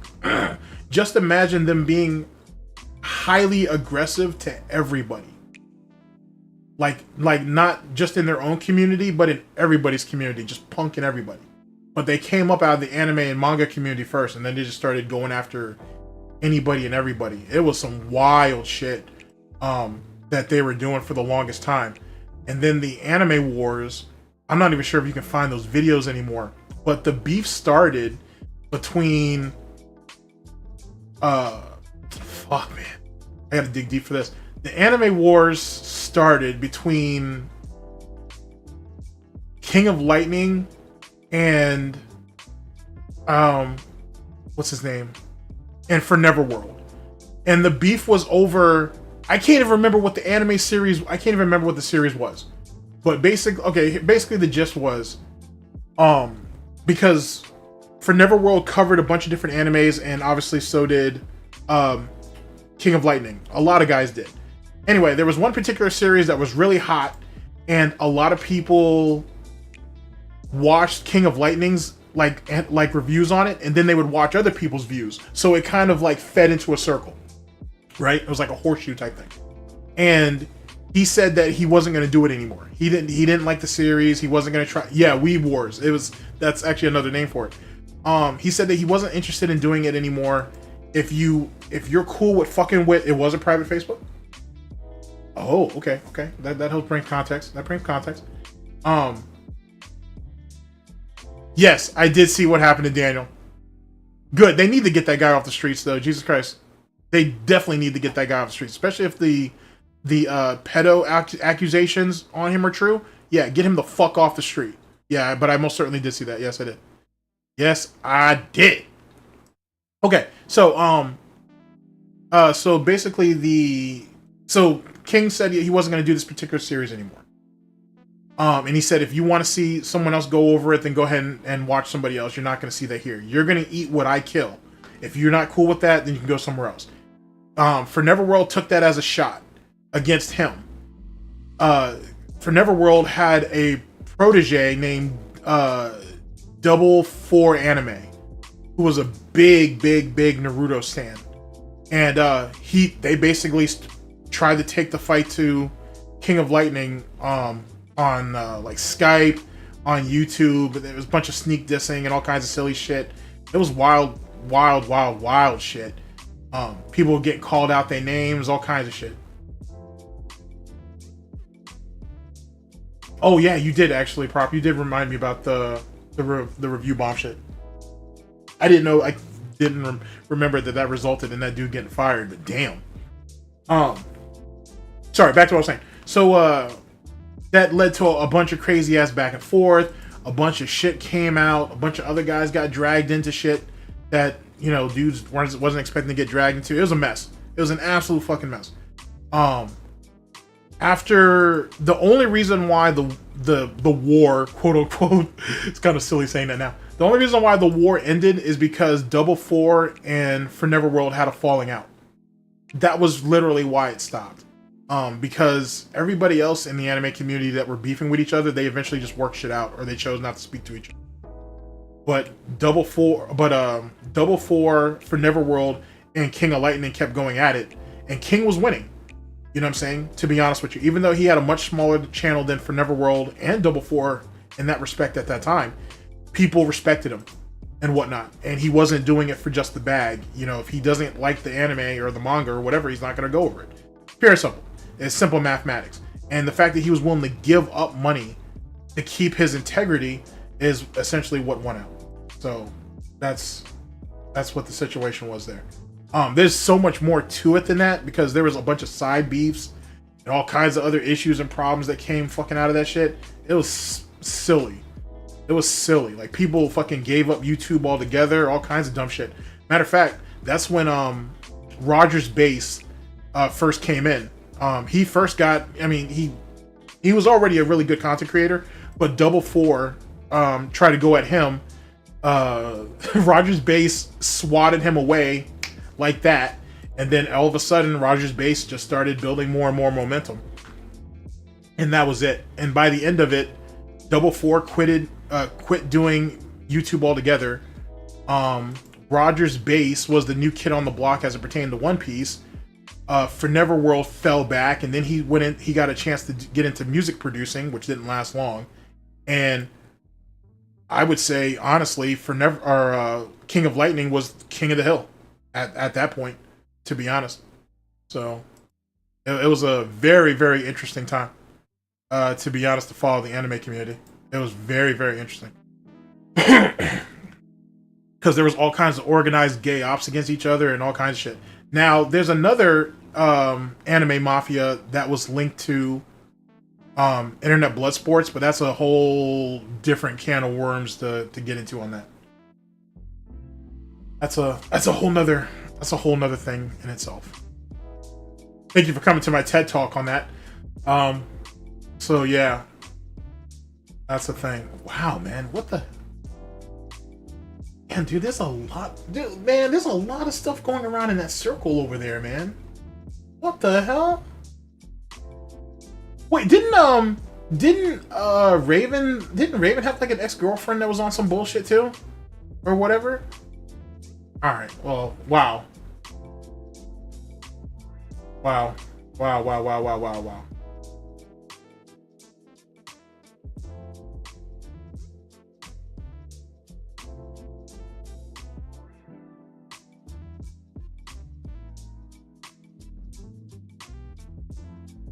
Holy shit.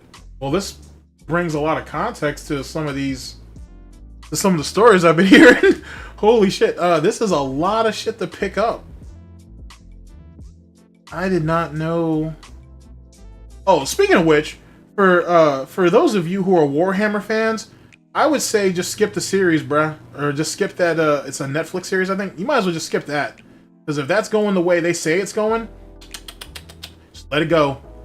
Just let it go and just keep the books and just be glad with it, even though there are already people trying to change the wiki, unfortunately. But yeah, that Warhammer series on Netflix may be done. It may be dead on arrival. I hate to say that because I really kind of had high hopes for it. Because I don't even know if you could get that visceral on Netflix like that. But then again, you see a lot of the series that come out of Korea, for example, like Korea be sending bangers to Netflix, and shit gets crazy out there. So I don't know if they would let Warhammer do that, but I don't know, man. It's getting scary over there with that Warhammer shit. Like, they're talking about changing all kinds of crazy shit. They're gonna give us a bunch of buffed up women, even though you already have the Sisters of Silence and all that other shit. Like, you already have a bunch of already powerful female assassins out there, as well as other races. We don't need to insert female Marines like this, but all right. It is what it is, I guess. But that shit's looking like a problem. Yeah, I'm yeah, that weeb word thing was wild, dude. There's so many fucking crazy stories that came out of that. But yeah.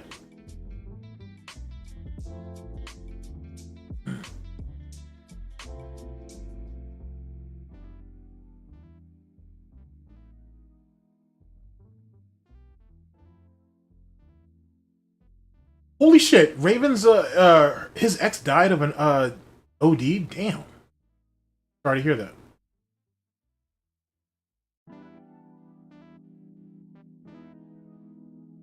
Damn, that's wild.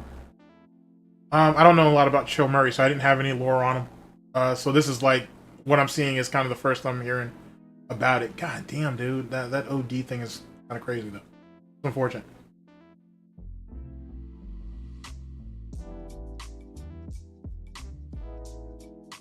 Wow. Holy shit. That's a lot, man. What the fuck? Yeah, Prop, I'll have to speak to you on that because there's a lot to catch up on. But yeah, that Warhammer shit's scary, son. Super scary. Super scary. Yeah, I feel really bad for Warhammer fans, to be honest with you, because they're gonna get robbed.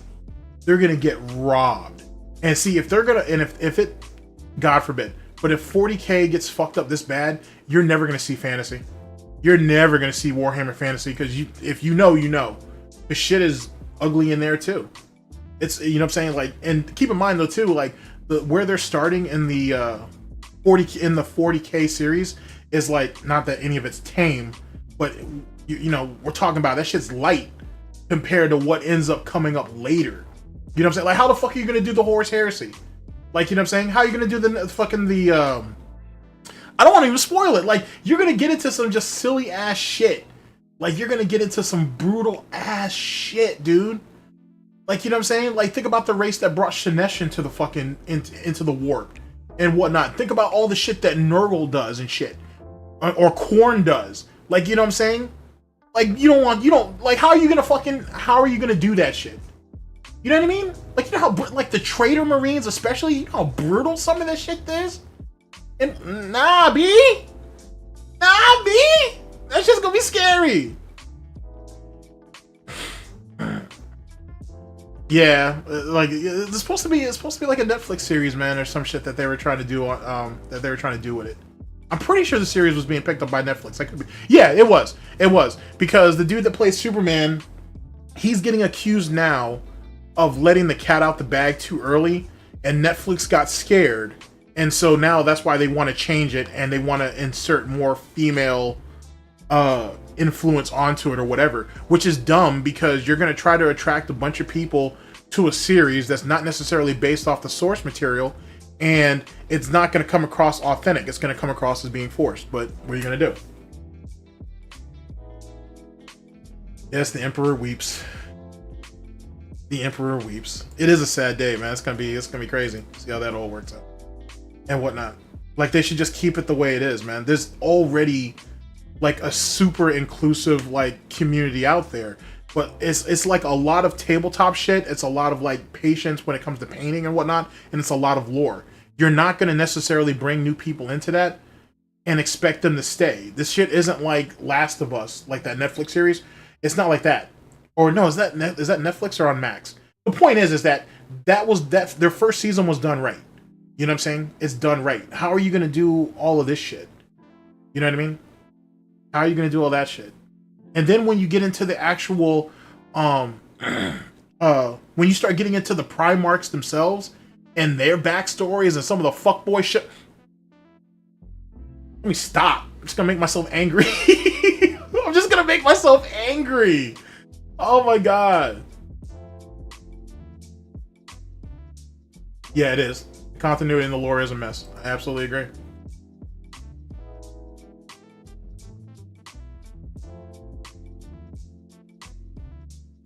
Yeah, man. Yeah, that's unfortunate. But I wish death on nobody. You can't come back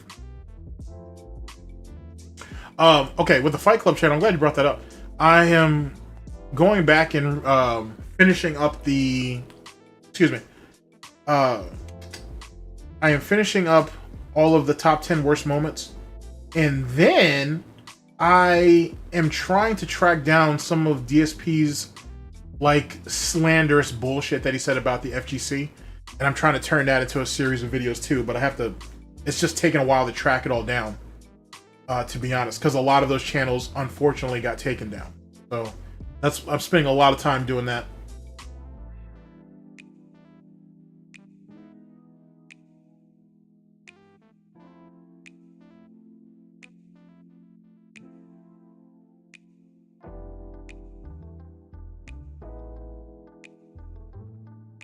I guess it all depends on what the situation is, man. To be honest with you. You know what I'm saying? Because, like, I might take a shot at, like, because I can be accused of that, to be honest. But usually when I take a shot at someone, I'm taking a shot at your actions. You know what I'm saying? Then you as a person. Like, you know what I'm saying? Like, but, like, as it pertains to, like, gatekeeping and all that shit, like, you know what I'm saying? We've already, well, some of us already went through that with SOK, and we saw how that panned out. You know what I'm saying? I mean, Jesus Christ, I don't know. There's always infighting. Like, that's the whole point that I need to make out to you. It's not Hallmark cards and bubblegum and shit. Not everybody in this community gets along and whatever, which is fine, to be honest. But let's not act like You know, this is all one big fucking happy family around this bitch. I don't know how you're gonna do Celeste. I have no clue. I have no fucking clue how you're gonna do that shit. I have no. How are you gonna do Corn? How are you gonna do Nurgle? How do you do any of the Elder Gods? You know what I'm saying? How are you gonna do any of that shit? How are you gonna explain the slimy shit that what's up, Paul? How are you gonna do all the slimy shit that the fucking Emperor did to actually bring you know what I'm saying, his empire together and shit? With all the burning of the churches and all that other bullshit. How are you gonna go ahead and display all that shit? And how are you gonna display all that shit?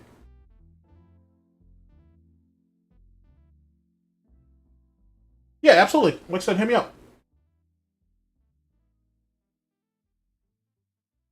I have no clue how they're gonna make some of that shit happen. I have no clue. Scared. I'm so scared.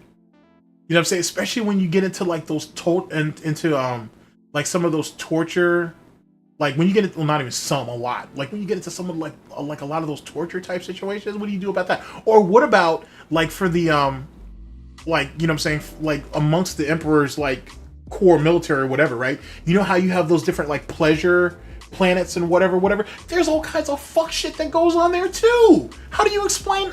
How are you gonna do that? How are you gonna do that? There's so many people. Fucking A, dude. Makes me want to pull out a couple of books real fast and just start going over chapters and being like, you really gonna, how are they gonna do this? How are they going to do this? Like, come on, bro. And that harkens back to that Nick Rekieta, what's his name? Nick Rekieta and HeatMakerz stream they did all those years ago when they were talking about it. And it was like, they weren't talking about the show, but they were just talking about the books in general. And they were talking about all the fuck shit that was going on in there. Like, how do you do that shit, bro? Like, how do you do it?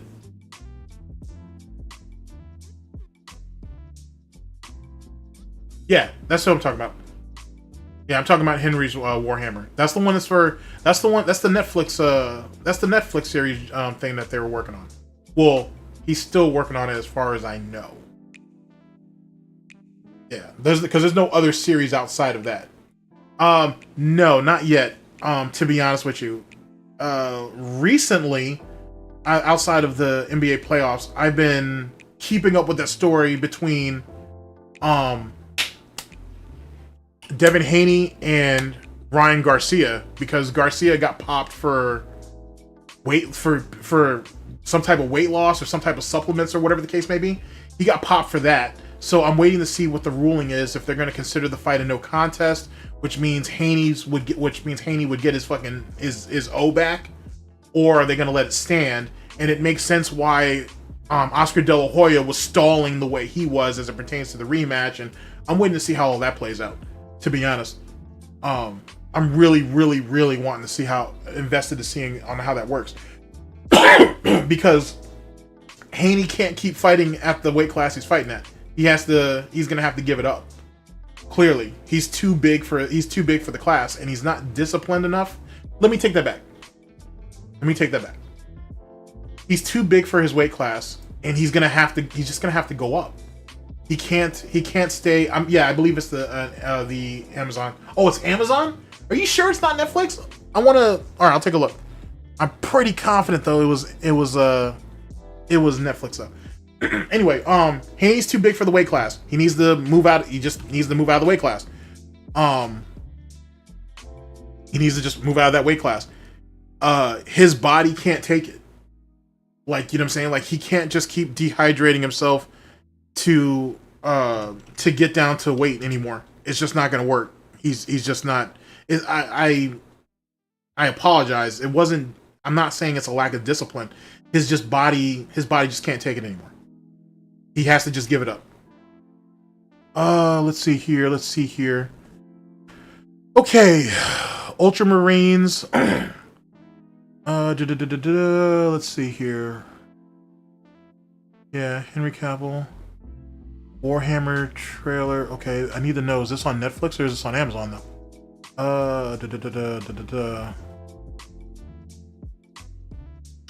It says right here.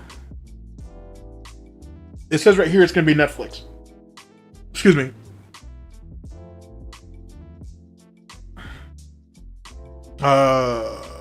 Damn, Oh, let's see here.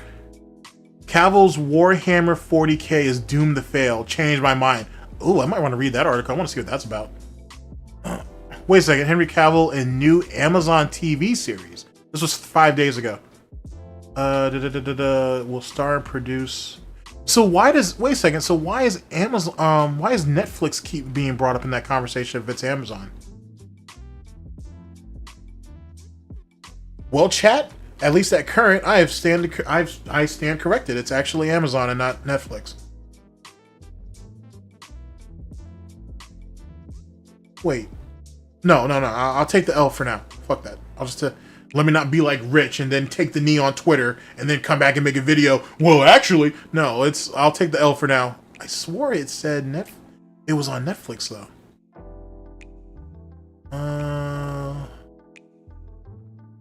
No, this right here said well, a bunch of these say Netflix, but this right here says I really need to get a media plug here, and then you guys can kind of see what I'm seeing next time. I'll do that so this way it's a bit more interactive. And if I'm missing a particular article, someone can point it out to me. All right, so my bad, guys. We're gonna go I'm gonna take the knee on this, and it was Amazon. I swore it was Netflix, but I can take a loss. I can do that. I can take an L. But yeah, I don't even know how they're gonna do that series, to be honest with you.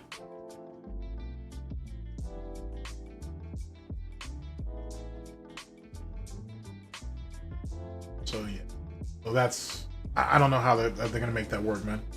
I'm scared. I'm very, very scared.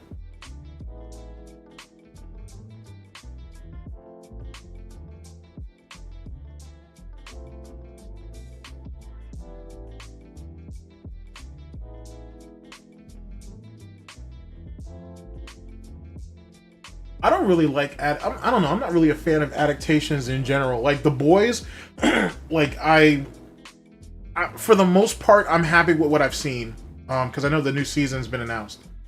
But I mean, I don't know, man. I still got a bad taste in my mouth after Game of Thrones. To be honest with you, I got a seriously bad taste in my mouth after Game of Thrones, bro. What the fuck? Or at least after like season 4. And whatnot. Even though I think House of Dragons is actually, I think House of Dragons is all right, except for like Aegon. I'm waiting to see how sadistic they're gonna show Aegon off.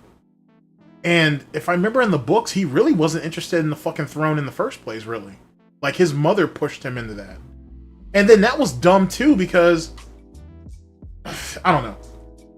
I don't know. I don't know. I just never. I don't know. Dance of Dragons is a fantastic read and shit, but there's so many problems.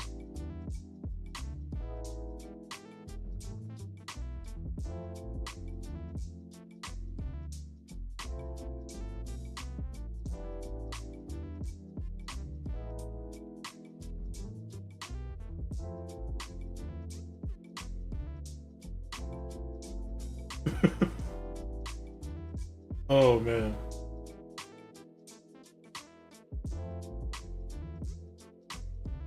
Really? Really? A Vigo was beef on someone?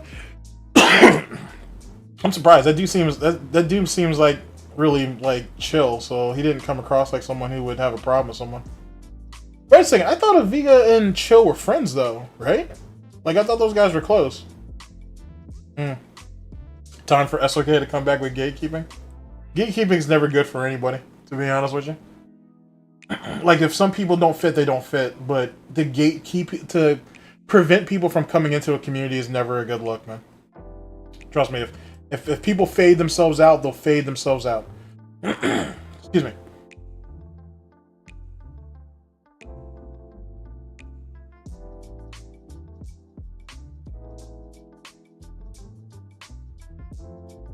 And maybe in Girl World, though, there's some exceptions. There's some people in Girl World that kind of need to get ironed out. I gotta be honest. But even then, I still don't believe in gatekeeping. Like Tevin said, some people get shouted out and some people don't.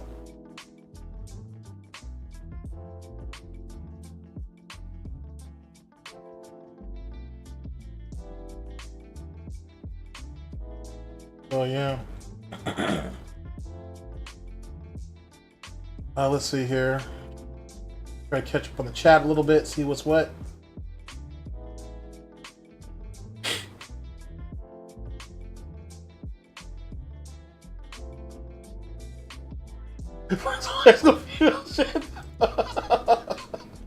That's a good one, actually. I like that. That's good. It's pretty funny. But you're gonna find discourse though in every discourse, I should say, in every community. It's just what happens, dude. It's just what happens. It's really all in how you handle it. I gotta tell you right here, this is shit right here that I've never heard of. This is brand spanking fucking new. Holy shit. Jesus Christ. Because I'm just not into that.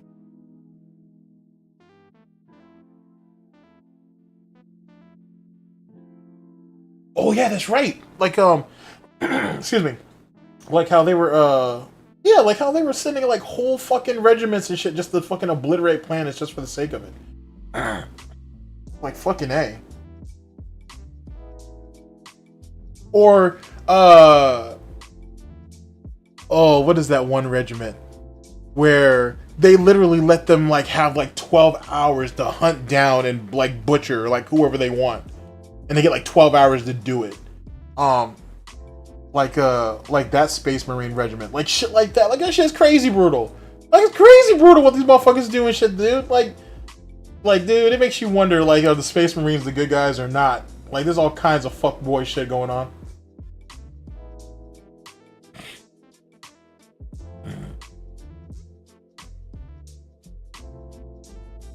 That's crazy. Yeah, Oscar's I don't know. Like I don't know. Like no one can't say that Golden Boy isn't successful. Certainly. Is he gonna like he's holding up or he's keeping up with Bob Aaron and what's my man's name and Al Heyman? But eventually Bob Heyman's gonna die out anyway, and then you know De La Hoya will just take his spot. But I don't know. Like it is what it. Like let's be honest, De La Hoya's golden goose is always going to be Canelo. To be honest, and it's just a matter of what's going to happen with that. Because I think Canelo fights soon. He should win that fight easy.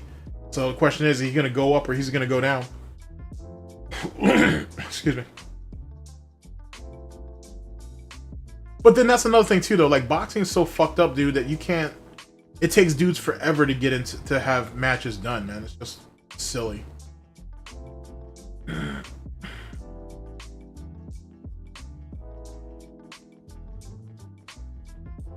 And that in excuse me. I can't remember who it was I was watching, but they were saying, you know, we should really blame it on Floyd Mayweather Jr. for all these people being obsessed with having a spotless record or whatever, because now guys are scared to fight and they're scared to lose. And first off, that's not his fault. If you're gonna do that, blame that on Rocky Marciano. You know what I'm saying? And the only reason why he didn't lose is because he retired, but then he died. Actually, he died in a horrible way too. Now I think about it. But excuse me. But being undefeated is where your value is. And I get what the guy was trying to say. He was basically trying to say that one loss doesn't destroy your career, right? And that's true. The problem is, and you see that in the NBA, I think, guys can't take L's no more. Like, dudes can't take losses. Thoughts on beating the Grams? Let me finish this point. Dudes can't take L's no more. Like, if you look at Ryan, a lot of people are trying to say it's an act. A lot of people saying that he's being serious. Ever since he lost his first match, he hasn't been the same. You can tell. You can see that in his swagger. You can just see how it's not just his thought process, it's just how he moves. He don't move the same no more. He don't have the confidence. He don't believe in himself like that no more. And the fact that he beat Haney, being that dude was 3 pounds over, and people underestimate what 3 pounds is, and even though, you know, Haney got his 1.5 million out the deal, 3 pounds is 3 pounds, bruh. You know what I'm saying? 3 pounds is 3 pounds, especially if you're struggling to make weight. So Ryan, that's why Ryan didn't mind paying the money up. You know what I'm saying? And this gave him a chance to take another person's O. What do I think about Meeting the Grams? Meeting the Grams, dude, is one of the most brutal fucking shits that I've heard. That's not even a diss track, bro. That's not even a diss track. That's crazy. And the thing is, though, too, is if before that, I forgot Drake had a daughter. You know what I'm saying? I just remembered his son and shit. I forgot all about the daughter. So, and then it gets even crazier because it was hinted, I think it's been hinted before, but it's hinted that there's other kids out there. Boy, you look, I'll tell you this, quick Google search, man, around Houston, there's some interesting stories running around that bitch. There's some interesting stories going around Houston and some places in California. There's some overseas about a lot of, there's a couple of little grams running around, little grams, you know, there's some s'mores running around, and it makes you wonder who's really the father in all this, because there's a few women out there talking about it. But Drake's got a lot of power, man, so a lot of that shit's quiet. That's a hard track to listen to, boy. I mean, it's fire, don't get it twisted, but god damn. Yeah, I'm about to say sooner or later I'm gonna piss somebody off and someone will come knocking. You know what I'm saying? It is what it is. It happens.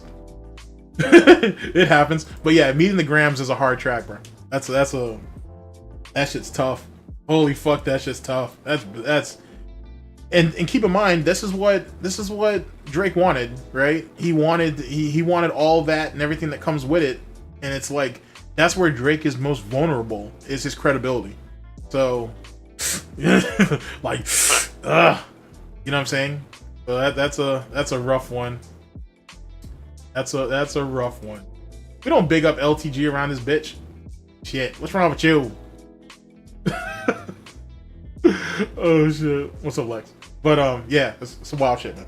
Wild shit. Fucking A. Wild shit.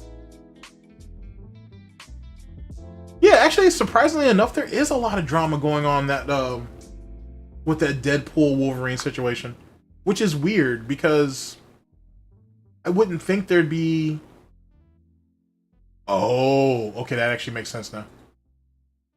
Okay, I have to look at that, find out what's what on that. But that's crazy.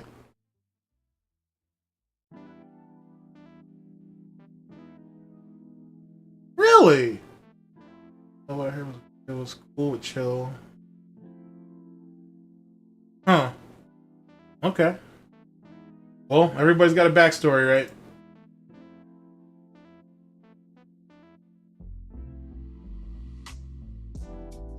Wow. Here, wow. Okay. You know what? I'm gonna ask. Is it true? Okay, let me reword this. What took Aviga so long to get on That Being Said?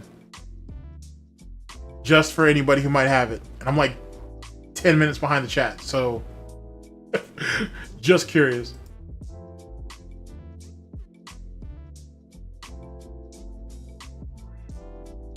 Yeah, the women and girls were fucking vicious as hell. Yeah, I was wondering what happened to Soma. Haven't watched them in a while.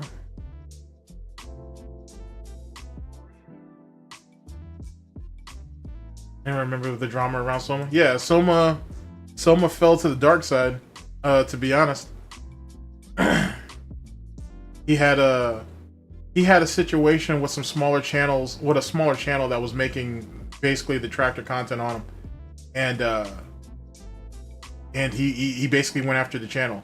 Well, it goes a little deeper than that. But essentially he went after them and whatnot in the exact same way that, you know, DSP goes at his detractors or whatnot. And it's like I don't condone what Soma did, but no one should be surprised either. A detractor, dude, I'm no different than any of you. Any of you could easily, you know, get some layouts going or whatever, come up here and speak on DSP and whatnot. And like I said, if you're willing to listen, learn, and whatnot, you can get yourself a following like anything else. But you're still a person, you know what I'm saying? Some people just can't take criticism and whatnot, no matter how long you've been doing this, no matter how big your channel is or whatever, no one's past that or beyond that. And what happened was when the detractor purge was going on, Soma's channel got hit just like a bunch of guys did. Soma went to another detractor for help with that. They helped him. You know what I'm saying? Like, you know, Soma asked for help. They helped him. Soma took what he learned there and turned it on and turned it against these guys here. The guys who were basically criticizing him. So, and that goes back to my situation. You can't help everybody, man. You can't help everybody. You know what I'm saying? Detractor or not, man. You can't help anyone. You can't help everybody. You just can't. People are people. Oh, Canelo's fighting tonight. Oh, this stream is definitely gonna have to end soon. Fuck. Okay, yeah. I mean, this stream is definitely gonna have to end soon because I'm definitely watching that fight. Big ups on that, don't it? Yeah, Floyd picked his own fights, but a lot of people did. A lot of people did. And truth be told, the thoughts of did Floyd duck some people? I'm sure he did. I'm sure a lot of people did and whatnot. You know, a lot of people said that the fight between him and Pacquiao should have happened like 3 to 5 years before it did. You know what I'm saying? It is what boxing is all about politics, though. Like, it is what it is. It's not so much, I believe, it's not always him just ducking. It's just you can't get shit done. Like, truth be told, if Floyd didn't get from under Bob Arum, he would have never have gotten as far in his career as he did. Because Bob Arum was purposely trying to hold him back and keep him down. You know what I'm saying? And he knew that. You know what I'm saying? Like, Floyd could go out there and get 20 million for a fight. Bob was only willing to give him 7. Fuck out of here, bro. You know what I'm saying? Get the fuck out of here. But then again, boxing's dirty. And boxing's always been dirty. And it'll always be dirty. You know what I'm saying? It'll always be dirty. So, yeah, boxing's definitely fixed.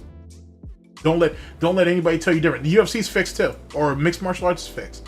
And you would think, oh, it's not because those guys got to get out there and get hurt. Dude, if someone says that we're going to pay you $10,000, but then they're going to slip you another $5,000 plus a chance at getting into the top 10 and whatnot in like 6 months, you telling me you're not going to take that beating for 3 rounds? When if not, then you're a better man than most. I'll just tell you that. Yeah, that's it. Yeah, meeting the Grams is like a hate crime, bro. That shit is tough. That shit is tough. You know what I'm saying? That shit is. See, and you know what's funny? Because everybody was like, oh, J. Cole's a bitch. This, that, and third. I'm never going to say that about Jermaine. But I will say this. Jermaine was smart. That's a good strategist. You know what? You guys really want this shit with Kendrick? I'm just going to bow out right now, man. I got kids that I want to raise. You know what I'm saying? I want my kids to look back at me and think I'm not a bitch. I'll apologize now and step the fuck out. J. Cole knew what he was doing, bro. J. Cole knew what he was doing. Holy shit.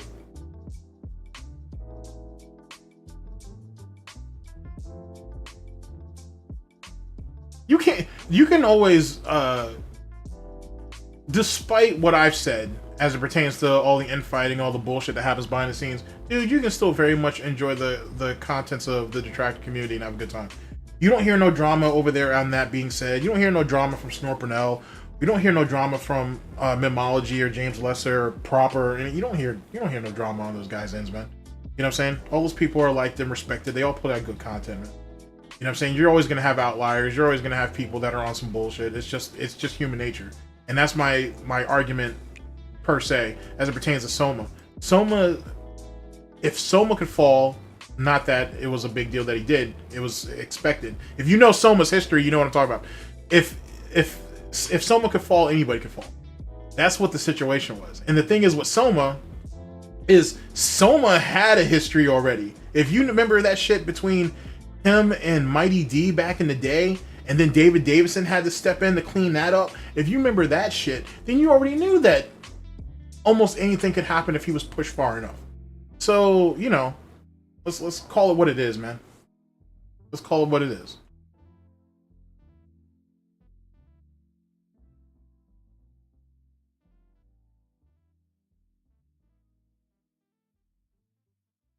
It is what it is. He was, oh wow. Oh, so he really did. So the stories are true. Oh, this is gonna be out of context if you haven't heard this for like 10 minutes, but damn, that's wild. Okay, I didn't. Wow, man. Oh.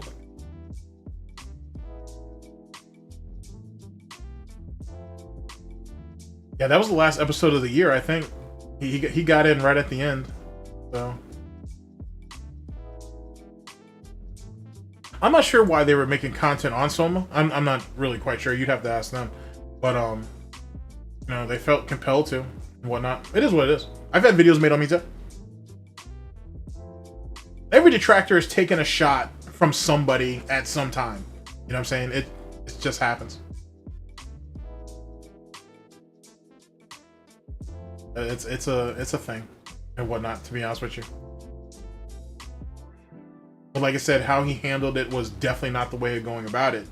And you would think as a detractor, oh, well, you know, we shouldn't be doing that. We shouldn't be, you know, false flagging or doing this, that, and the third. He's human, man. Just like anybody else. Anybody's capable of that. You know what I'm saying? Like, when I remember when, like, you have to go back a couple streams, though. But I said, like, dude, don't put nothing past me. You know what I'm saying? Like, as I'm talking to you right now, like, you know what I'm saying? I will be the first one to tell you I'm a piece of shit. Don't put nothing past me. You know what I'm saying? Don't put nothing past me, and whatnot. And which is kind of dumb because I'm kind of fucking up my own reputation. But I'm gonna keep it a buck with you. Don't put shit past me. Don't put shit past anybody. Don't put shit past anybody. Come in, get the entertainment and whatnot. Have a good time with it. Keep it pushing. Don't sit there and make it seem like there's anything else outside of that, because anybody can get out of pocket. Anybody. You know? So.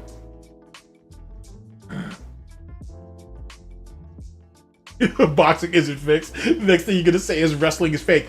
Matter of fact, I'm not sure if you guys knew this, but Vince McMahon for the longest time was trying to put in a petition to where you couldn't bet on wrestling matches because what was that guy's name? Was it Dolphin Fan or something? I can't remember what this guy's name was, but there was this legendary fucking dude who used to release like he used to release the results of wrestling matches like an hour before, like maybe like an hour, half an hour before the program went on. He even did it for WrestleMania. He did it for SummerSlam. I know he did it for SummerSlam because my older brother he had to have put 10 racks on somebody and they won. And he made a shitload of money. But this was a while ago. But he wanted that shit obliterated, and I don't think he ever really did. I don't think you can bet on wrestling in Vegas, but he definitely wanted that shit obliterated. He wanted that shit obliterated. Speaking of which, the UFC had a controversy not too long ago where one of the trainers was running a Discord, and he was like giving people like inside tips on betting for on fighters or whatever, and that dude had something like a 94% like win rate and whatnot, and he eventually got pushed out. But yeah, that was wild. That was wild, and like that shit went on for a long ass time. So yeah, Pop and Ann are probably the safe ones to go with on that.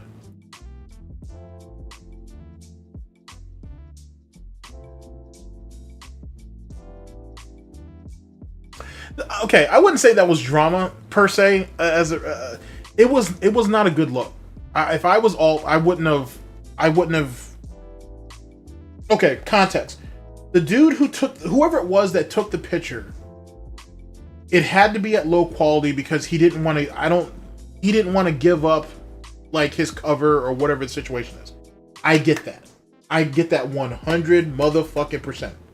If he decided to drop that in their Discord and be like, yo, look at this right here, this, that, and third, I understand it. I think Alt shouldn't have put no weight behind it publicly. You know what I'm saying? Leave that for something in the Discord, and then that's that. And then, if eventually Cat is revealed, then you can put out, oh, hey, look at this picture that we were given months ago or whatever. He got overexcited about something, and I get it. You know, every detractor has made a mistake at one time or another. He's got something on his jacket now. You know what I'm saying? He's, you know... It's everybody's, you know, fumbled the ball at one time or another. You know what I'm saying? So it is what it is. He got excited about the situation. You know, it is what it is, man. No, I get it. I get it. So, you know, like, but it definitely wasn't. I'm confident that some of those guys over there had to advise them, hey, man, it's a blurry picture of an overweight raccoon. Let's not go ahead and put that out there. Let's just hold off on it or whatever. But you know, it is what it is.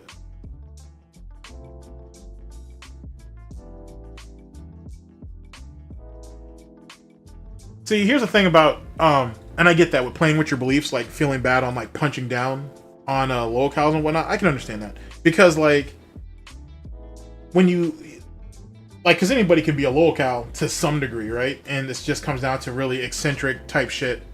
So I understand I understand his disposition, for a lack of a better term, I guess. I can kind of understand that. But DSP, for me anyway, and that's just me, you know, you can call me a hypocrite if you want. This is me justifying it. DSP has all this smoke coming to him. It is what it is. There's no point in backing down now, bro. There ain't no point in backing down now. You know what I'm saying? So, but like I said, I don't fault nobody for not wanting to do it. You know what I'm saying? It is what it is. You know? And he, and playing with your beliefs, he had a banger, man. I would have loved to have seen him follow that up, but I respect the fact that he showed restraint. Same thing with Sunspot Gallery. Sunspot Gallery took some time away from the game, you know, after a while.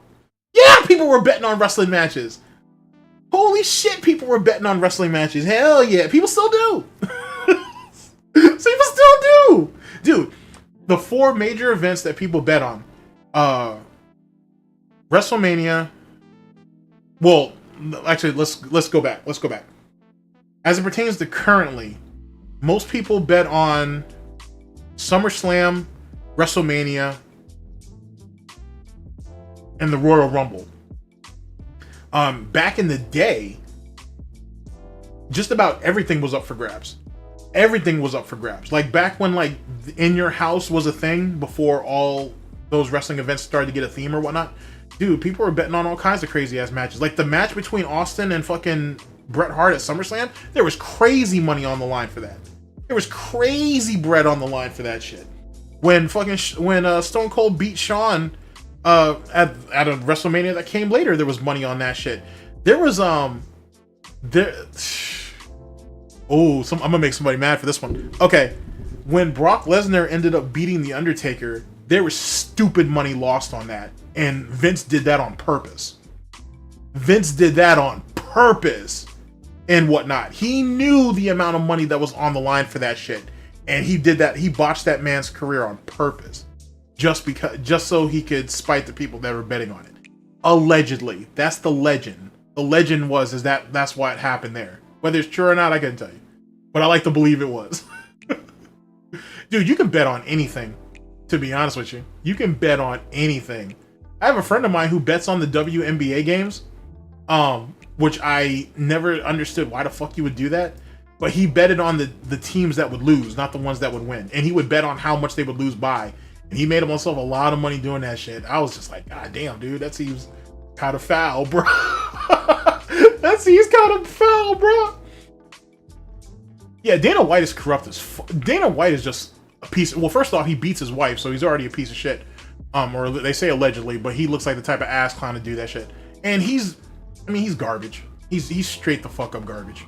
Like, you know what I'm saying? Like, he looks at people like they're cattle instead of actual people, man. Like, I would say, you know, how many people have died in boxing?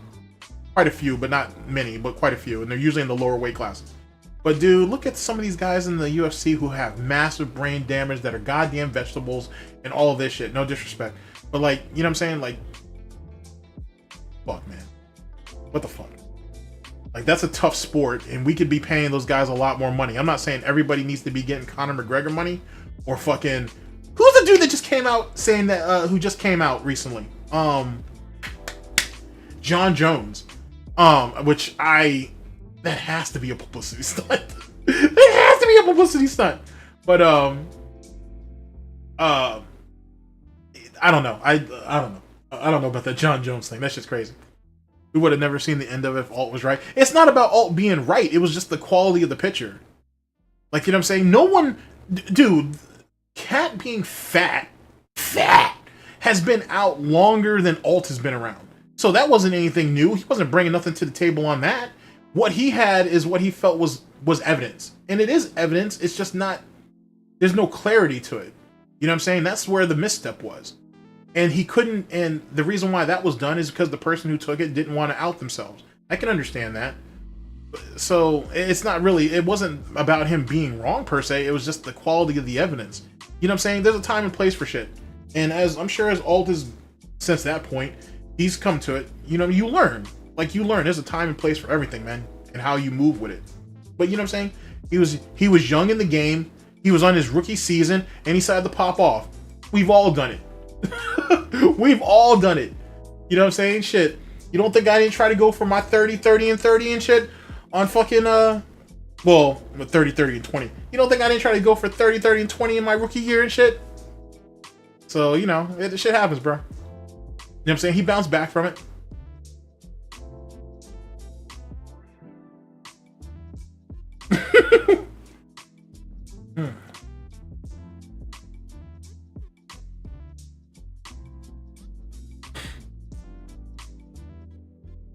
And no one's preventing him from doing it. Like, you make a fantastic point, by the way.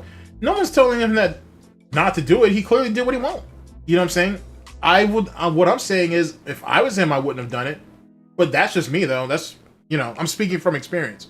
Whereas, you know what I'm saying? At the end of the day, he did what he did. And he took what he took from it. You know what I'm saying? In hindsight, if you asked Alt now, hey, you think you should have put the picture out when you did? He probably would have told you no. He'd probably be like, I would have waited. And whatnot. But he clearly overhyped something that it just wasn't, you know, what was it? Like, what really was it at the end of the day? It was a chick who was heavy, which we already assumed that. You know what I'm saying? But then, that's kind of what Alt's generation does now. We, like, evidence, you guys want evidence. Well, I won't even say you guys, I'll say we, as a collective, right? We want evidence, right? So, that's what he did. He gave us evidence. He gave us proof, I should say. Like I said, but sometimes, though, maybe it's just not worth doing. You know what I'm saying? This isn't me trying to white knight for a cat or anything. It just, as it pertains to the clarity of it, I don't think it was worth it. I think he could have waited it. I think he could have waited that out. But, you know, that's just me, though. That's just me, though. So, but like I said, I would never prevent him from not doing it. You know what I'm saying? If he asked what my advice was, I would say this. But if he still chose to do it, he still chose to do it. You know what I'm saying? Shit. Trust me, I've been giving very good advice about stuff that I ended up taking the advice because when I looked at it, when I look at the bigger picture, I understood what they were saying and whatnot. But yeah, I've been giving good advice, man, and shit. You know, like sometimes you in your feelings and you feel a certain type of way about it. It is what it is. So, but that's my thoughts. I wouldn't gatekeep that dude from anything. I'm not saying, hey, if you do this, I'm gonna go at your neck. It's not like that. I just think it wasn't the best move at the time. But at the end of the day, he moved the way he wanted to move. He took the consequences of it and he bounced back. End of story. You know, like I said, you know, no one's wishing failure on him. One misstep shouldn't fuck you over, which is the thing. Which is the thing that needs to be said as it pertains to DSP, because I've gotten this before, where people are like, "Hey, man, he fucked up this time. He fucked up, man. Like, when are you guys gonna let that go?" He didn't just fuck up once. He kept fucking up. He kept fucking up. He kept fucking up doing the same thing multiple times. How do you let some shit like that go? In that, I'm just giving my opinion. So you're mad because I'm giving my opinion? But yeah, DSP can go up there and give his opinion about any little fucking thing he want, and we're supposed to just ride with it. We're supposed to just let it happen, right? But anybody who has something to say about him, there's an issue. Get the fuck out of here with that, bro. You know what I'm saying? You know what I'm saying? Get the fuck out of here with that. Here's the reality of it. If you don't like what I say or how I say, cool, no problem. There's more talented detractors out there. Best of luck to you. That's it. I'm not telling you to get the fuck out. I'm just saying if you don't like what I'm saying, you have options. That's all I'm saying. That's all I've ever said. That's all I've ever said, and that's all I ever will say. This whole thing about you don't like me, get the fuck out. I don't got time for that, bro. I don't got time for that. I don't live my life on how people on what people think about me and shit. You know what I'm saying? I got a whole other set of problems outside of life and shit that I don't need to be worrying about some online shit. You get my opinion. You like it, you don't, you don't. End of story. And whatnot. And like I said, and as it pertains to let me bring it back to the Alt situation. Do I think or look at Alt any different because he put that picture out? No. It wasn't a good move, but that doesn't make him a bad person. You know what I'm saying? I don't think less of him. It just is what it is. He was excited about something. You know what I mean? Like I said, it's your rookie season, everybody out there on some crazy shit. I get it.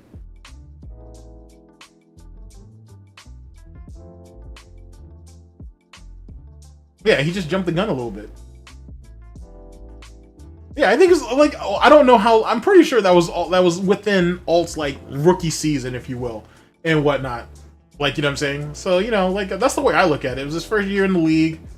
You're excited, man. You're looking to, you know, really kind of blast off and shit. It is what it was. Dude, he would have had 9 videos out in the same day. Oh, man. Grind is real, man. Yeah, the one, no, not the one that was, no, not the one, the video, not the picture of her in the car. The one where she was actually in the store and they were taking a picture of her and shit. That's the one in particular. The one in the car is, if you look at, now that you brought that up, if you look at the picture of them when they're in the car at the gas station, if you look at the picture that Alt had where they were inside the store, and then you look at Cat on stream, that looks like 3 different people to me, bruh. That's just me. And maybe that is just me. But, it don't even look like the same person, bro.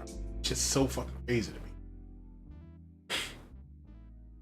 Doesn't even look like the same person. Like, that person in the car, in that car picture, I still wonder if that's Cat. I still have my doubts on that.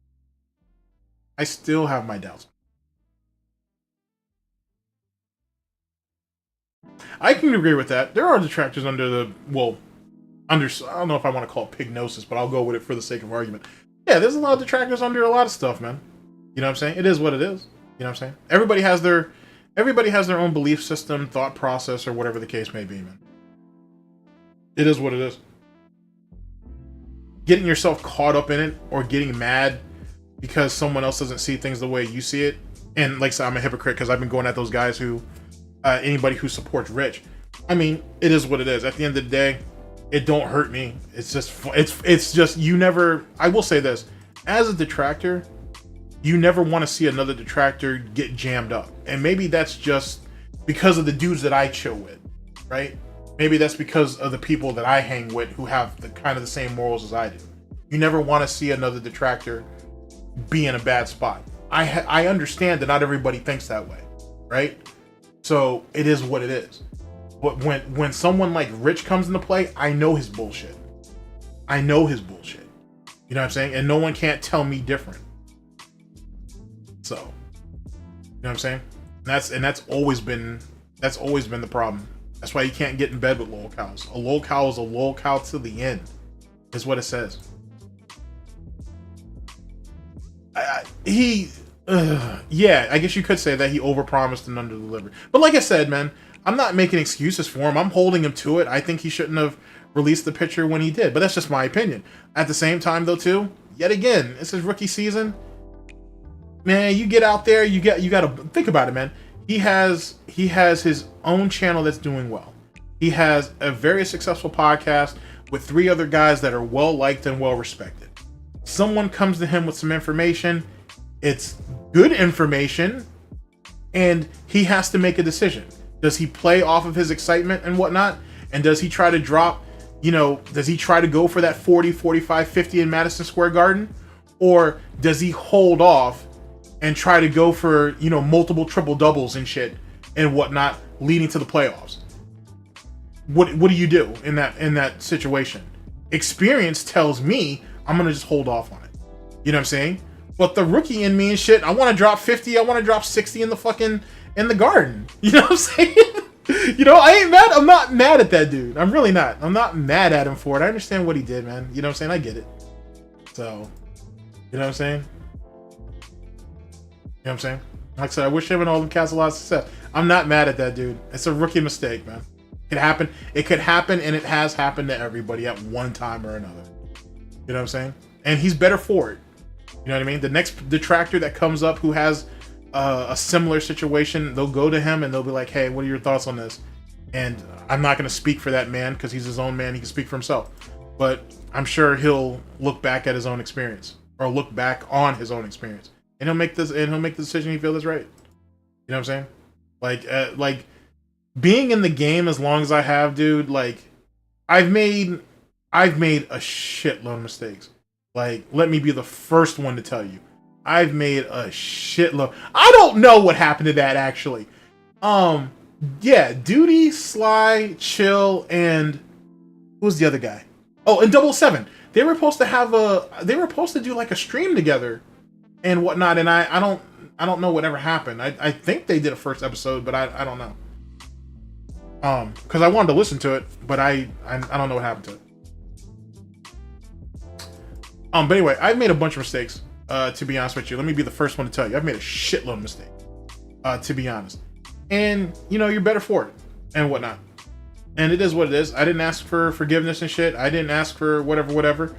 I just, you know what I'm saying? You take your lumps like everybody else. You know what I'm saying? It is what it is. And you just try to be better for it.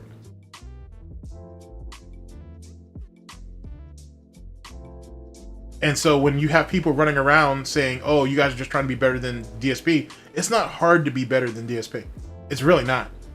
You know what I'm saying? But that's not something you should strive for either. But I will say that there have been a lot of guys in this community who, because of their time doing DSP content, they have straightened up stuff in their own life and done better for themselves. You can respect that, and as you should. That is something that should be respected and commended. You know what I'm saying? And that's why I push on to you people as much as I can. And countdown's 20 minutes, by the way. I try to emphasize that whether you believe it or not, DSP represents an aspect of all of us that we don't like. It might even just be one thing, but he represents one thing about ourselves that we don't like. So when you guys are watching them and you're thinking about the funniness, or you're thinking how stupid or crazy or whatever it is, it's the human factor. And that's the part that he wants. He wants desperately for people to connect with him on a human level, but he can't. You can only learn from DSP from his actions, and unfortunately his negative actions. There's nothing positive about him. And that's all the human interaction he has is negativity. So that's what he seeks out. That's what he thrives on. That's the reason why DSPN is the way it is. It's complete and utter fucking negativity. Because it's all he got. It's all he got. Yeah, like that. Like Alt went for Rookie of the Year. Like, and I don't blame him for that shit. Like, you know what I'm saying? He went for Rookie of the Year and whatnot. I don't blame him. You know what I'm saying? You gotta, you know what I'm saying? Sometimes you gotta shoot your shot, bro. Sometimes you just gotta shoot your shot. But yeah, so like as it pertains to DSP though, again, yeah, it's all about the human interaction, I think.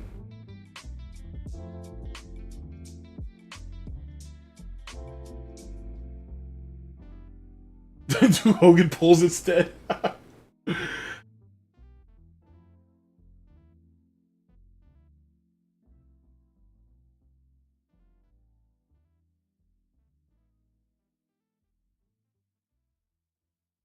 Wow, so much fucking it. Oh my god.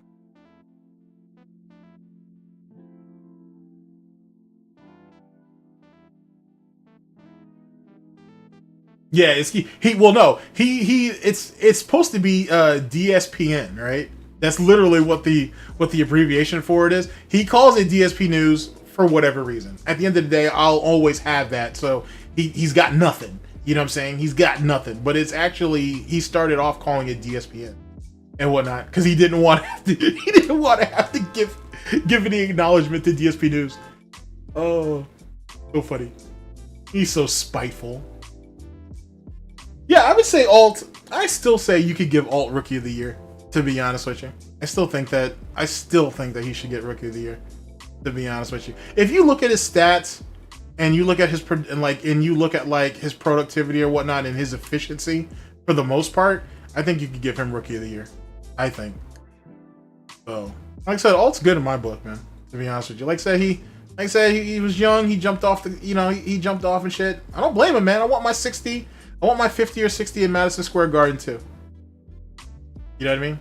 For real, for real. And if you can drop, especially if you're dropping it on lesser opponents, I mean, you know what I'm saying? Fuck it. But you know, it's just one misstep, man. It can happen to anybody. It can happen to anybody. So Westbrook, holy shit!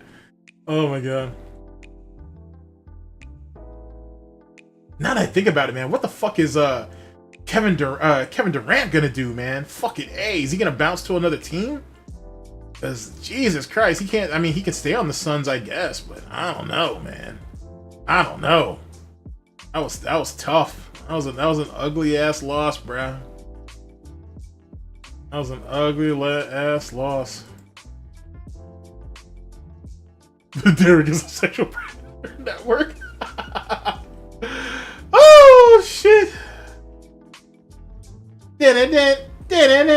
Oh man. Yeah, ESPN.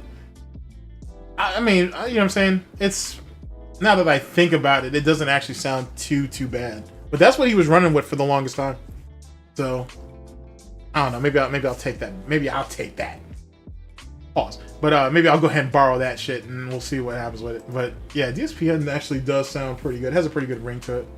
But DSP's not a sports fan either, so it is what it is. It is actually, DSPN is actually like a link to people with disabilities. I saw that on the forums.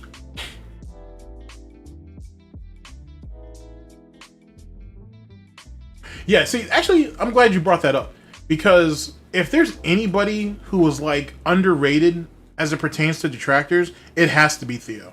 It has to be Theo, hands down. That dude does not get the appreciation that he should. You know what I'm saying? Like, Theo's an animal, and he's consistent. That's the real thing too. Like, if you really think about it, like, Theo is hella consistent. You know what I'm saying? Hella consistent. And I feel like he doesn't, he deserves more, what I guess on what I'm saying. And Theo's is easy to listen to too. So that's why I put him up there with Tevin and Argent. But yeah, Theo's definitely underrated, for sure. And whatnot. Especially on the commentator side of detractors, to be honest with you. Because he should be in... If Theo's not in your top 3, he has to be in your top 5. Clearly, he's in the top 10. But yeah, Theo should definitely be appreciated more, I think.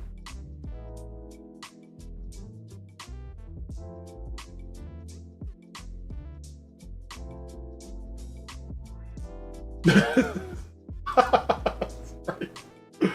Oh.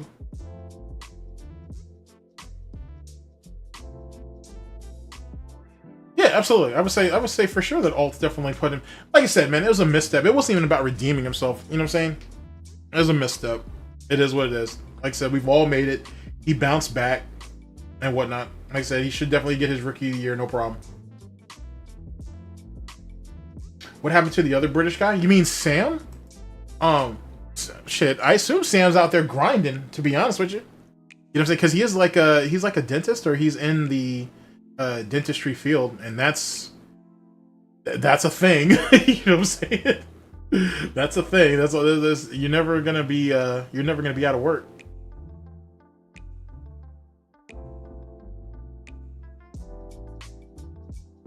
He still wants to play. Oh, you mean Katie? I don't know. I would assume. I mean, I don't think he's. I don't know. Like Kevin Durant. People want to put him into the GOAT conversation. I personally will not do that. I don't hate Kevin for anything. And I thought the burner Twitter accounts and shit was funny. That's just me though. Because shit, if you go back and look at some of those archives of his old tweets and shit, trying to defend himself on burner accounts, boy, he was hustling on Twitter like he was hustling on the basketball court. So I can't knock the hustle, but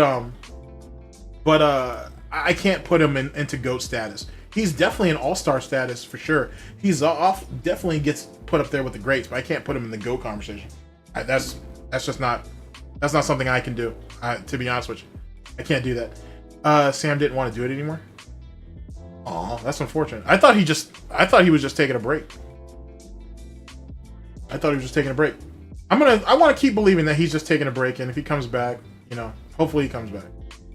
Like I said, I think he's insightful, and it's hard to see it. To be honest with you, it would be hard to see that being said without him. To be honest with you, it just seems kind of strange to me. But like I said, I hope he comes back though.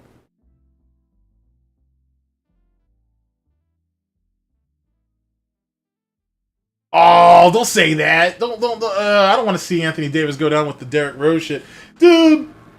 The shit that happened to D Rose, man, that shit hurts my soul to this very day, bro. You go back and watch those compilations of how that man used to cut and slash and shit. Just imagine if he didn't get the injury. Just imagine what the game would have been like, dude. Dude, I'd like to say that in a couple of years he could have brought another championship back to Chicago. I'd like to believe that. Oh my god, I'd like to believe. Fucking A. They could just keep, if they would be willing to build around him, which they probably wouldn't. So he would have to go like the Jordan route and just kind of make do with what he had on him, around him and shit. Fuck, man. What if scenario?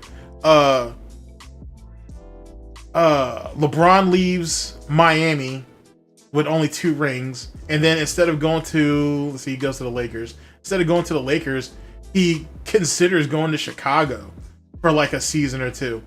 Wait, no, he can't do that, because after he leaves Miami, he goes back to Cleveland, and then he fucked things up with Kyrie, then he goes to the Lakers. Nah, never mind. That don't work, then. That don't work. Yeah, that don't work, now that I think about it. Damn. They wouldn't fit. They wouldn't have been a good fit anyway. So D Rose and LeBron, to be honest, that wouldn't have been a good fit. Like D Rose and Kyrie though would have been interesting though. Oh, D Rose, Kyrie, and Kevin Durant would have been interesting. Nah, fuck that. Because I want Kevin Durant back over there at OKC with fucking the Beard and Westbrook, and I want them to fucking stick that shit out and get a championship. But whatever. I don't know. We can talk about predictions later. But yeah. Sorry, guys. I'm all over the place right now. Fucking A.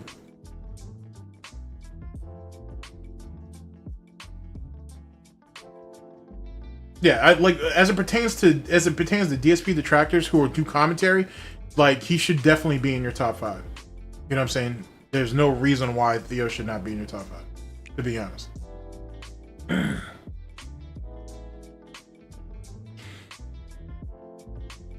I said, Theo put in work for years. Fucking consistent. Very, very consistent. Oh, is he not really a dentist? That's not, man. You guys are just shattering my whole situation on that. That sucks.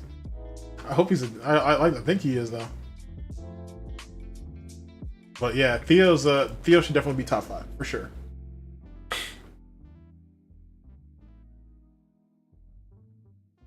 Yeah, I can't put Katie in the GOATs.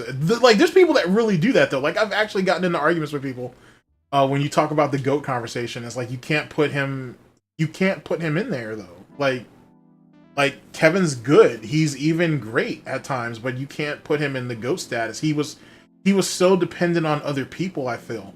Like that's why he fucked his career. Then he fucked his career up going to fucking Golden State. And then there is you can find it if you look on the internet. There are fucking like conversations and shit where Kevin Durant was yelling at his agent about why the fuck did you let me come out here and shit. I should have stayed where I'm at. Yeah, you should have stayed where you're at, but you wanted the LeBron way out. You wanted to get the rings. You wanted to solidify yourself as an all-star, which you were, well, not even as an all-star. Like, you were going to the Hall of Fame regardless. It's just, it is what it is, man. How long is he stuck? Oh, he is stuck. That's right. He is stuck in Phoenix. Yeah. Ah. Ugh. Fucking A. But yeah, he's definitely not a GOAT. It's unfortunate. He's not a GOAT.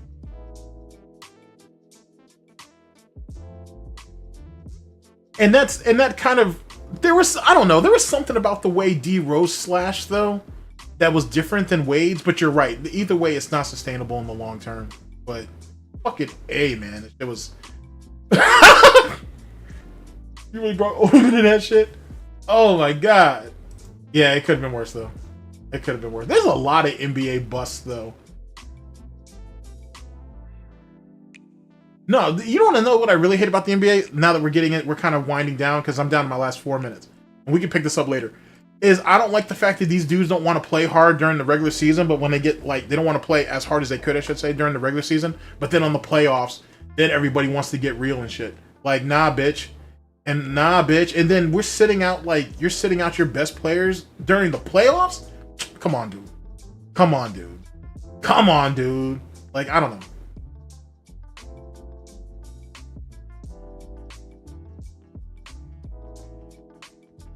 I don't know. I don't know. There's just so many problems.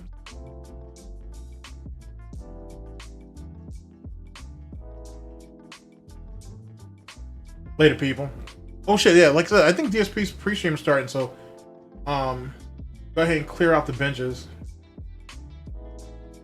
Yeah, that's true. The Bulls have always been, well, not always, but they've always had problems. Like, if you really listen to, like, some of the interviews they talked about with like former Bull players, like, they were stingy as shit. They didn't want to pay nobody. Jordan was making more money through his endorsements than he ever made in the league, which is insane, to be honest with you, because he saved basketball.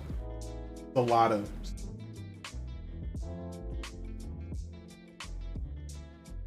Exactly.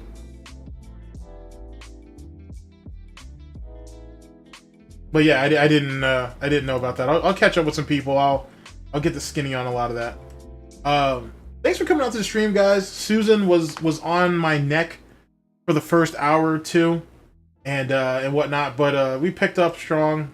Talked about a lot of stuff here, man. I didn't really expect to go all over the place like that, but I'm glad I did. I appreciate you guys sitting through all this and whatnot. Next stream, excuse me, we'll have some videos lined up. We'll have some more long-form conversations and whatnot. Hopefully I can bring ProleteR in. One day I'm going to eventually get James Lesser in here and whatnot, and because I haven't touched base with him in a minute, and we'll move on from there and we'll see what's what.